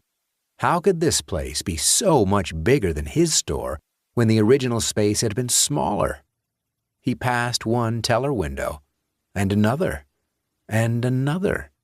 If he'd taken this many steps toward the rear of Brave New World, he'd already be in the alley. Suddenly, there did seem to be an employee Kyle recognized. He was not sure where he knew him from, but the man emerging from a side office. Had there been a side office before? Could there be a side office? Looked familiar. The man approached him, and in a sudden flash, Kyle understood who he was. The mentally ill, homeless guy he'd kicked out of the bookstore. His hair might be cut and combed, and he was wearing a white shirt and tie, but Kyle recognized him by the expression on his face. "Did you eat it?" the man asked. The familiar crazy words spoken in a calm, matter-of-fact manner. "You need to eat it." The man smiled, and missing teeth revealed the real person under the civilized veneer. "Are you going to call the sheriff?" "I'm the sheriff. The other police are pansies." It was a replay of their last interaction, and the fact that it was taking place here, in this professional business environment, left Kyle feeling off balance. How had this lunatic gotten hired, and what could his job possibly be? Hadn't the person who hired him noticed yet that there was something wrong with him? Hadn't his coworkers? He was surprised that the man wasn't yelling at him, shouting incoherent threats. Suddenly, Kyle regretted coming over to the bank. It had been in response to the phone call and the weird noises he'd heard through the wall. But whatever he had hoped to find was not here, and he did not even know what that could possibly be. He was also not sure he'd locked the door to his store before walking over. "You have to eat it," the man before him said in a calm, rational manner, and Kyle turned away and left the bank the way he'd come in. He had not locked the door. How was that possible? But a quick check showed him that the register was untouched, and it didn't seem as though anyone had come in during the short time he'd been gone. Kyle looked from the back door of the shop to the front window. The space was measurably smaller than that of the adjoining bank, and more than any vague feelings or intuitive impressions he might have, it was the concrete reality of this demonstrable fact that left him feeling troubled.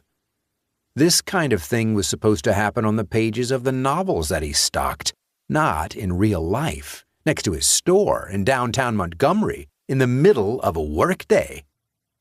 The bell over the door rang as Gil walked in, sorting through a handful of envelopes before presenting a small stack to Kyle. "How are things?" the mailman asked. "The new bank," Kyle said. "Do you deliver there before me or after?" "Depends on the week," Gil told him. "I like to vary the route." He tapped his forehead with the remaining envelopes in his hand. "Keeps the mind sharp. Staves off Alzheimer's." "You get any vibes off the place? Notice anything weird?" "It's bigger than it should be." Kyle pointed at the mailman. "Exactly. Optical illusion, I assume. You know, my wife and I were on vacation one time and stopped by this place called the Mystery Shack. It was built on a slant, and things rolled uphill, and all the measurements inside there were wrong. They had a room that was bigger than it was supposed to be." "But this isn't some tourist trap trick. It's a bank." "I know, but same theory, I presume." Kyle shook his head. "I don't like it. Isn't that your bank?"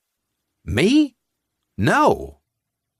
"Well, I moved my account there, and let me tell you, they know how to treat a customer right. And you have to admit, it's kind of revitalized the downtown." Kyle nodded distractedly, noncommittally, and Gil waved the mail in his hand in a goodbye gesture. "See you tomorrow." "See you." He watched the mailman pass in front of his window, heading toward the bank. He had always liked Gil, had always enjoyed talking to him, but he'd cut off today's conversation as soon as he'd learned that the mailman had an account with First Peoples. It made no sense, but he had to admit that he thought a little bit less of Gil than he had before, and perhaps did not like him quite as much. Was this a harbinger of the future, he wondered? Was the town going to start squaring off, people who supported the bank against people who didn't? The thought did not seem as ridiculous as it should have. And as a young couple he didn't recognize walked into the bookstore, Kyle looked at the wall opposite him and wondered, if he put his ear to the plaster, would he still hear that low, creepy laughter? Would someone whisper his name? 3. Did you hear Chet Yates last night? Hank was looking even more worried than usual when Brad walked into the office. The sheriff sighed, pouring himself some coffee. I don't stay up that late. Maybe you should. He's calling you out, saying you're not just responsible for his brother's death, but for the Bank of America massacre. That's what he's calling it, the Bank of America massacre. Carroll's already taken calls from some of his army, saying that you should resign. His army? That's what his fans call themselves. Brad looked over at the receptionist. That true, Carroll? I think they do call themselves an army. I mean about the phone calls. Oh, yeah. 4 so far. They talk tough, but they're too afraid to leave their names. Carroll grinned. But I have their numbers. Brad chuckled. Good girl. I think I'll return their calls. Put the fear of God in them. Woman, the receptionist said. Brad frowned. What? You said good girl. I'm not a girl. I'm a woman. Oh, sorry. Didn't mean... I know you didn't, but... I'll remember next time. Thanks. Hank rolled his eyes, but Brad didn't respond, hoping Carroll hadn't seen the deputy's expression. The 21st century was filtering very slowly into small towns like Montgomery, but it was definitely making inroads, and some people, like Hank, were having a difficult time adapting. Brad changed the subject before his deputy said something stupid, and he ended up having to referee a fight between his employees. So, where are we on the murder? Anything new? Actually, maybe. The ME said the lab's still sorting through all the DNA, even though there's probably nothing we can use. But remember those footprints Mitch found? One's clear and usable, and it's not one of ours. It's not Jasper's, and it's not Taggart's. The chances of some random, innocent guy shuffling round out there at that spot, he shrugged, pretty slim. I guess that's something. Oh, it's more than something. Norris has been looking into it, and he says that footwear's pretty unique. Pointy-toed, but not boots. If our guys bought 'em online or from a catalog, we're out of luck. But if they're from someplace in town... Brad smiled. You've been busy little bees this morning. Let's hear it for good old-fashioned police work. Make copies of the print photo, and send the bills out to see what they can find. I want an answer before noon. Hank nodded. You got it. He hurried down the hall. Carroll, he said, get Chet Yates on the phone for me, will you? I want to talk to him. He's probably still asleep. Good. Wake him up. I'll take it in my office. He walked past her desk and through the doorway, gulping down his lukewarm coffee and tossing the cup into the wastebasket next to his desk. Moments later, Carroll called out that Chet was on the line. Brad picked up the phone. Hey, Chet. How's it going? I thought we should talk. I know why you're calling me at this hour. You can't intimidate me. You can't shut me up. Brad sighed. I'm not trying to shut you up or intimidate you, Chet. I'm calling to talk some common sense. You murdered Carl, and I'll have your job for it. I'm already consulting lawyers." Even though his brother had killed himself, and Chet probably wasn't really talking to lawyers, Brad knew enough to leave the subject of Carl alone.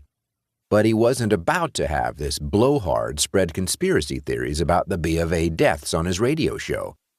The situation was weird enough that those theories might actually stick. And more than ever before, clear-headedness was needed on behalf of both the department and the public. They couldn't afford to let this thing get out of hand and start a panic.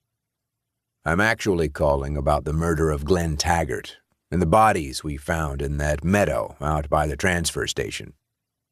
I heard you were discussing them on your program last night." Chet wasn't about to let his brother's suicide go. "I know you're claiming he shot himself." "He did, Chet. I was there. I saw it. I tried to stop him." "Even if he did, it wouldn't have happened if you and your thugs hadn't staged your Waco raid. You know, there's a new bank in town, Neth, and they're not going to be hiring you to do their dirty business. The Gestapo hold you and Montgomery community have on this town is over." "Chet." "And I don't have to talk to you either. I know my rights, and I will not be badgered by you or your jack-booted minions." There was a sudden dial tone, and Brad replaced the receiver in its cradle. He was pretty sure that Chet had not merely hung up, but had slammed down his phone. Rather than smooth the waters, his call had made things worse, and he had no doubt that the radio show tonight would consist of an exhortation for Chet's army to resist any and all efforts by the sheriff's department to solicit cooperation in catching Taggart's killer. There was a knock on his doorframe, and Brad looked up to see Carol standing there. "I saw that you were off the line." "And?" he prodded. She motioned for him to follow her, and he stood, walking out to her desk, where she gestured toward her computer. "I got this email." Leaning over, he read the message. "These days, too many banks are dying and unable to meet your needs or lessen your killing financial burdens." The words dying and killing were not only in all capital letters, but were highlighted in red. "No worries," the text continued. "The First People's Bank is now in Montgomery and open for business. No longer will you need to pay $15 for a box of checks or make a $32.50 minimum payment on your Visa balance of $379.92. Our banking services are provided free of charge to all of our valuable customers. Most importantly, we'll make sure that your money is always safe." The word money was in green, the all-caps safe in red. Behind the message, instead of a white background, was a photo of the meadow where the bodies of the Bank of America employees had been found. "They're exploiting the murders to get customers," Carol said. "That's not right." Brad straightened. "No, it's not right, but it is legal." "I know. That's not what I brought you here to see." She pointed at the sentence which referenced the Visa bill. "That's the exact minimum amount I pay, and my exact balance. How do they know that? That's personal information. I don't have an account with this bank. I've never even been there. Yet somehow they were able to find out how much I owe on my credit card and how much I pay each month." The truth was, with all of the data mining and information sharing that went on between companies these days, he wasn't sure what information was legally private and what wasn't. It was the Wild West out there in cyberspace, and he wasn't in a position to enforce any rules or regulations that applied to such things. He was just a small-town sheriff. This was the purview of the feds, the responsibility of acronymed bureaus and agencies he knew nothing about. But he thought about that bank ad he'd received, that postcard with a photo of a younger, skinnier him, and he felt a faint stirring of apprehension at how close to invasion of privacy these banks were skating. Carol took a deep breath. I know we're all busy right now, but I was wondering, if I have some free time, if I could look into this and see if it's legal. I've heard things about this new bank from friends of mine, and I'm not sure it's all on the up and up." "Of course," Brad said. "And if you find anything, let me know." He pointed to the screen. "You're right. That's wrong. Make sure you save it and print it out just in case. Same thing with anything else you get. When I get a chance, I'll ask around and see what I can find. I know the downtown merchants are up in arms about this bank, and if they're concerned, I'm concerned. So, yeah, see what you can dig up." Carol smiled. "Thanks." The morning was busy. In addition to the murder investigation, an angry husband took a baseball bat to the car windshield of a man he suspected was sleeping with his wife, and a daytime drunk driver crashed his pickup truck into the fence on the side of the Unitarian Church. It was shortly before noon when Bill F. called in and announced that he actually had a lead. A clerk at Shoe Barn remembered selling a pair of pointy-toed shoes during the store's President's Day sale. He recalled the transaction not only because the shoes were of a type that had been on the shelf forever and had never before sold, but because the man who bought them was an odd duck. "Odd how?" Brad asked. "You want the description? He was clean-shaven with medium-length brown hair, parted on the side. He was also nearly 7 feet tall, extraordinarily thin, and dressed in what the clerk called old-timey clothes. He had a, quote, girl's voice." Disappointment accompanied Bill F.'s depiction. Brad could not recall ever seeing anyone even remotely matching that description in Montgomery, and while he certainly didn't know everyone in town, a man like that would have stood out in almost any crowd, which meant that he probably wasn't a local. Could he have been someone hired for this job? That was an ominous possibility, and Brad didn't even want to think about that. Not yet, at least. "It's been a while since President's Day," Brad said, "but canvass other nearby businesses and find out if anyone else remembers this guy. I'll have whoever's available talk to families of the victims, see if that description rings a bell with any of them." "Will do," the deputy said. Brad didn't have much faith that they'd find the guy, and who knew if he was really involved? A footprint was a pretty inexact clue. But he allowed himself to hope that someone would know something about him, and if they were lucky, that might lead to more concrete information. Both he and the department were way out of their depth here, and when he tried to look ahead, every scenario he imagined ended in failure. To his surprise, however, the unique description of the man rang several bells among those contacted, and within 2 hours they had not only a name, but a location, leaving Carol and a one-man skeleton crew consisting of Clint, who'd been called in even though he was scheduled for night shift. Brad led the rest of his team to an apartment building on the east side of town. Ostensibly, they were only going to question the man, one Leroy Fritz, but with the possibility that this guy was the murderer, Brad was taking no chances. He and Hank were going to talk to Mr. Fritz, while the other deputies would be stationed around the street, ready to act if things went south. Fortunately, the apartment building was on a cul-de-sac, out of sight line of the apartment. Brad had 2 cars blocking the road should an escape by vehicle be attempted. 3 men were on the sidewalk in front of the building in case he attempted to flee on foot. As usual, the editor of the Montgomery Gazette, who seemed to have his radio scanner on 24 hours a day, arrived shortly after they did, setting up a position with his camera where he could get a view of the perp walking out of the house, but still far enough away to avoid any fireworks. Was he a perp? That they still didn't know, and Brad and Hank walked up to the ground-floor apartment and knocked on the door. "Sheriff," Brad announced. Fritz gave up without protest, without struggle, and it seemed almost as though he'd been waiting for them. He stepped aside after opening the door, allowing them to walk in, where they saw a series of knives coated with dried blood lying on a coffee table whose top was covered by blood-stained newspaper. The confession he readily offered seemed pre-written, pre-rehearsed, and despite all of the evidence before them, Brad could not help thinking that this was a setup, that it had all been staged for their benefit, and that the man they were arresting was less perpetrator than pawn.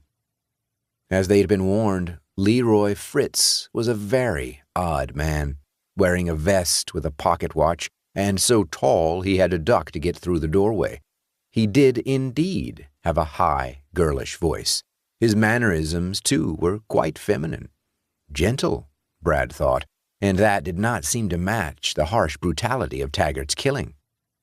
People snapped, though, and kind men and demure women committed murders all the time, their friends and neighbors inevitably expressing shock that the individuals they knew could do something like that. Except Leroy Fritz seemed like exactly the type of person who would do something like that. It was only Brad's gut instinct telling him that the picture was framed a little too clearly. Back at the department, the sheriff decided to talk to Fritz before booking him, though he was well aware that they had more than enough cause to lock him up immediately. Hank had been left behind and was leading a team to canvass the houses on Fritz's street and get whatever information or opinions his neighbors might have.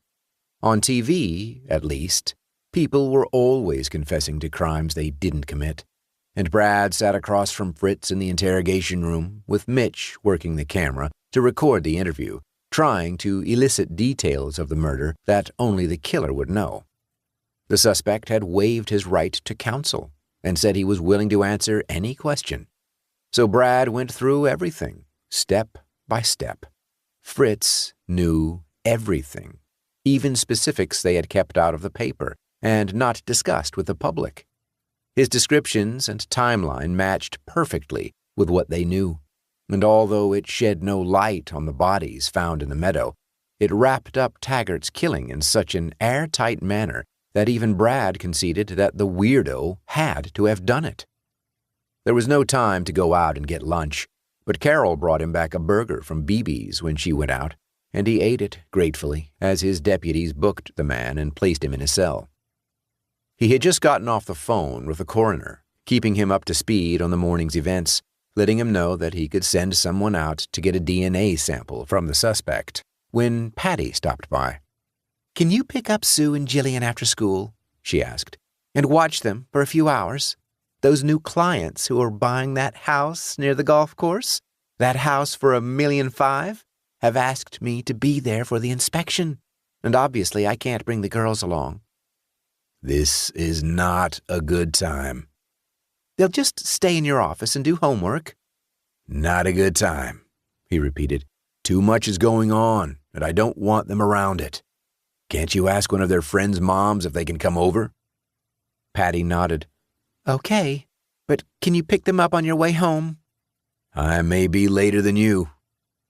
"We'll play it by ear then. I'll make some calls and let you know." She gave him a quick kiss, offered a short wave, and was gone. The afternoon sped by, but he got a lot done. Once the arraignment tomorrow made everything official, they would be able to put the Taggart murder aside and concentrate on the bodies in the meadow and the ordinary crimes that continued unabated as long as the earth kept spinning. He didn't want to look a gift horse in the mouth, but Fritz's identification and capture had been easy, almost too easy. And he thought again that the entire thing seemed as though it had been staged. Because he was able to get so much work accomplished, Brad called Patty and told her that he'd be able to pick the kids up at 6 if she wasn't finished yet with her clients. She was indeed tied up, she whispered, and was going to be home later than she originally thought, her tone of voice letting him know that she was not going to have an easy time with this couple and that there might be other late nights. "Don't worry," he told her. "The girls and I'll pick up a pizza. We'll save you a few slices." "No pepperoni," she admonished. "You have that cholesterol test coming up." "Can't hear you," he joked. "Your phone's cutting out." "Gotta go," she whispered, her voice dropping. "Bye." Bye. Jillian and Sue were at their friend Shannon's house, so Brad drove home, parked in the driveway, and walked down the block to pick them up. "Sorry for the inconvenience," he said to Shannon's mom when she greeted him at the door. "Patty and I really appreciate this." She waved away his apologies. "No problem." "I hope they weren't too much trouble." "Those two? They're little angels." She looked back over her shoulder. "Grab your stuff, girls," she called. "Your father's here." A moment later, they emerged wearing their school's backpacks and carrying little pink plastic pigs. "Daddy!" they cried in unison. "What are those?" he asked, pointing to the pigs. "We got 'em at the bank," Sue said. "Shannon's mom took her there to put her money in, and the man said that if we came back later and did that too, he'd give us a piggy bank." She held it up for his inspection. "It already has a penny in it."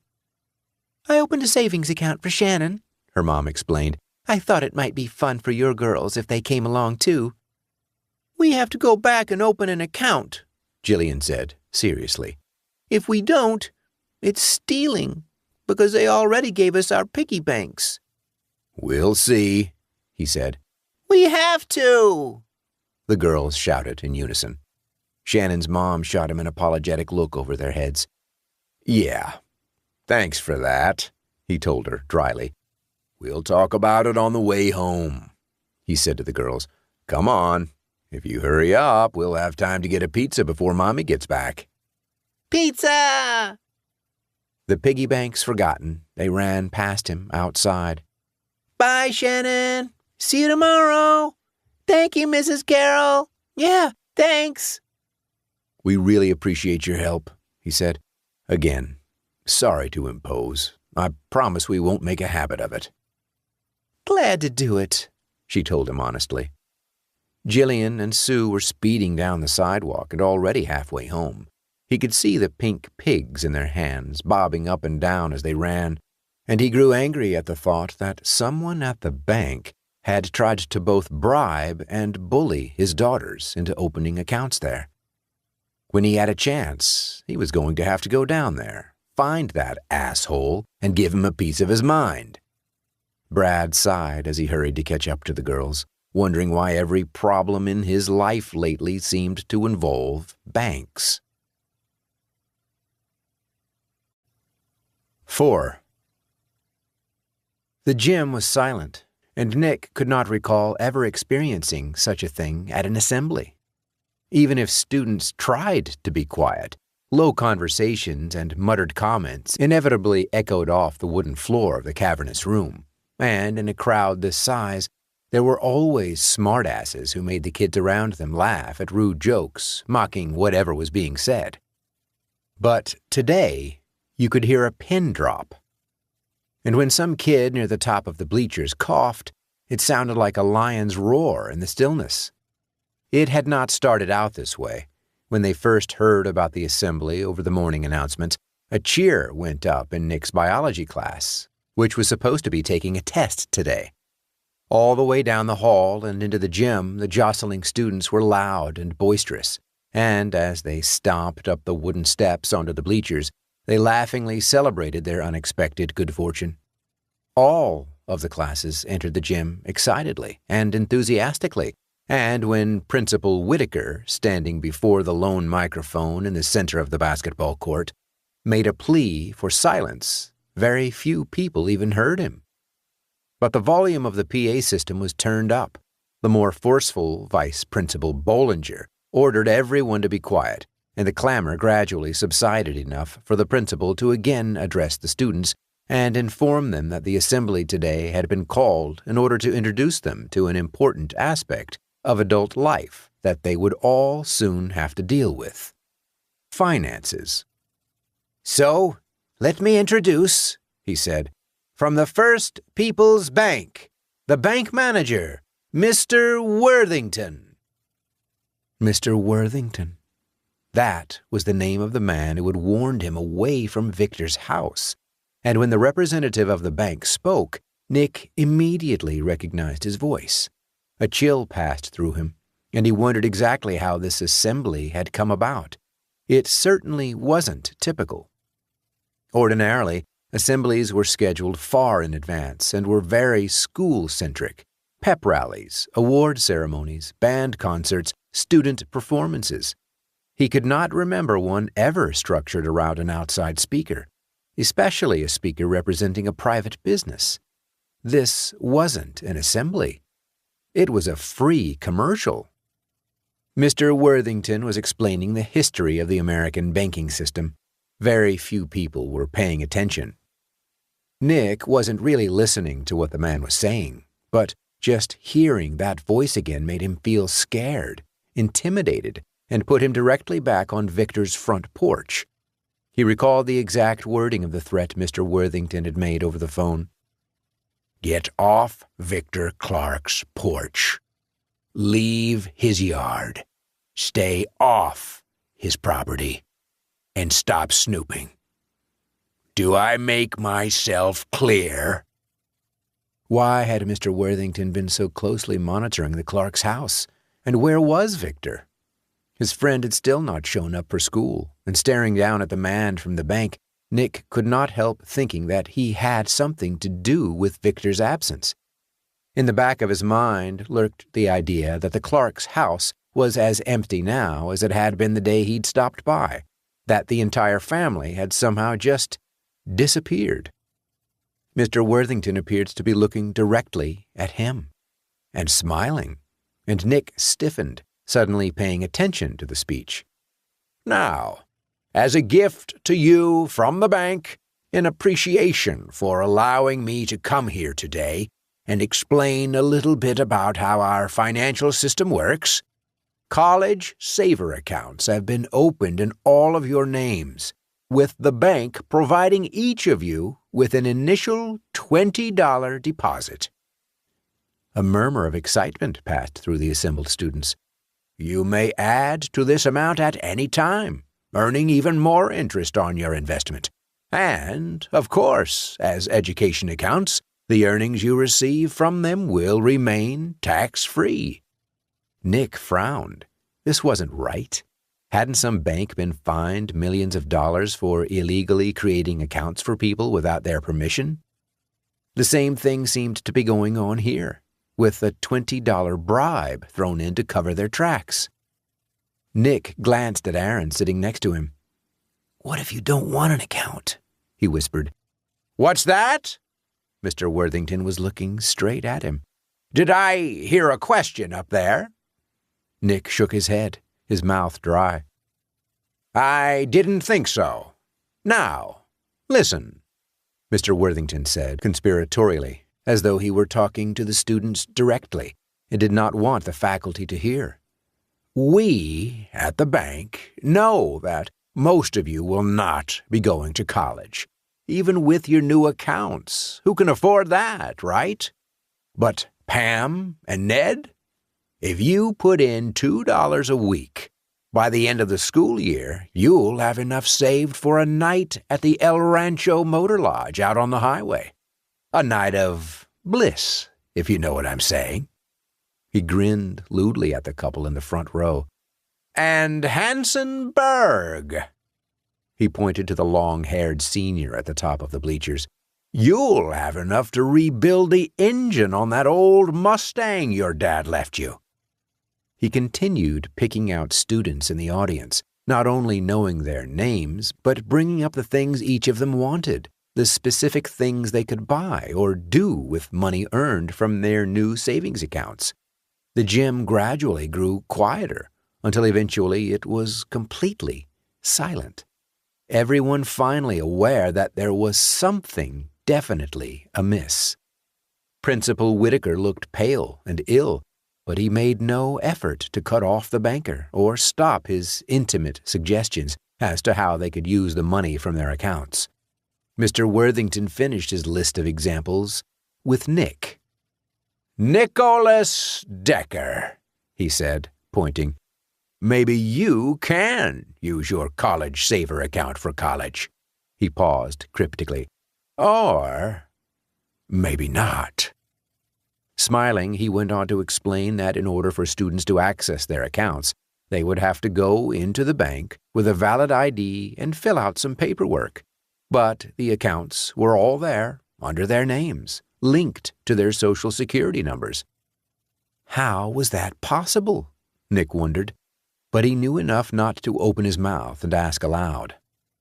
Things seemed weird at home that night, too. Both of his parents were quiet, his dad distracted in his own head, his mom preoccupied by thoughts she obviously had no intention of sharing. "Your mom's getting boned by the gardener." He pushed that thought out of his mind. Thankful for once to have homework, Nick went straight to his room after dinner, closing the door and putting on his headphones so as not to hear whatever conversation his parents might be having. Before turning on his laptop, he checked his phone on the off chance that Victor had responded to the message he'd left after the strange day at school. He'd received 50 texts, all from the First People's Bank. Heart pounding, he quickly scrolled through them. The first few were generic come-ons, trying to get him to open a new account. Hadn't he already been assigned a college saver account?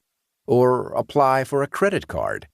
But the rest were the same message, over and over again, at first all lowercase, then gradually shifting to all caps. "The shadow is in the hall. The shadow is in the hall. The shadow is in the hall. The shadow is in the hall. The shadow is in the hall. The shadow is in the hall." 45 times the message was repeated, the increased capitalization implying a growing sense of urgency.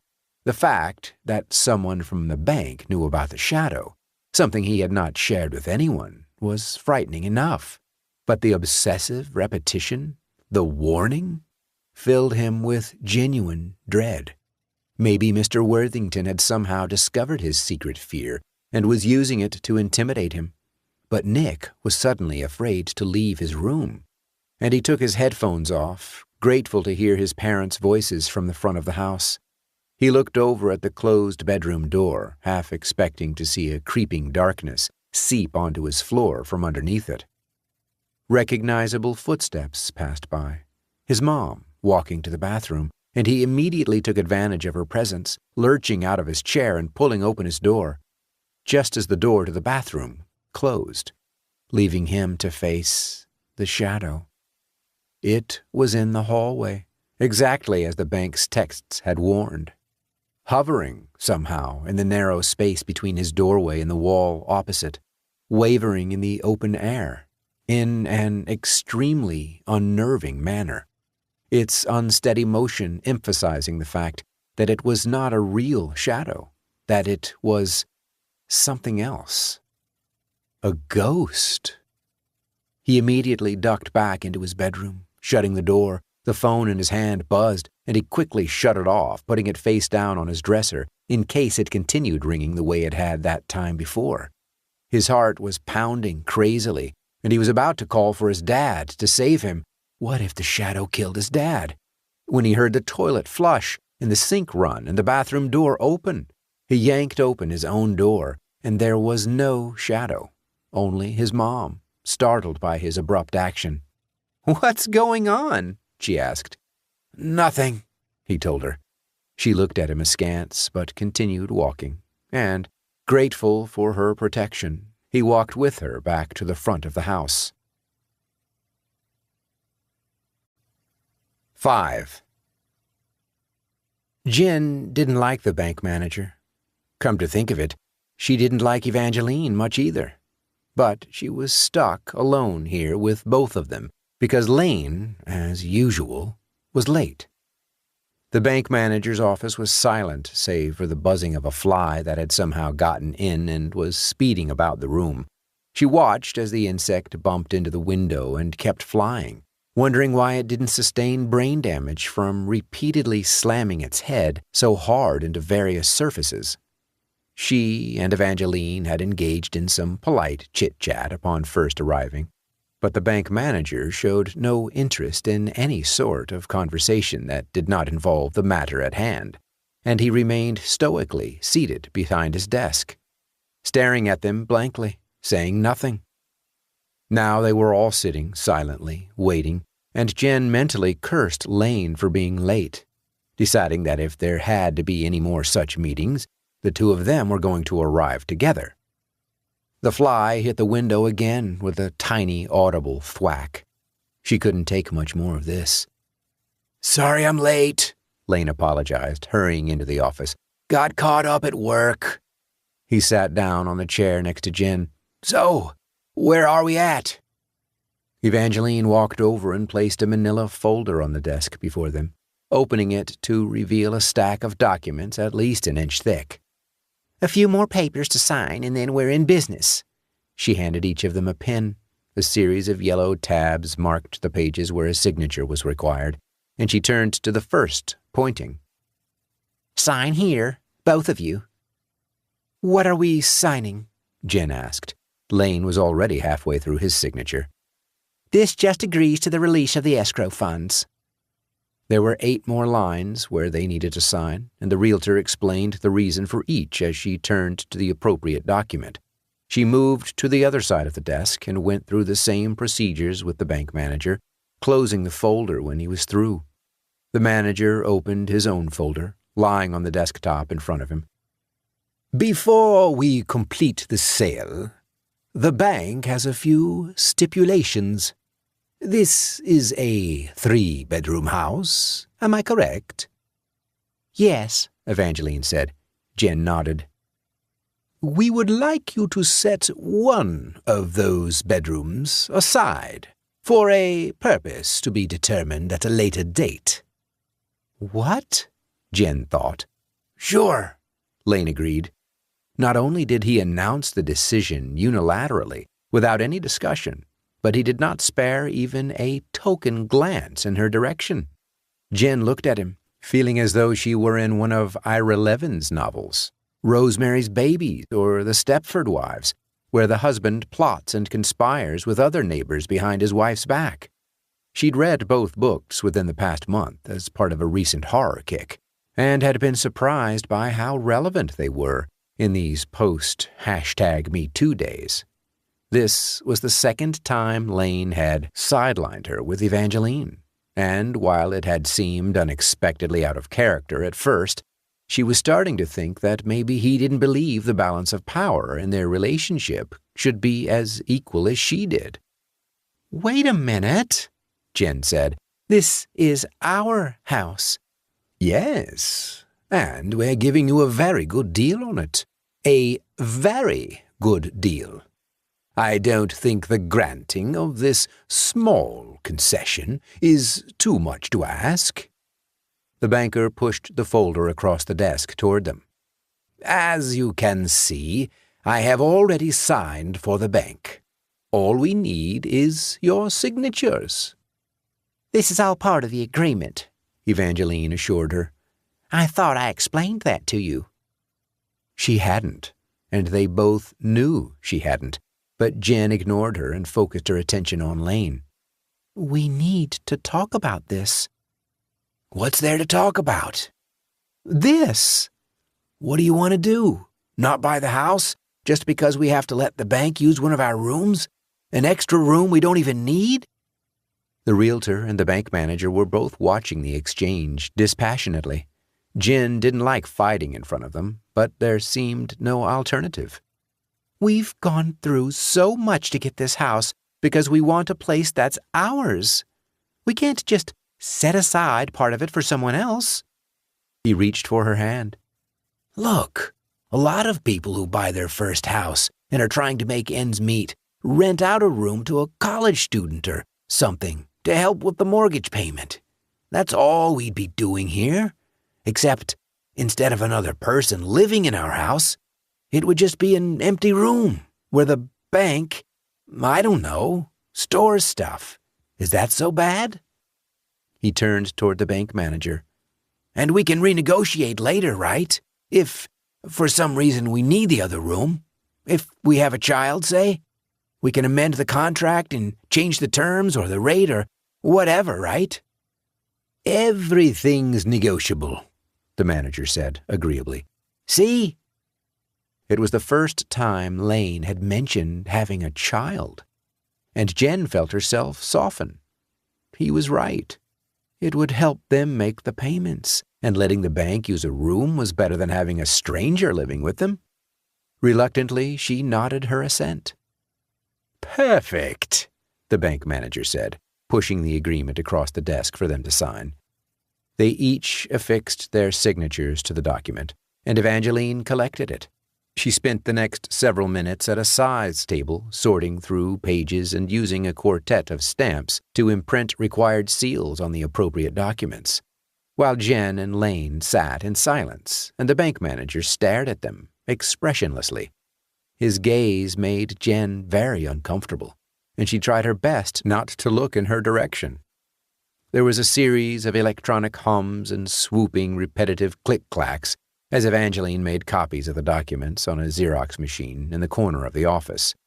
Placing the pages in a slick double-pouch folder emblazoned with the name and logo of her real estate office, she placed the folder on the desk in front of them, giving the bank manager a nod.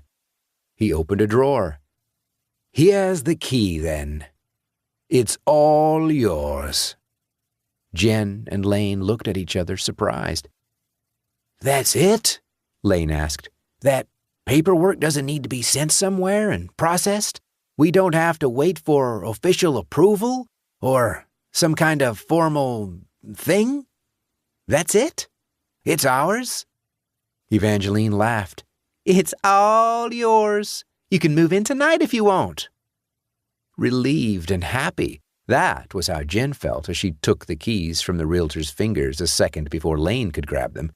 The unease she'd felt only moments prior had disappeared, and spontaneously she leaned over to give her husband a kiss.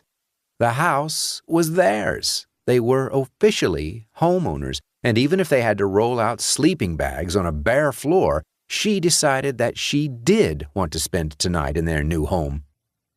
As quickly as they could, she and Lane took their leave and sped over to the house. Leaving her car parked on the street in front of the bank, they took Lane's truck, and she called her parents on the way to tell them the good news. Lane pulled the pickup into the driveway. Their driveway, and they both got out. Now that the home was theirs, Jen saw its potential in a way she had not before. She walked across the small yard, thinking that she could plant some flowers in front to brighten the place up. It would also be nice to have a fruit tree or two, maybe in the backyard. Apples, perhaps, or peaches. "Hey!" Lane called from the stoop. "You have the keys. Open up." The interior of the house had not changed since their last visit. She walked slowly through the empty living room, thinking how much bigger it was than the one in their apartment, visualizing where their furniture would go and how she would decorate each area. A refrigerator and electric stove had been left behind in the kitchen, apparently too big for the previous owners to take with them, and she opened the door of the refrigerator to make sure it was on, then turned the knob controlling one of the burners on the stove to verify that it was working. Both appeared to be functioning properly. She stepped into the hallway. It was darker than it should have been, and Jen immediately saw why. The door across from the bathroom was closed. She reached for the knob, tried to turn it. "This door's locked," she said, frowning. "That must be the room they were talking about, the one they said we have to set aside." Her excitement faded as she confronted the physical reality of a barricaded segment of their new house. Was there really going to be a part of their home that would be off limits to them? That they would not be allowed to enter? The thought left her dispirited. She tried to remember what the room looked like, but for some reason couldn't seem to recall. On a whim, she walked back outside and around the east side of the house, intending to look in the window. The drapes were closed, however, and there was not even a crack through which she could peek. Lane had not followed her, and when she returned, she found him in what was going to be their bedroom. "I don't want to sleep here tonight," she told him. "The first night in our new house, and you don't want to stay here?" "No." "I thought we'd put a mattress on the floor, get a bottle of champagne. It'd be romantic." Romantic? With that boarded-up room 10 feet away? It's not boarded up. It might as well be. She glanced down the darkened hall. It's creepy, Lane. It's like those rooms in horror movies where the deformed son is tied up or Grandma's stuffed body is in a chair by the window. Come on. What do you mean, come on? This is our house. Yeah, but like they said, we got a great deal, and it's better than renting out a room to some loser. Is it? She took a deep breath. I'm happy we have our house. I am, really. She stepped into the hallway, and he followed her. But this? She rattled the knob on the locked door. Having a forbidden room right in the middle of our home? It's creepy, Lane. You know it is. It's not ideal, he admitted. We should have asked for more details. What are they going to use the room for? Can they access it any time they want? Can they show up at 3 a.m. and order us to let them in? Or do they have a key to the front door so they can come in any time they want, whether we're here or not? Lane was silent for a moment. You're right. He grasped the knob himself, tried to turn it. Kneeling down, he peered at the keyhole. You know, I might be able to pick this lock. Panic rose within her. No! He stood, turning, surprised by her outburst. Don't open it! Okay, he said, and there was something in his acquiescence that led her to believe he was starting to become as wary of the room as she was. He hugged her. But it's nice to have our own house, isn't it? Instead of an apartment? It's good to have our own place. Yes, she said, and thought of that Twilight Zone episode about the boy who sent people into the cornfield. It's good. Part 8. 1. On Friday night, he lost it all, and more. Walter sat alone in the office, his entire body covered with a thin sheen of sweat. Though the night was cool, as was the temperature inside the church, he stared at the betting site, realizing that not only were his winnings gone, and his initial stake, but he had foolishly and inexplicably wagered additional money, church money, in a sure thing that had turned out to be not sure at all. Now what was he going to do? The same base impulse that compelled him to gamble was urging him to disappear, to take off under cover of darkness and never show his face in this town again, while the higher nature that had led to his life in the church was telling him to do the right thing, turn himself in and face the consequences of his deeds. Walter didn't know which course of action to take, and while in days past he might have prayed to God for guidance, he was afraid this time that he had fallen too far, and he sat there, dejected and bewildered, frightened and despairing. The lights in the church flickered, though the screen before him remained unaffected, and he glanced up, frowning. The lights flickered again, and a shadowed form appeared in the doorway. The person must have walked up during that fluttering second of darkness, but the timing of the effect made it seem as though he'd simply appeared. May I help you? The pastor stood. His pulse was racing, an involuntary reaction to the individual's sudden appearance, but he was still a minister, for the moment, and still in God's house, and if this was a lost soul seeking guidance, it was his duty to provide what aid and comfort he could. May I help you? The figure stepped forward into the room. It was a man, a clean-cut, pleasant-looking man, dressed formally in a dark blue suit. My name's Pickering, he said. Julius Pickering. I'm with the First People's Bank. Yes. May I help you? Walter repeated. May I help you? The man said again. I understand that you found yourself in some precarious financial straits. Walter's face felt hot. No, he said. keeping his voice neutral. Yes, Pickering countered.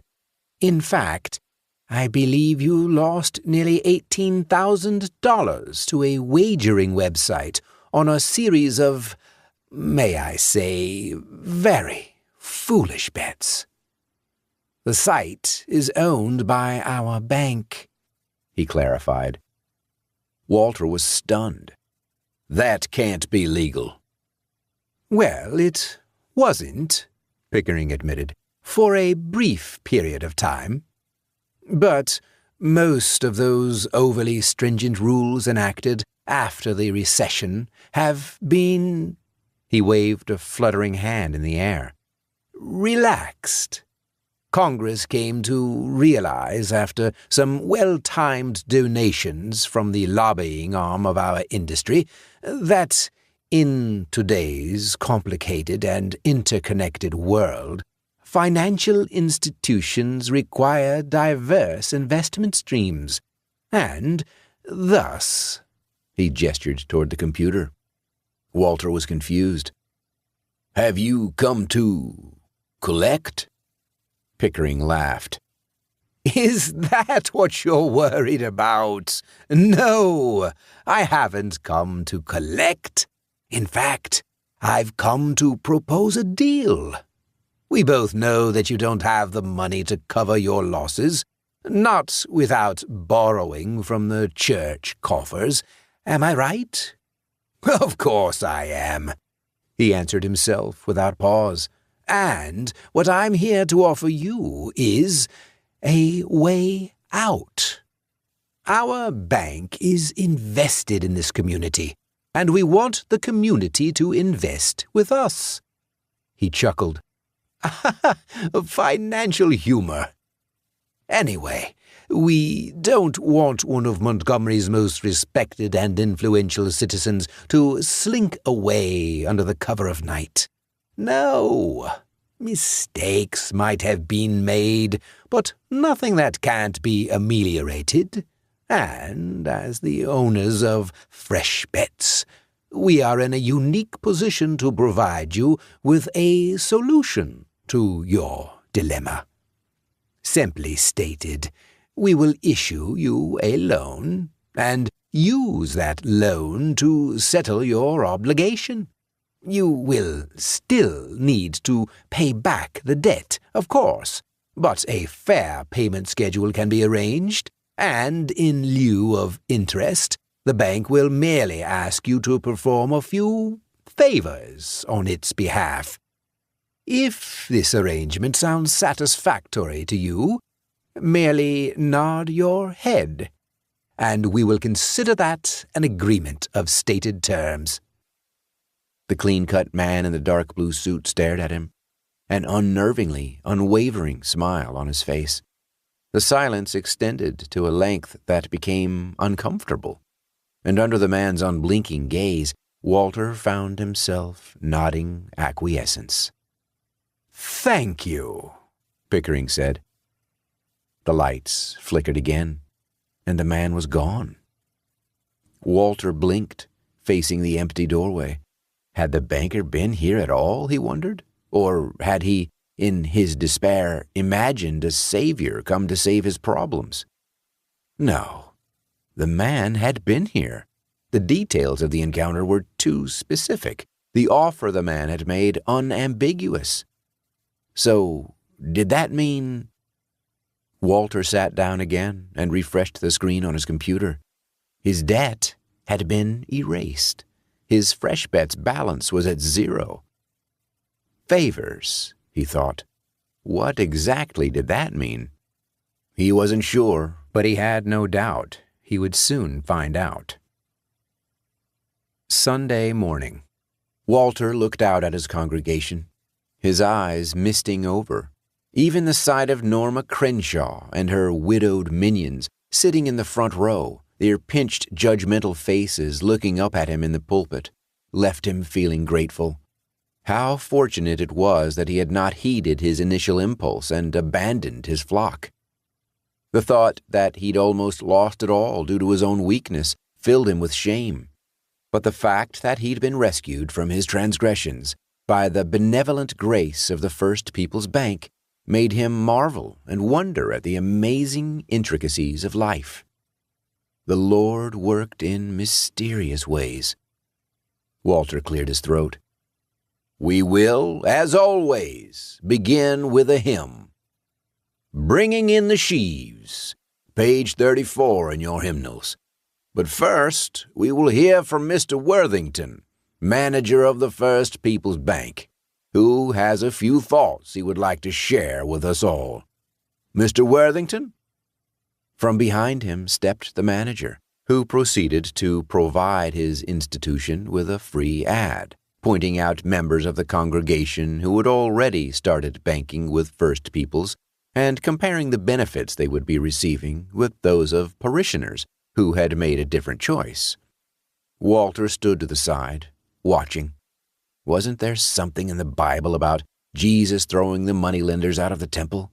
It seemed to him that there was, but his thoughts remained fuzzy, his brain unable to focus, and while he knew on some level that that was one of the most famous stories in the New Testament, one of those with which even non-believers were familiar, he could not, for the life of him, recall any specifics. How was that possible? He didn't know, but he stood there patiently, as he had promised he would do, until Mr. Worthington had finished his spiel, whereupon he thanked the man before again telling everyone to turn to page 34 in their hymn books. After his final sermon of the morning, after the last parishioners had gone home, Walter retired to his office, feeling weary and drained. If before his mind had been fuzzy, now he was merely exhausted. Outside, a monsoon was brewing, thunderheads gradually overtaking the eastern half of the sky, and increasing humidity making up for the drop in temperature that resulted from dark clouds now blocking the sun. Walter turned on his office lights, sat down in his chair, and the lights flickered. His pulse quickened as he glanced around the room. Sure enough, a figure was standing in the doorway. Pickering. If he hadn't known better, he would have thought that the man had appeared just as the light sputtered. Did he know better? What can I do for you? Walter asked. The man stepped into the room. Another favor. Walter looked at him, resigned. What is it? One of your parishioners, Miss Leslie Patrick. What about her?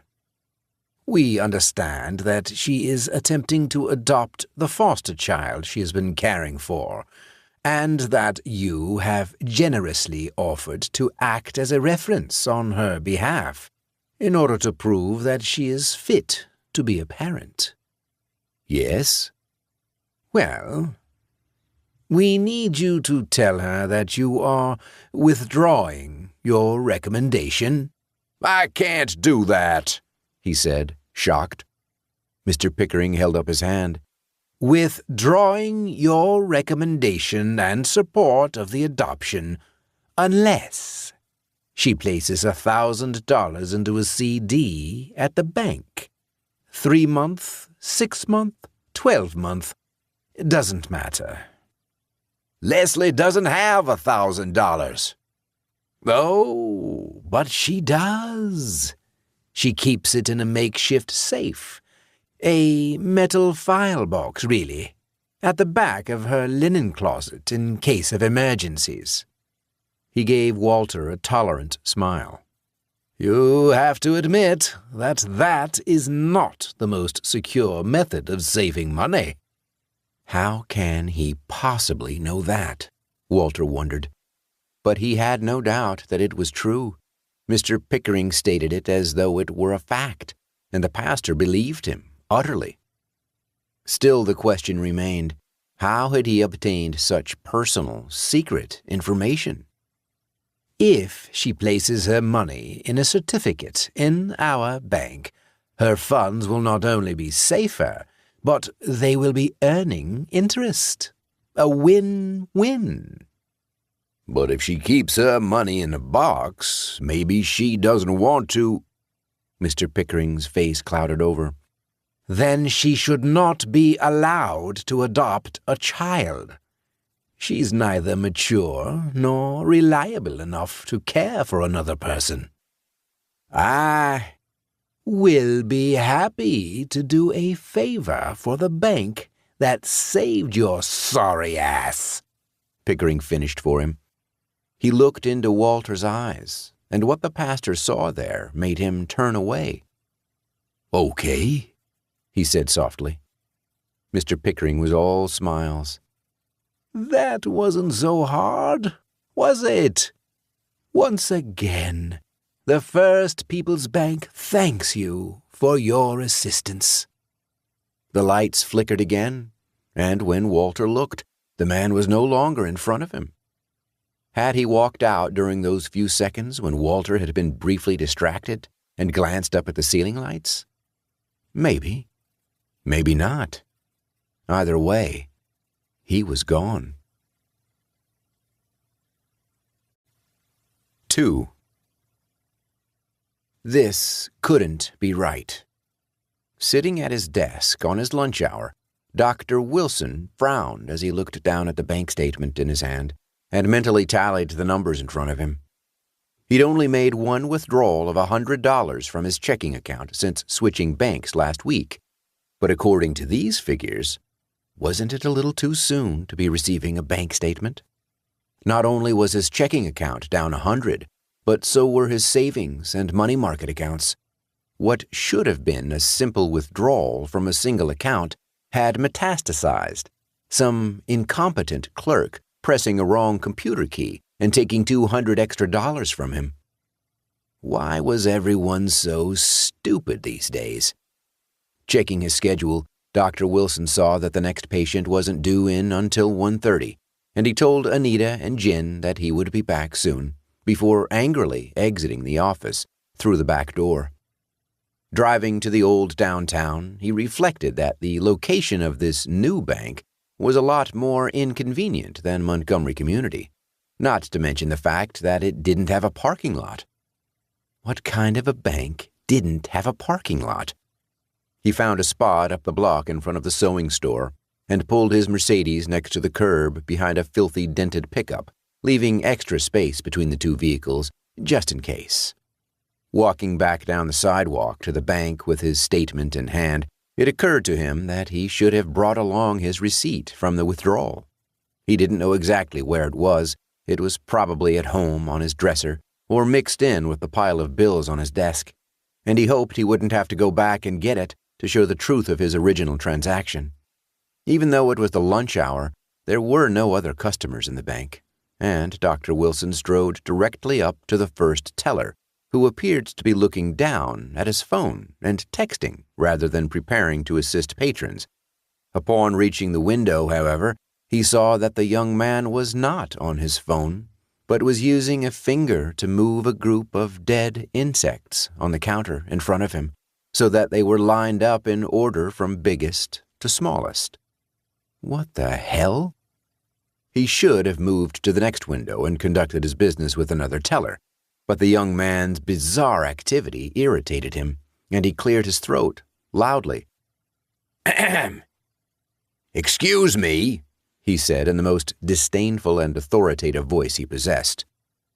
The teller, VJ, according to his name tag, looked up from his row of bugs, glaring. "What's your problem?" He was not merely rude, but aggressively hostile, and Dr. Wilson was taken aback by the intensity of the young man's antagonism. The optometrist slammed his statement down on the faux wood surface between them in an effort to regain the upper hand. "I withdrew $100 from my checking account, and according to this, you also deducted $100 from my savings and another $100 from my money market. I want those mistakes corrected, and that money credited back to my accounts. And I want you to shut your mouth." He was shocked by the response, though by this point perhaps he should not have been. Anger quickly followed shock, and he immediately pulled rank on the little pissant. "Get me your supervisor, now!" "No." Dr. Wilson could feel the heat rushing to his face. "What do you mean, no? I demand to see your supervisor." He shook his head, frustrated. "You know what? I'm closing my accounts, and I'm going to tell your supervisor or manager or whatever the hell he is exactly why I'm not banking here anymore." He glanced around the room, searching for someone who looked like he might be in charge. In the quiet of the bank, the other employees had to have heard this loud exchange, but none of them were looking over, all focusing or pretending to focus on their work. Even the other tellers were counting money, writing on slips of paper, or otherwise engaged. His teller, VJ, met his eyes, his gaze hard. "We're confiscating your car." "What?" he exploded. The teller leaned forward. "Do I stutter?" "You can't do that." "Guess again." The teller fixed him with a look of scorn. "Did you even bother reading your terms and conditions? Because if you had, you would have known that should you threaten to terminate any contract or arrangement with the First People's Bank before the agreed-upon date, which in your case is death, we have the right to impound your assets." Dr. Wilson moved over to the next teller window. "Excuse me," he said to the woman behind the counter. Without so much as a glance in his direction, she pushed a small placard toward him. "Window closed." He glanced to his right. His teller, VJ, had somehow stepped out from behind the counter and was standing there in a fighter's stance, legs spread, hands balled into fists. "We're taking your car. Give me the keys or I'll kick you in the nuts. Right here, right now." It seemed impossible that any employee of any bank would ever say such a thing, but Dr. Wilson had no doubt that the young man in front of him was willing to carry out that threat. Could he take the teller? Probably, but he was outnumbered here, and engaging in a physical altercation would deny him the high road. With the crazy way this situation was spiraling out of control, he needed to think long-term, to play the long game rather than succumbing to immediate gratification. "Where's your supervisor?" He tried one last time. The teller held out his right hand, palm up. "Keys!" The other bank employees had stood up from their desks or emerged from behind their teller windows. A man in a well-tailored suit stood in the open doorway of a side office, watching. "Keys!" the teller demanded. "I drove here. How am I supposed to get back to my office?" "Walk, you overprivileged fuck." Stunned, Dr. Wilson removed his car key from his keyring and dropped it onto the young man's palm, striding past him, through the bank, and out the door.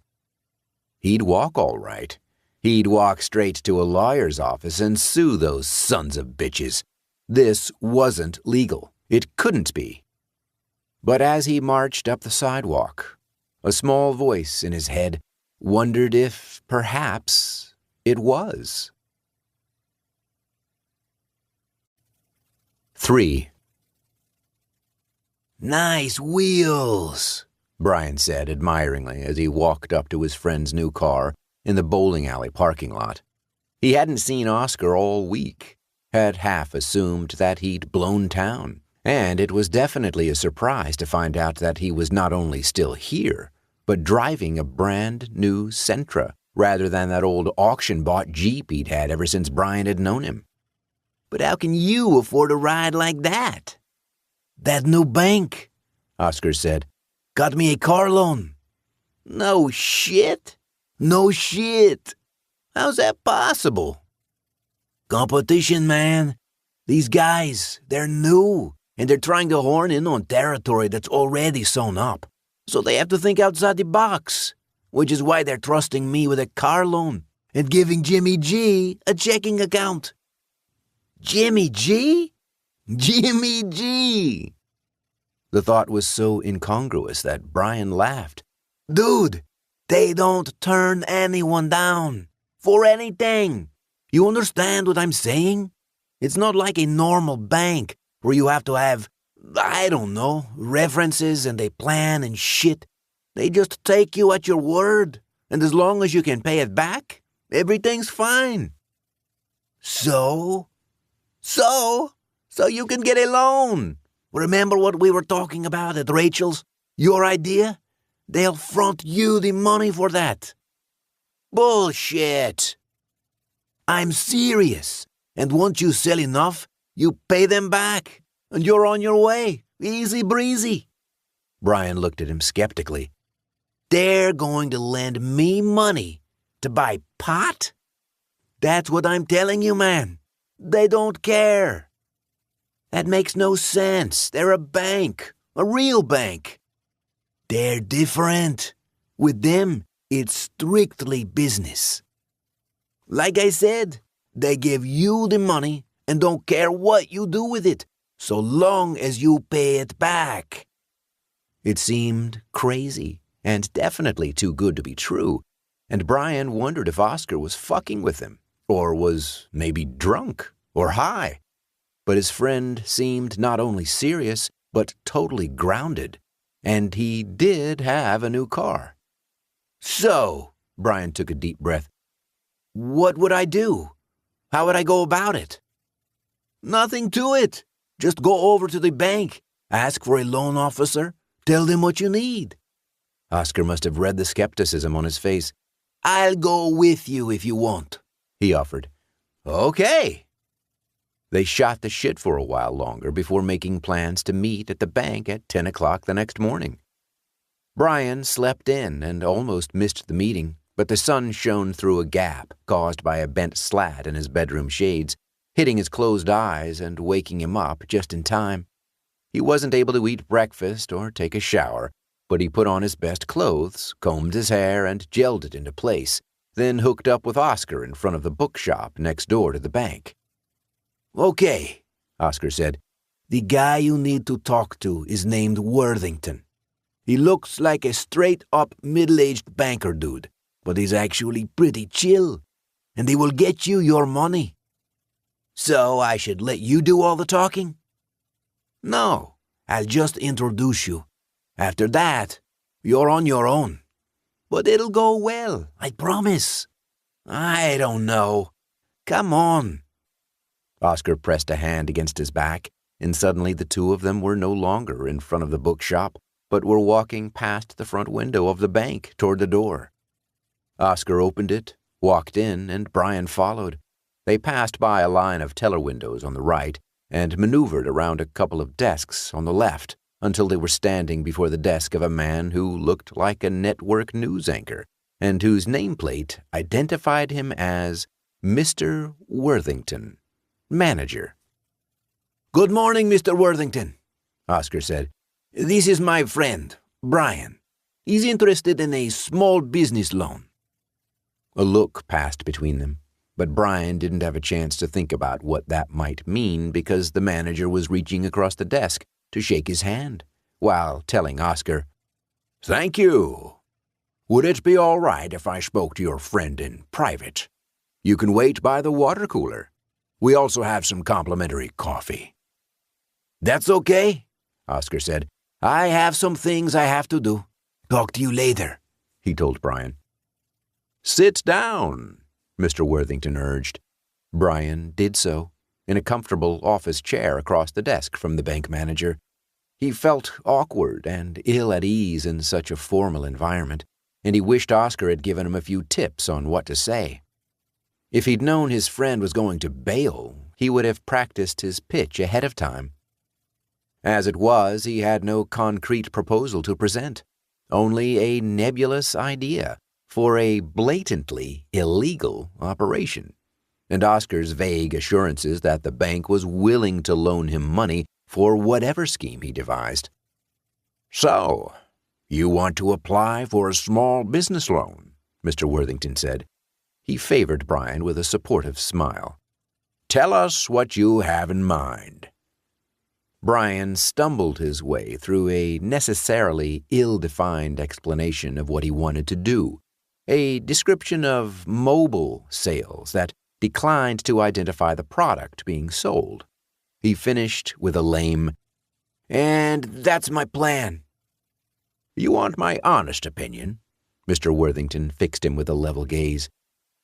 "Your idea seems a little half-baked." If he hadn't been so intimidated, he would have said, "It's completely baked." But something about the banker discouraged any attempt at humor. Brian stood. "That's what I thought. Sit down." It was an order, not a suggestion, and Brian dropped back into the chair. "I didn't say we wouldn't give you the money. I was just stating the fact that you don't seem to have thought this through. Now, you want this money to buy marijuana." Brian felt the panic rise within him. "I didn't say that." "Calm down. The bank doesn't care about anything except ensuring that its customers make sound investments." "But I didn't—" "You didn't have to. It's our job to know our customers. Now, what I'm suggesting is that perhaps marijuana is not such a promising venture. States' decisions to legalize and decriminalize pot are leading to lower prices and lower profit margins nationwide. But this opioid epidemic seems ripe for exploitation. Not only does law enforcement's aggressive stance keep prices high, but addiction ensures repeat business. And, as luck would have it, the most recent statistics indicate that street opioids have overtaken prescription opioids as the leading cause of drug deaths. So this, we feel, is where the money is. And I'm sure if you invested in this type of merchandise, you would quickly and easily get an impressive return on your initial outlay." Brian couldn't believe what he was hearing. Was this a trap? Was the room bugged? How could the man have possibly known that his plan was to deal weed? Had Oscar told him? He needed to get out of here as quickly as possible. Mr. Worthington smiled. "Calm down," he said, and it was as though he could read Brian's mind. "We're on your side. Because if you make money, we make money. Now, what I'm suggesting is that we can hook you up with some of our other customers who are already involved on the supply end of this business. I assume distribution is your specialty?" Brian nodded dumbly. "So you would find customers, the supplier would provide you with access to product, selling it to you at a markup above wholesale." He leaned forward, smiling tolerantly, as suppliers are wont to do. "And you would then market it at street value, which should net you a hefty profit. Does this sound satisfactory to you?" Brian said nothing, unsure of how to respond. "You're wondering about specifics. Well, we're trying to help you get this enterprise off the ground. So we're talking easy terms. Right off the bat, we'd start at 1% annually. Of course, once your business is established, we would probably renegotiate. We reserve that right, since it's what allows us to fund non-collateral startups like yourself." Could this possibly be true? The banker smiled. "So, we're agreed, right? Opioids it is. And once all the papers are signed and the T's crossed and the I's dotted, we'll put you in touch with 2 suppliers. One from California, one from Utah. That should allow you to meet your demand, even if you're able to expand your base beyond the bank's current estimates. If all goes well, by this time next week, you should be in business." Mr. Worthington held out his hand out across the table. "Deal?" Brian looked into the man's eyes, trying to gauge whether he could trust him. "Deal," he said, shaking the banker's hand. 4. Chet Yates walked into the First People's Bank, cap in hand. Well, not literally, maybe.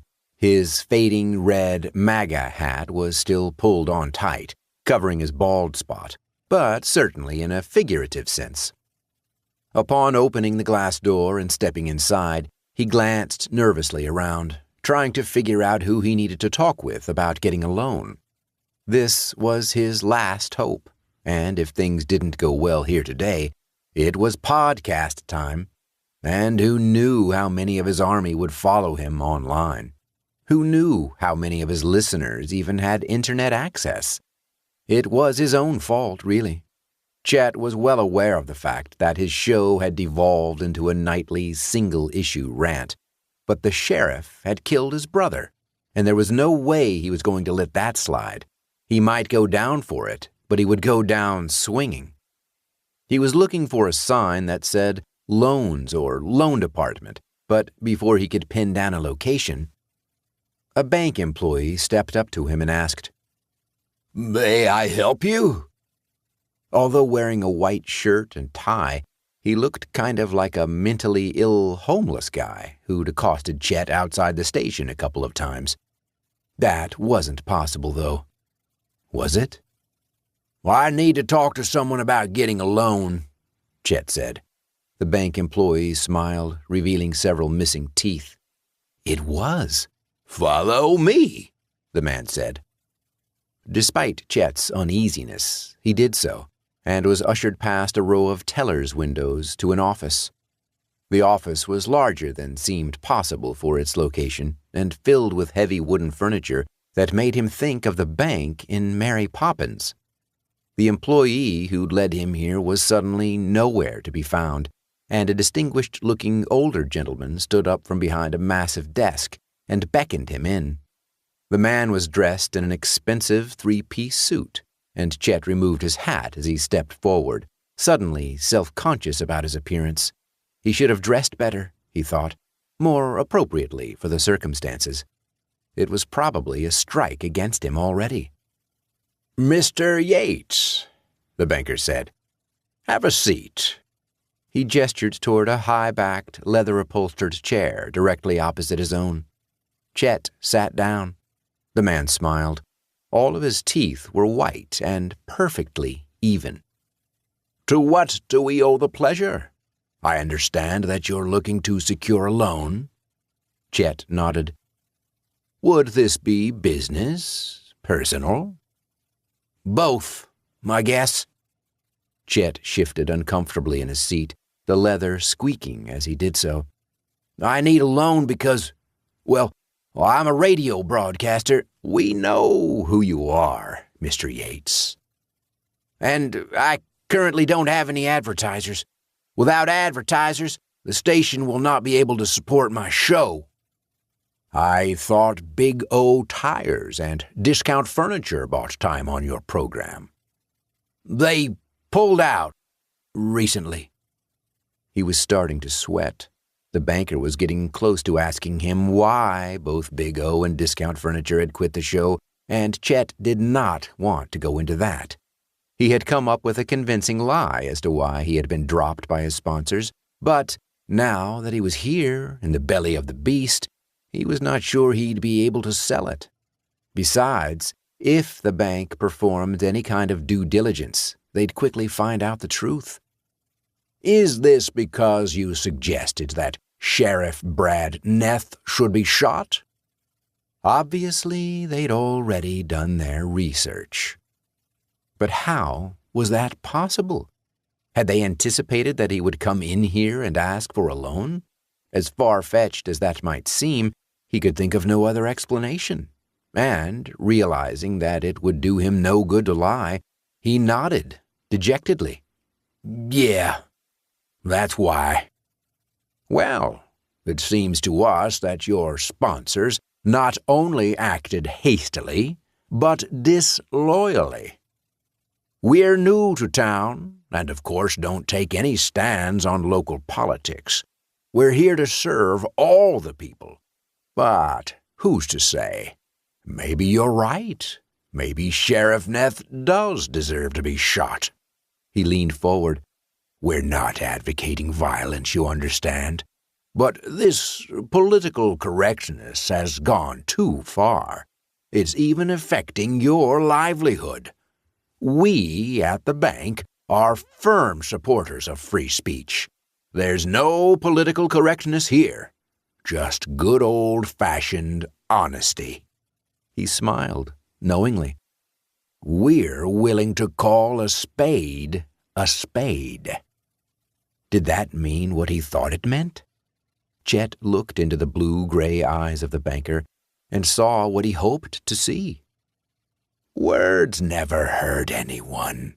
And if Sheriff Neff ends up getting his head blown off, it's not because you suggested it. It's because someone did it. And no matter what your lily-livered advertisers might think, that's not your fault." "So," the banker leaned back in his chair, "so we're willing to support you. Papers need to be drawn up, and I'll talk to one of our loan advisors about that. But I can safely say that we will be offering you the business loan or personal loan that will most suit your needs. And because of the unique circumstances of your situation, we're prepared to provide the loan interest-free, suspending the first monthly payment for a year." Relief flooded through him. "Thank you," he said gratefully. "Seriously, I can't tell you what this means to me." The older man held up a hand. "In lieu of interest, however, we will be requesting commercial airtime on your show." "No problem." "At a time or times to be determined. Basically, we will just have our spokesperson record a promotional message informing your listeners of the services offered by the First People's Bank." "Sure." Chet had never felt more appreciative in his life. "Whatever you want." The other man stood, offering a hand across the desk. Still holding his hat, Chet extended his other hand and shook. "Let's get this done, then. I'll introduce you to Mrs. Kopic, our newest loan advisor, and she'll get you started." The two of them walked out of the office and over to one of the desks opposite the teller windows. He did not even know the banker's name, Chet realized. The man had not told him, and he had not asked. Did it matter? He put his MAGA hat back on. No, he thought, it didn't. Part 9. 1. When Durrell Meadows walked into Brave New World shortly before noon, Kyle almost didn't recognize him. Ordinarily jaunty and good-humored, the old man seemed not merely downcast, but beaten. He silently carried in a box of books, put it on the counter, then went out to his car for another load. All total, he had 5 boxes he wanted to trade in, and he insisted that he needed money, not store credit. "What's going on?" Kyle asked, concerned. "The bank's taking my house." "What?" Durrell nodded. "Got the notice yesterday. Seems my loan was sold off to this First People's Bank, and for some reason they decided to change my terms, which I guess they can do because they're in charge now. So, instead of paying $700 a month like I've been doing, they want the whole amount at once." "That can't be legal." "I didn't think so either, but I've been looking into it, and it may very well be. The original loan was from Lincoln Savings.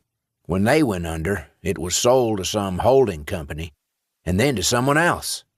I kept writing checks for the same amount, just to different companies. Now, somehow, your next-door neighbor bought it up. And even though the contract was between me and the S&L, it's changed hands so much that I guess that no longer applies.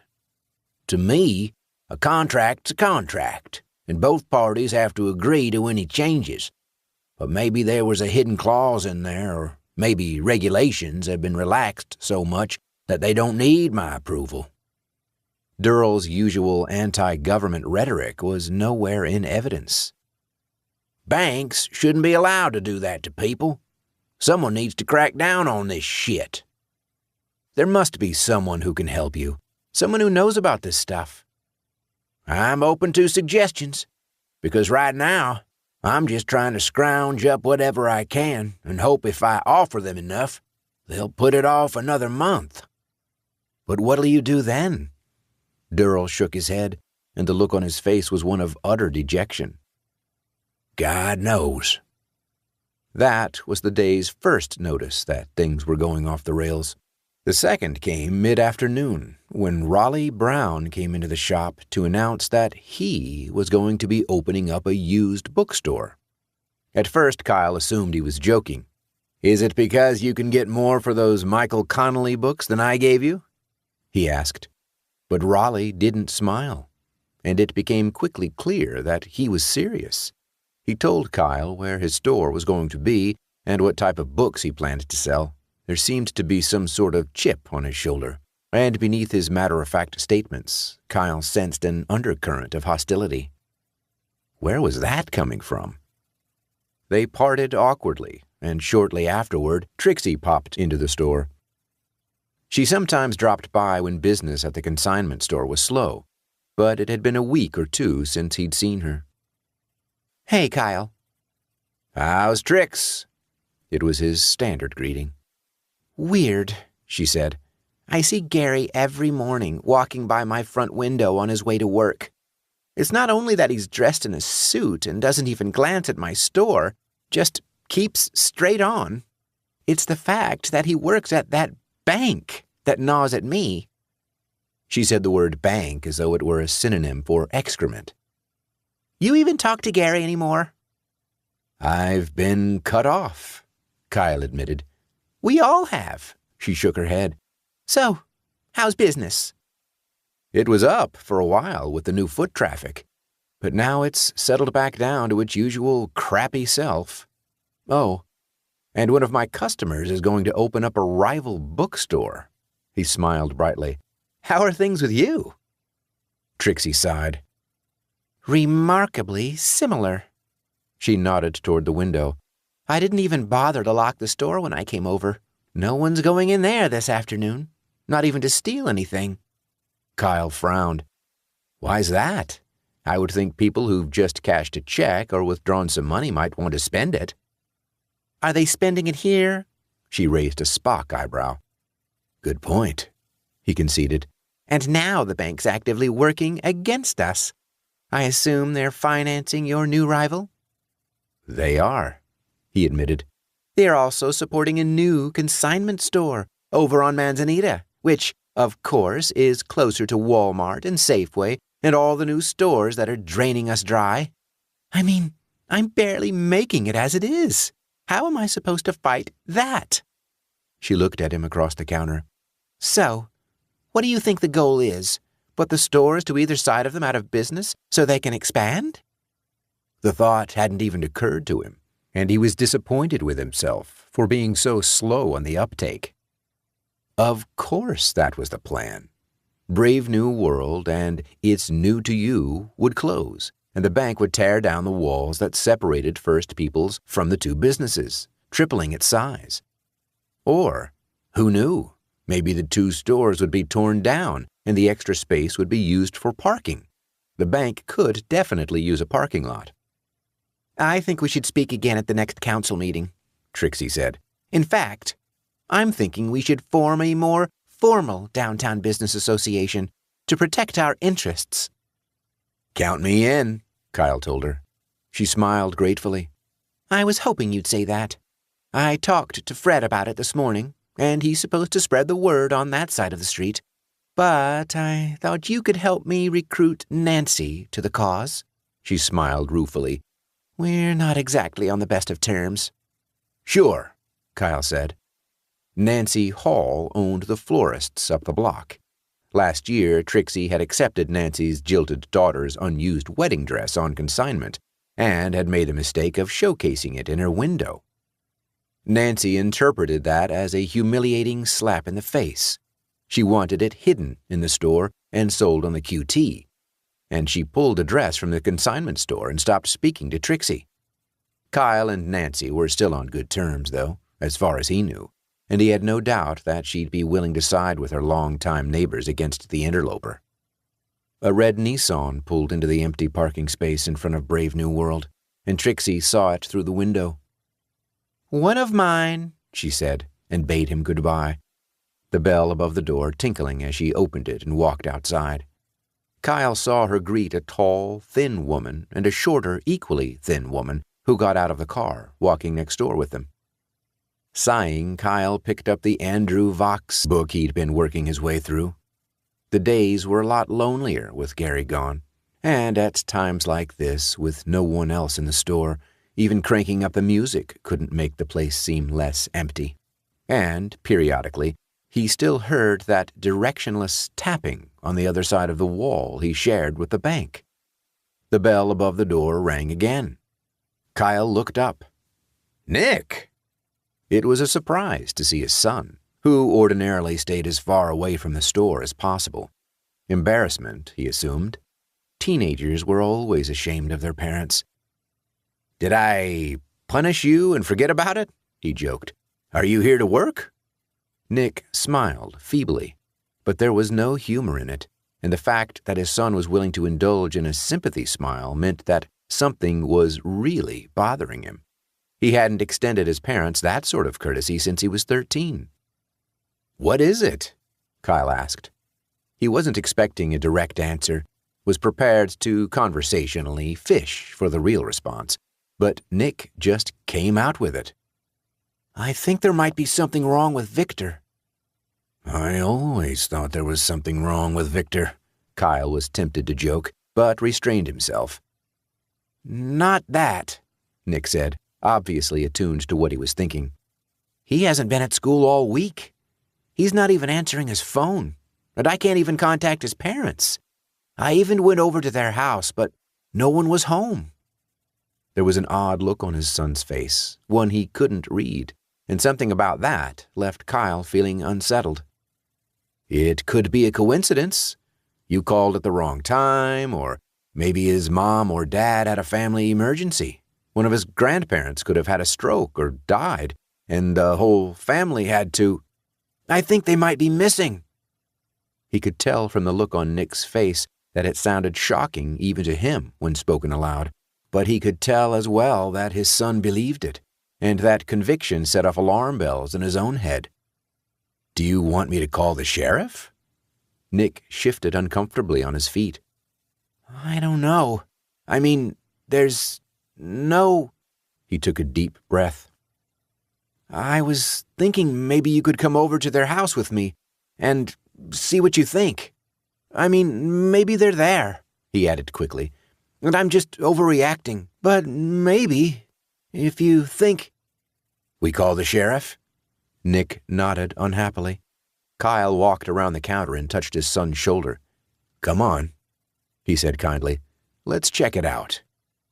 He locked up the store, flipped the sign from open to closed, and the two of them exited out the back, where Kyle had parked his truck. "You didn't ride your bike?" he asked Nick. "Walked." "Long walk," Nick shrugged. They got in the pickup's cab, and following his son's directions, Kyle drove to the Clark's house. He had a bad feeling as he pulled into the driveway.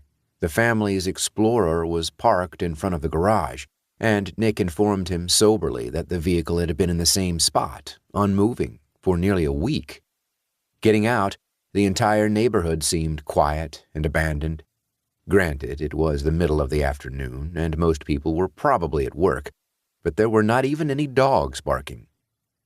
The two of them walked up the steps of the front porch, Kyle intending to ring the bell or knock on the door to see if anyone was home. His cell phone rang. "Don't answer it," Nick said quickly. There was an edge of panic in his voice, and when Kyle looked over at his son, the boy's face was ashen. "What is it?"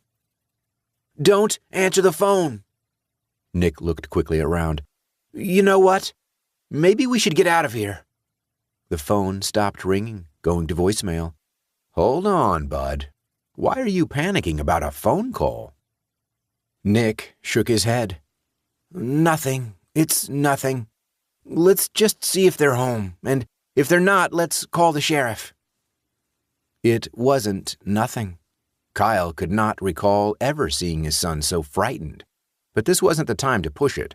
He'd always found it easier to talk to the boy while driving in the car, and he figured the two of them would have a heart-to-heart, or the closest the two of them could get to that, once they were on their way back. For now, he pushed the doorbell, hearing its muffled chime inside the house, and stood there, waiting to see if anyone answered. Once again, he had the sense that things were a little too quiet. Hello? He called. Anyone home? No answer. Maybe we should talk to the neighbors, he suggested. See if they know anything. Like I said, maybe they were called away and had to go somewhere and asked one of the neighbors to keep an eye on the place. Their car's here, Nick pointed out. But Victor's isn't. It was a long shot and seemed highly unlikely even to Kyle, but he was starting to absorb his son's panic and was trying to keep both of them grounded. He glanced to his right toward the house next door and saw, out of the corner of his eye, that the Clarks' small garage door was open. How could he have not noticed that before? Their Explorer was parked in front of the closed big door, but on the side of the garage, the small door was wide open. Nick must have seen where his eyes were looking. I think that was closed the last time I was here. There was a nervous tremor in his son's voice. Let's check it out. Kyle led the way off the porch and up the driveway. Inside, the garage was dark, daylight barely penetrating past the open doorway. He stepped over the raised sill, reaching out for a light switch on the wall to his right. His fingers found one, and he flipped it on. Light from a bare bulb in a porcelain socket attached to an open beam suffused the garage in a yellowish glow. There were the usual boxes and bikes, a tool bench and freezer, lawnmower and edger, and, in the center of the cement floor, 2 bodies, butchered. Victor's parents. Jesus! He exclaimed, instinctively pushing Nick out of the garage. He was unaware that he'd been holding his breath until he exhaled explosively once in the open air. The bodies had no smell. He wasn't sure how that was possible. If they'd been in a garage for more than a day, and he suspected they had, the stench of death should have been unbearable. But there'd been no advance warning about what was in the garage. His phone was in his hand, and he was dialing 911 even as Nick was asking why he'd been pushed out and what was in there. Somehow, the boy hadn't seen the bodies, and for that, Kyle was grateful, because it was a sight he would never forget as long as he lived. A dispatcher answered. 911, what is your emergency? Dead bodies, he said. Murdered. They're all cut up. He'd planned to be more clear and articulate, but those were the words that came out. Murdered? Nick shouted. Victor? What is your location? The dispatcher said at the same time. He shook his head. No, he told Nick. His parents, I think. Location? The dispatcher repeated. Kyle ran into the front yard, looked at the black metal numbers nailed vertically to the porch post. 611 Pinion Drive, he said. He closed his eyes, saw in his mind the bodies, the blood, the organs. And hurry! 2. Should we move the car so the ME's wagon can get in the driveway? Sheriff? Sheriff? Brad nodded absently at Hank, waving him toward the street. His head was pounding like a mother, and he tried to remember if he had a bottle of aspirin in the car. It hurt badly enough that he was even tempted to see if the Clarks had any in their medicine cabinet. but he knew that was unprofessional. This was a crime scene, for Christ's sake.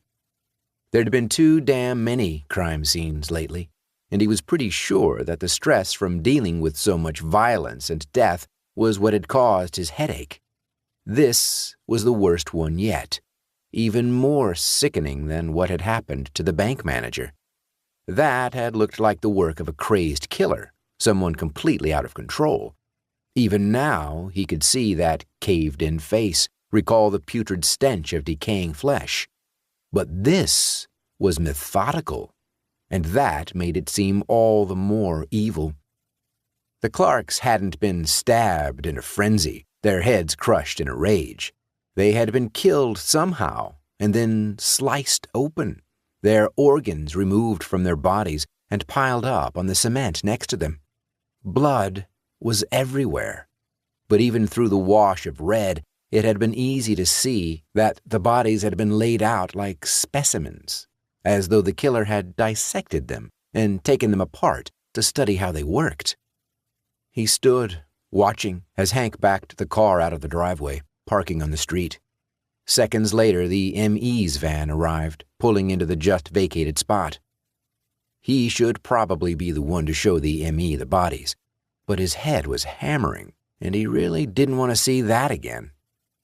Mitch and Isaac were still there, Isaac shooting pictures, and when Hank walked up, Brad told him to take the ME and his assistant into the garage.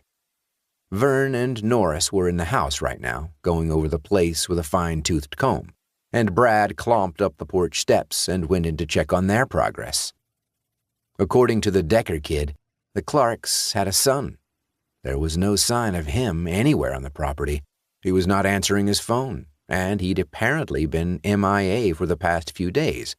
In Brad's book, that made him not just a person of interest, but their prime suspect. 9 times out of 10, in situations like this, it was the missing family member who ended up being the one who'd done it. At least that had been his experience, although, admittedly, on a much lesser scale. He wished now that he'd asked the Deckers a few more questions. He'd briefly interviewed the boy and his dad before allowing them to leave, advising them to come by the station later to give a full statement. They'd both been pretty shaken up. Hell, he was shaken up. And since they weren't witnesses, just civilians who happened upon the scene, he'd thought it best to send them home. Having a little more background on the family, though, might help steer the search in the proper direction, since, according to Norris and Vern, they'd turned up nothing yet. "Skip the front of the house here," Brad told his men. "I want you to look in the kid's bedroom. If we're going to find anything, it'll probably be there.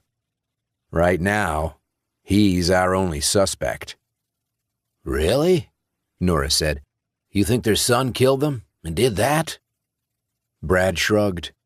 "It's happened before." "Maybe the kid was kidnapped," Vern suggested. "Someone kills the parents, kidnaps the kid." "What for?" "Well, it can't be ransom, 'cause there's no one left to pay it. So, maybe, I don't know, sex stuff?" "Unlikely," Brad told him. But the idea of kidnapping, especially in such close conjunction with the brutal slayings in the garage, made him think about the girls, and excusing himself, he ducked into the laundry room to give Patty a quick call. She answered on the second ring. He tried to make things seem casual, but she could tell that he was checking up on them and immediately asked, "What's wrong?" "Nothing's wrong," he said. "I was just—" "Where are you? Is someone else dead?" There was a catch in her voice. "Is it a child?" Sighing, he broke down and told her. Patty had been making plans to pick up Sue, Jillian, and Shannon from school, and then drop them off at Shannon's house for an hour or so while she met with new clients.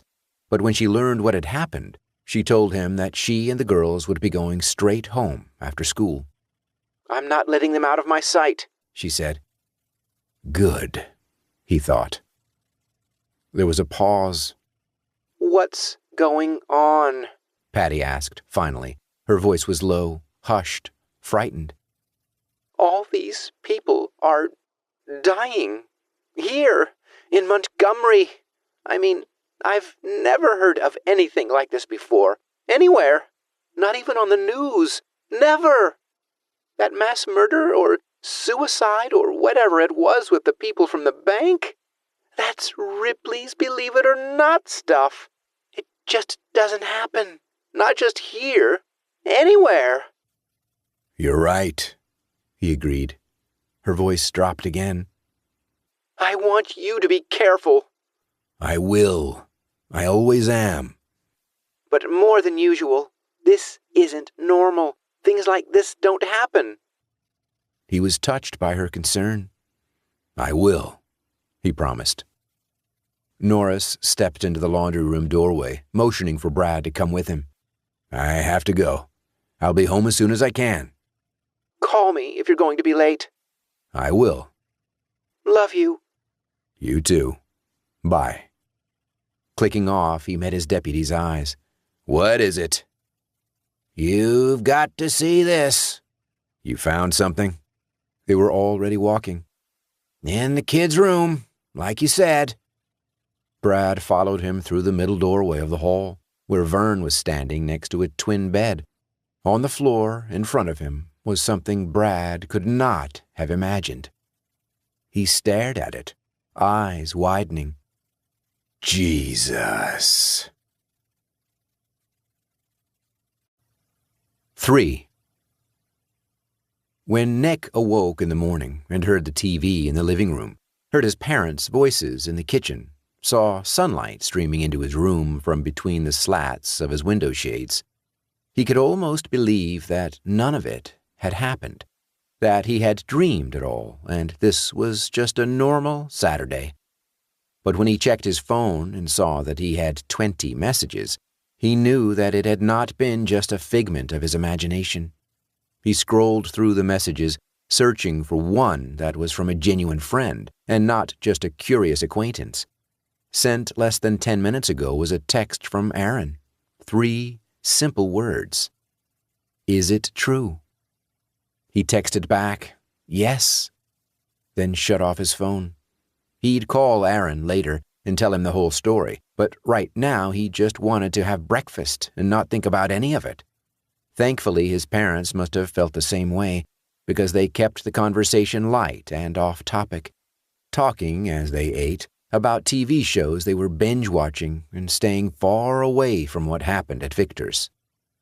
It was mid-morning, and he was in his room playing Halo online, trying to distract himself from yesterday's horror, when the doorbell rang.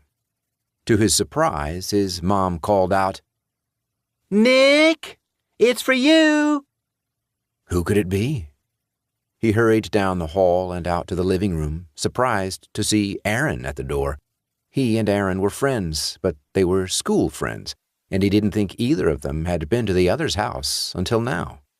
His mom faded discreetly away, retreating back into another room, and Nick stepped onto the porch, the screen slamming behind him.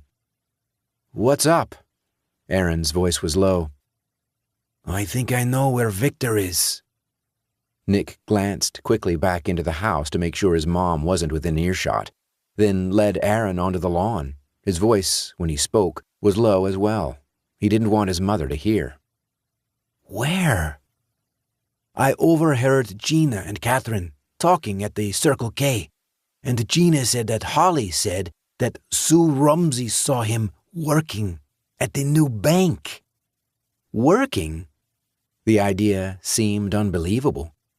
"Sue went in to check on her college saver account, and she says Victor was working there as a teller, but he pretended not to know her." Nick's voice was barely above a whisper. "You know they think he killed his parents, right? They found a whole bunch of weird shit in his room. Cult shit. So what do we do? Tell our parents? Call the law? Tell our parents, right? And have them call the law?" "I don't know. Maybe we should check it out ourselves first. Make sure he's really there. Because if he is, don't you think the sheriff would have already caught him? And if that story's true, where's he sleeping at night? He's obviously going home." Nick shook his head. "I'm not sure I believe it. You know what a liar Gina is. Okay then, let's check it out. Is the bank even open on Saturday? We'll see. Let me tell my mom and get my bike. 10 minutes later, the two of them were coasting down Main into the old downtown. They hid their bikes by the overgrown gulch at the beginning of the business district and walked up the cracked sidewalk to the bank. What do we do if we find him? Aaron asked. Nick opened the glass door and walked inside the bank. Ask him what's going on. They spotted Victor almost immediately. He was one of only 2 tellers at adjacent open windows in the center of a long line on the right side of the room. He looked odd in his white shirt and tie, with his hair neatly combed. But as they reached his section of counter, Nick saw that it was not only his clothing and hairstyle that made him look odd. There was something off about his eyes. Aaron figured it out immediately. Dude, what happened to your eyelashes? He was right. Their friend's lashes were gone. I had to pull them out, Victor said calmly. Nick looked at his name tag. And how come you're calling yourself VJ? A weird look came over their friend's face. I've always been VJ. Nick and Aaron looked at each other, mentally drawing straws. Nick understood instantly that he'd picked the short one, that if anyone was going to bring up what they were really here to talk about, it would have to be him. He gathered his courage. Your parents are dead, he blurted out. My dad and I found them in your garage. We were looking for you. He expected some sort of reaction, but there was none. Victor, or VJ, simply stared blankly from underneath his lashless lids. You've been absent for like a week. I work here now. Your parents were murdered, Nick said. The cops think you did it. Your mother was getting boned by the gardener. She's such a fucking slut. Nick felt the anger rise within him. Did you kill them? I saw it online, Victor grinned. Your mom was lying on her stomach, grunting like a pig, while the gardener was shoving it all the way up her ass. Nick reached for him through the window opening, but Victor, VJ, moved back and easily avoided contact. His face darkened. That's going to cost you, he said. Your account's going to be deducted $10. I don't give a shit. His mom really was being butt-fucked by the gardener, Victor tried to tell Aaron. But Aaron wasn't listening. His phone was out, and he was calling 911. Behind him, appearing as if from nowhere, was a tall man Nick recognized from the assembly as Mr. Worthington. His heart started pounding. He shouldn't have come here with just Aaron. He should have contacted his dad. How could he be so stupid? If Victor, VJ, had killed his parents, Mr. Worthington knew all about it and was covering for him. Nick had no idea what the connection between the two might be, or why there would be any connection at all. But Mr. Worthington had hired Victor for a job and had tried to keep Nick away from the Clark's house. Get off Victor Clark's porch. Leave his yard. Stay off his property. And stop snooping. Do I make myself clear? The man put a hand on Aaron's shoulder. Are you sure you want to be doing that, son? The phone to his ear, Aaron pulled away and started walking toward the door. Yes, he replied. And I'm not your son. This is Aaron Mund, he said into the phone. I'm at the First People's Bank, and I found Victor Clark. There was a pause. Yes. Pause. I'm here right now with my friend Nick Decker. Bad move, Mr. Worthington said quietly. Presumably he was talking to Aaron, but he was looking directly at Nick, and the coldness in those eyes made Nick want to immediately run outside and get as far away from the bank as possible. Aaron still had the phone to his ear, and he looked through the teller window. "The sheriff's on his way," he told Victor. "Yes," he said into the phone. "I'm still here." Victor, VJ, backed up. The area behind him seemed darker than it had been, darker than it should be. Another bank employee, an older woman, passed in front of him, as did another man holding a sheaf of papers, and suddenly their friend was nowhere to be seen. Nick squinted into the gloom, well aware that there should not have been any gloom, but Victor was gone. So was Mr. Worthington. He was no longer behind Aaron, and looking around the bank, Nick saw no sign of him anywhere. Other employees were staring at them, a middle-aged man behind a desk, a young woman coming out of the vault, an older man by the water cooler, and none of them seemed friendly. Gary, his dad's old co-worker and friend, stepped up to the teller window that had been occupied by Victor and looked out expressionlessly. "May I help you?" he asked in a peculiar British accent. There was no indication that Gary even recognized who he was. "Let's get out of here," Nick said under his breath. "I just called the sheriff. We'll wait for them outside." The atmosphere was tense, but no one stopped them as they made their way back toward the front door. Once on the sidewalk, Nick led his friend next door to the bookshop, where his dad was just opening up. They went inside, and he explained to his father what had happened. "You went in there by yourself?" He could hear the anger in his dad's voice. "Why didn't you come and get me?" "We thought we could handle it." Aaron nodded. "That place is freaky, Mr. Decker. It's why I called the law." 2 sheriff's vehicles were pulling up just at that second, and 3 of them walked out. Aaron identified himself as the one who'd dialed 911, and he and Nick told the sheriff the whole story, leaving nothing out. "Do you think he's still in there?" Sheriff Neth asked them. Nick and Aaron looked at each other, then shrugged.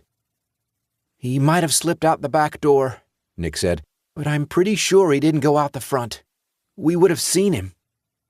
"Unless they have, like, a basement or something," Aaron suggested. "Because he was gone.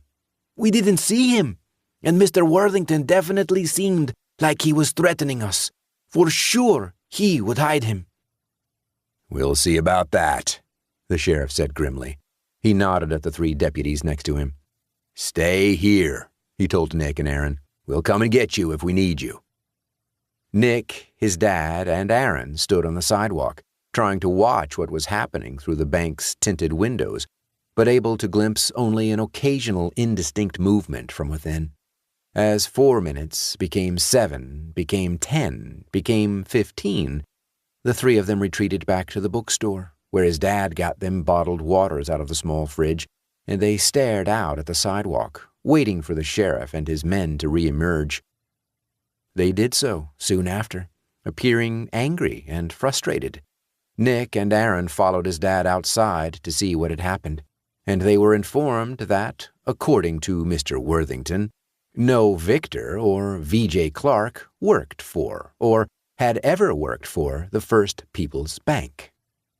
"We saw him! We saw him!" Nick and Aaron cried almost in unison. "He was there!" "I believe you," the sheriff said, "but there's no way to prove it. We searched every inch of that place, and everyone swears that they don't know anyone named Clark, and they've never seen anyone matching his description." "Even Gary?" his dad asked, softly. The sheriff nodded. "Even Gary.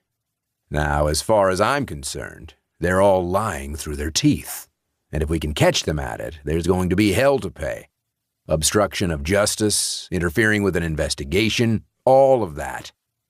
But until we can prove otherwise, we're out of luck." He looked at Aaron and Nick. "Now, do you 2 want to come down and give a statement? Make it official?" Nick glanced over at his dad, who nodded. "Sure." The sheriff smiled. "All right, then. This'll help," he assured them. I'm coming with you, his dad said, and Nick felt a gigantic sense of relief. This was all adult stuff, and he was way out of his depth. It felt hugely reassuring to know his dad would be by his side. We'll call Mom, tell her to meet us there. And, Aaron, maybe you should call your parents. Have them come along too. Aaron nodded. Let me close up shop. Aaron, you can call your parents, then you two get your bikes. Put them in the store, and we'll head down. He looked over at the sheriff and his deputies. Meet you at the station in 15 minutes? See you there, the sheriff said. At home, after an hour at the sheriff's office, Nick sat in the high-backed chair he used to like to pretend was a throne and faced his parents, who were seated on the couch. None of them seemed to know what to say. His mom shook her head. Victor killed his parents? I can't believe it. I can't either, Nick admitted. He stared down at the carpet, filled with an almost overwhelming sense of loss.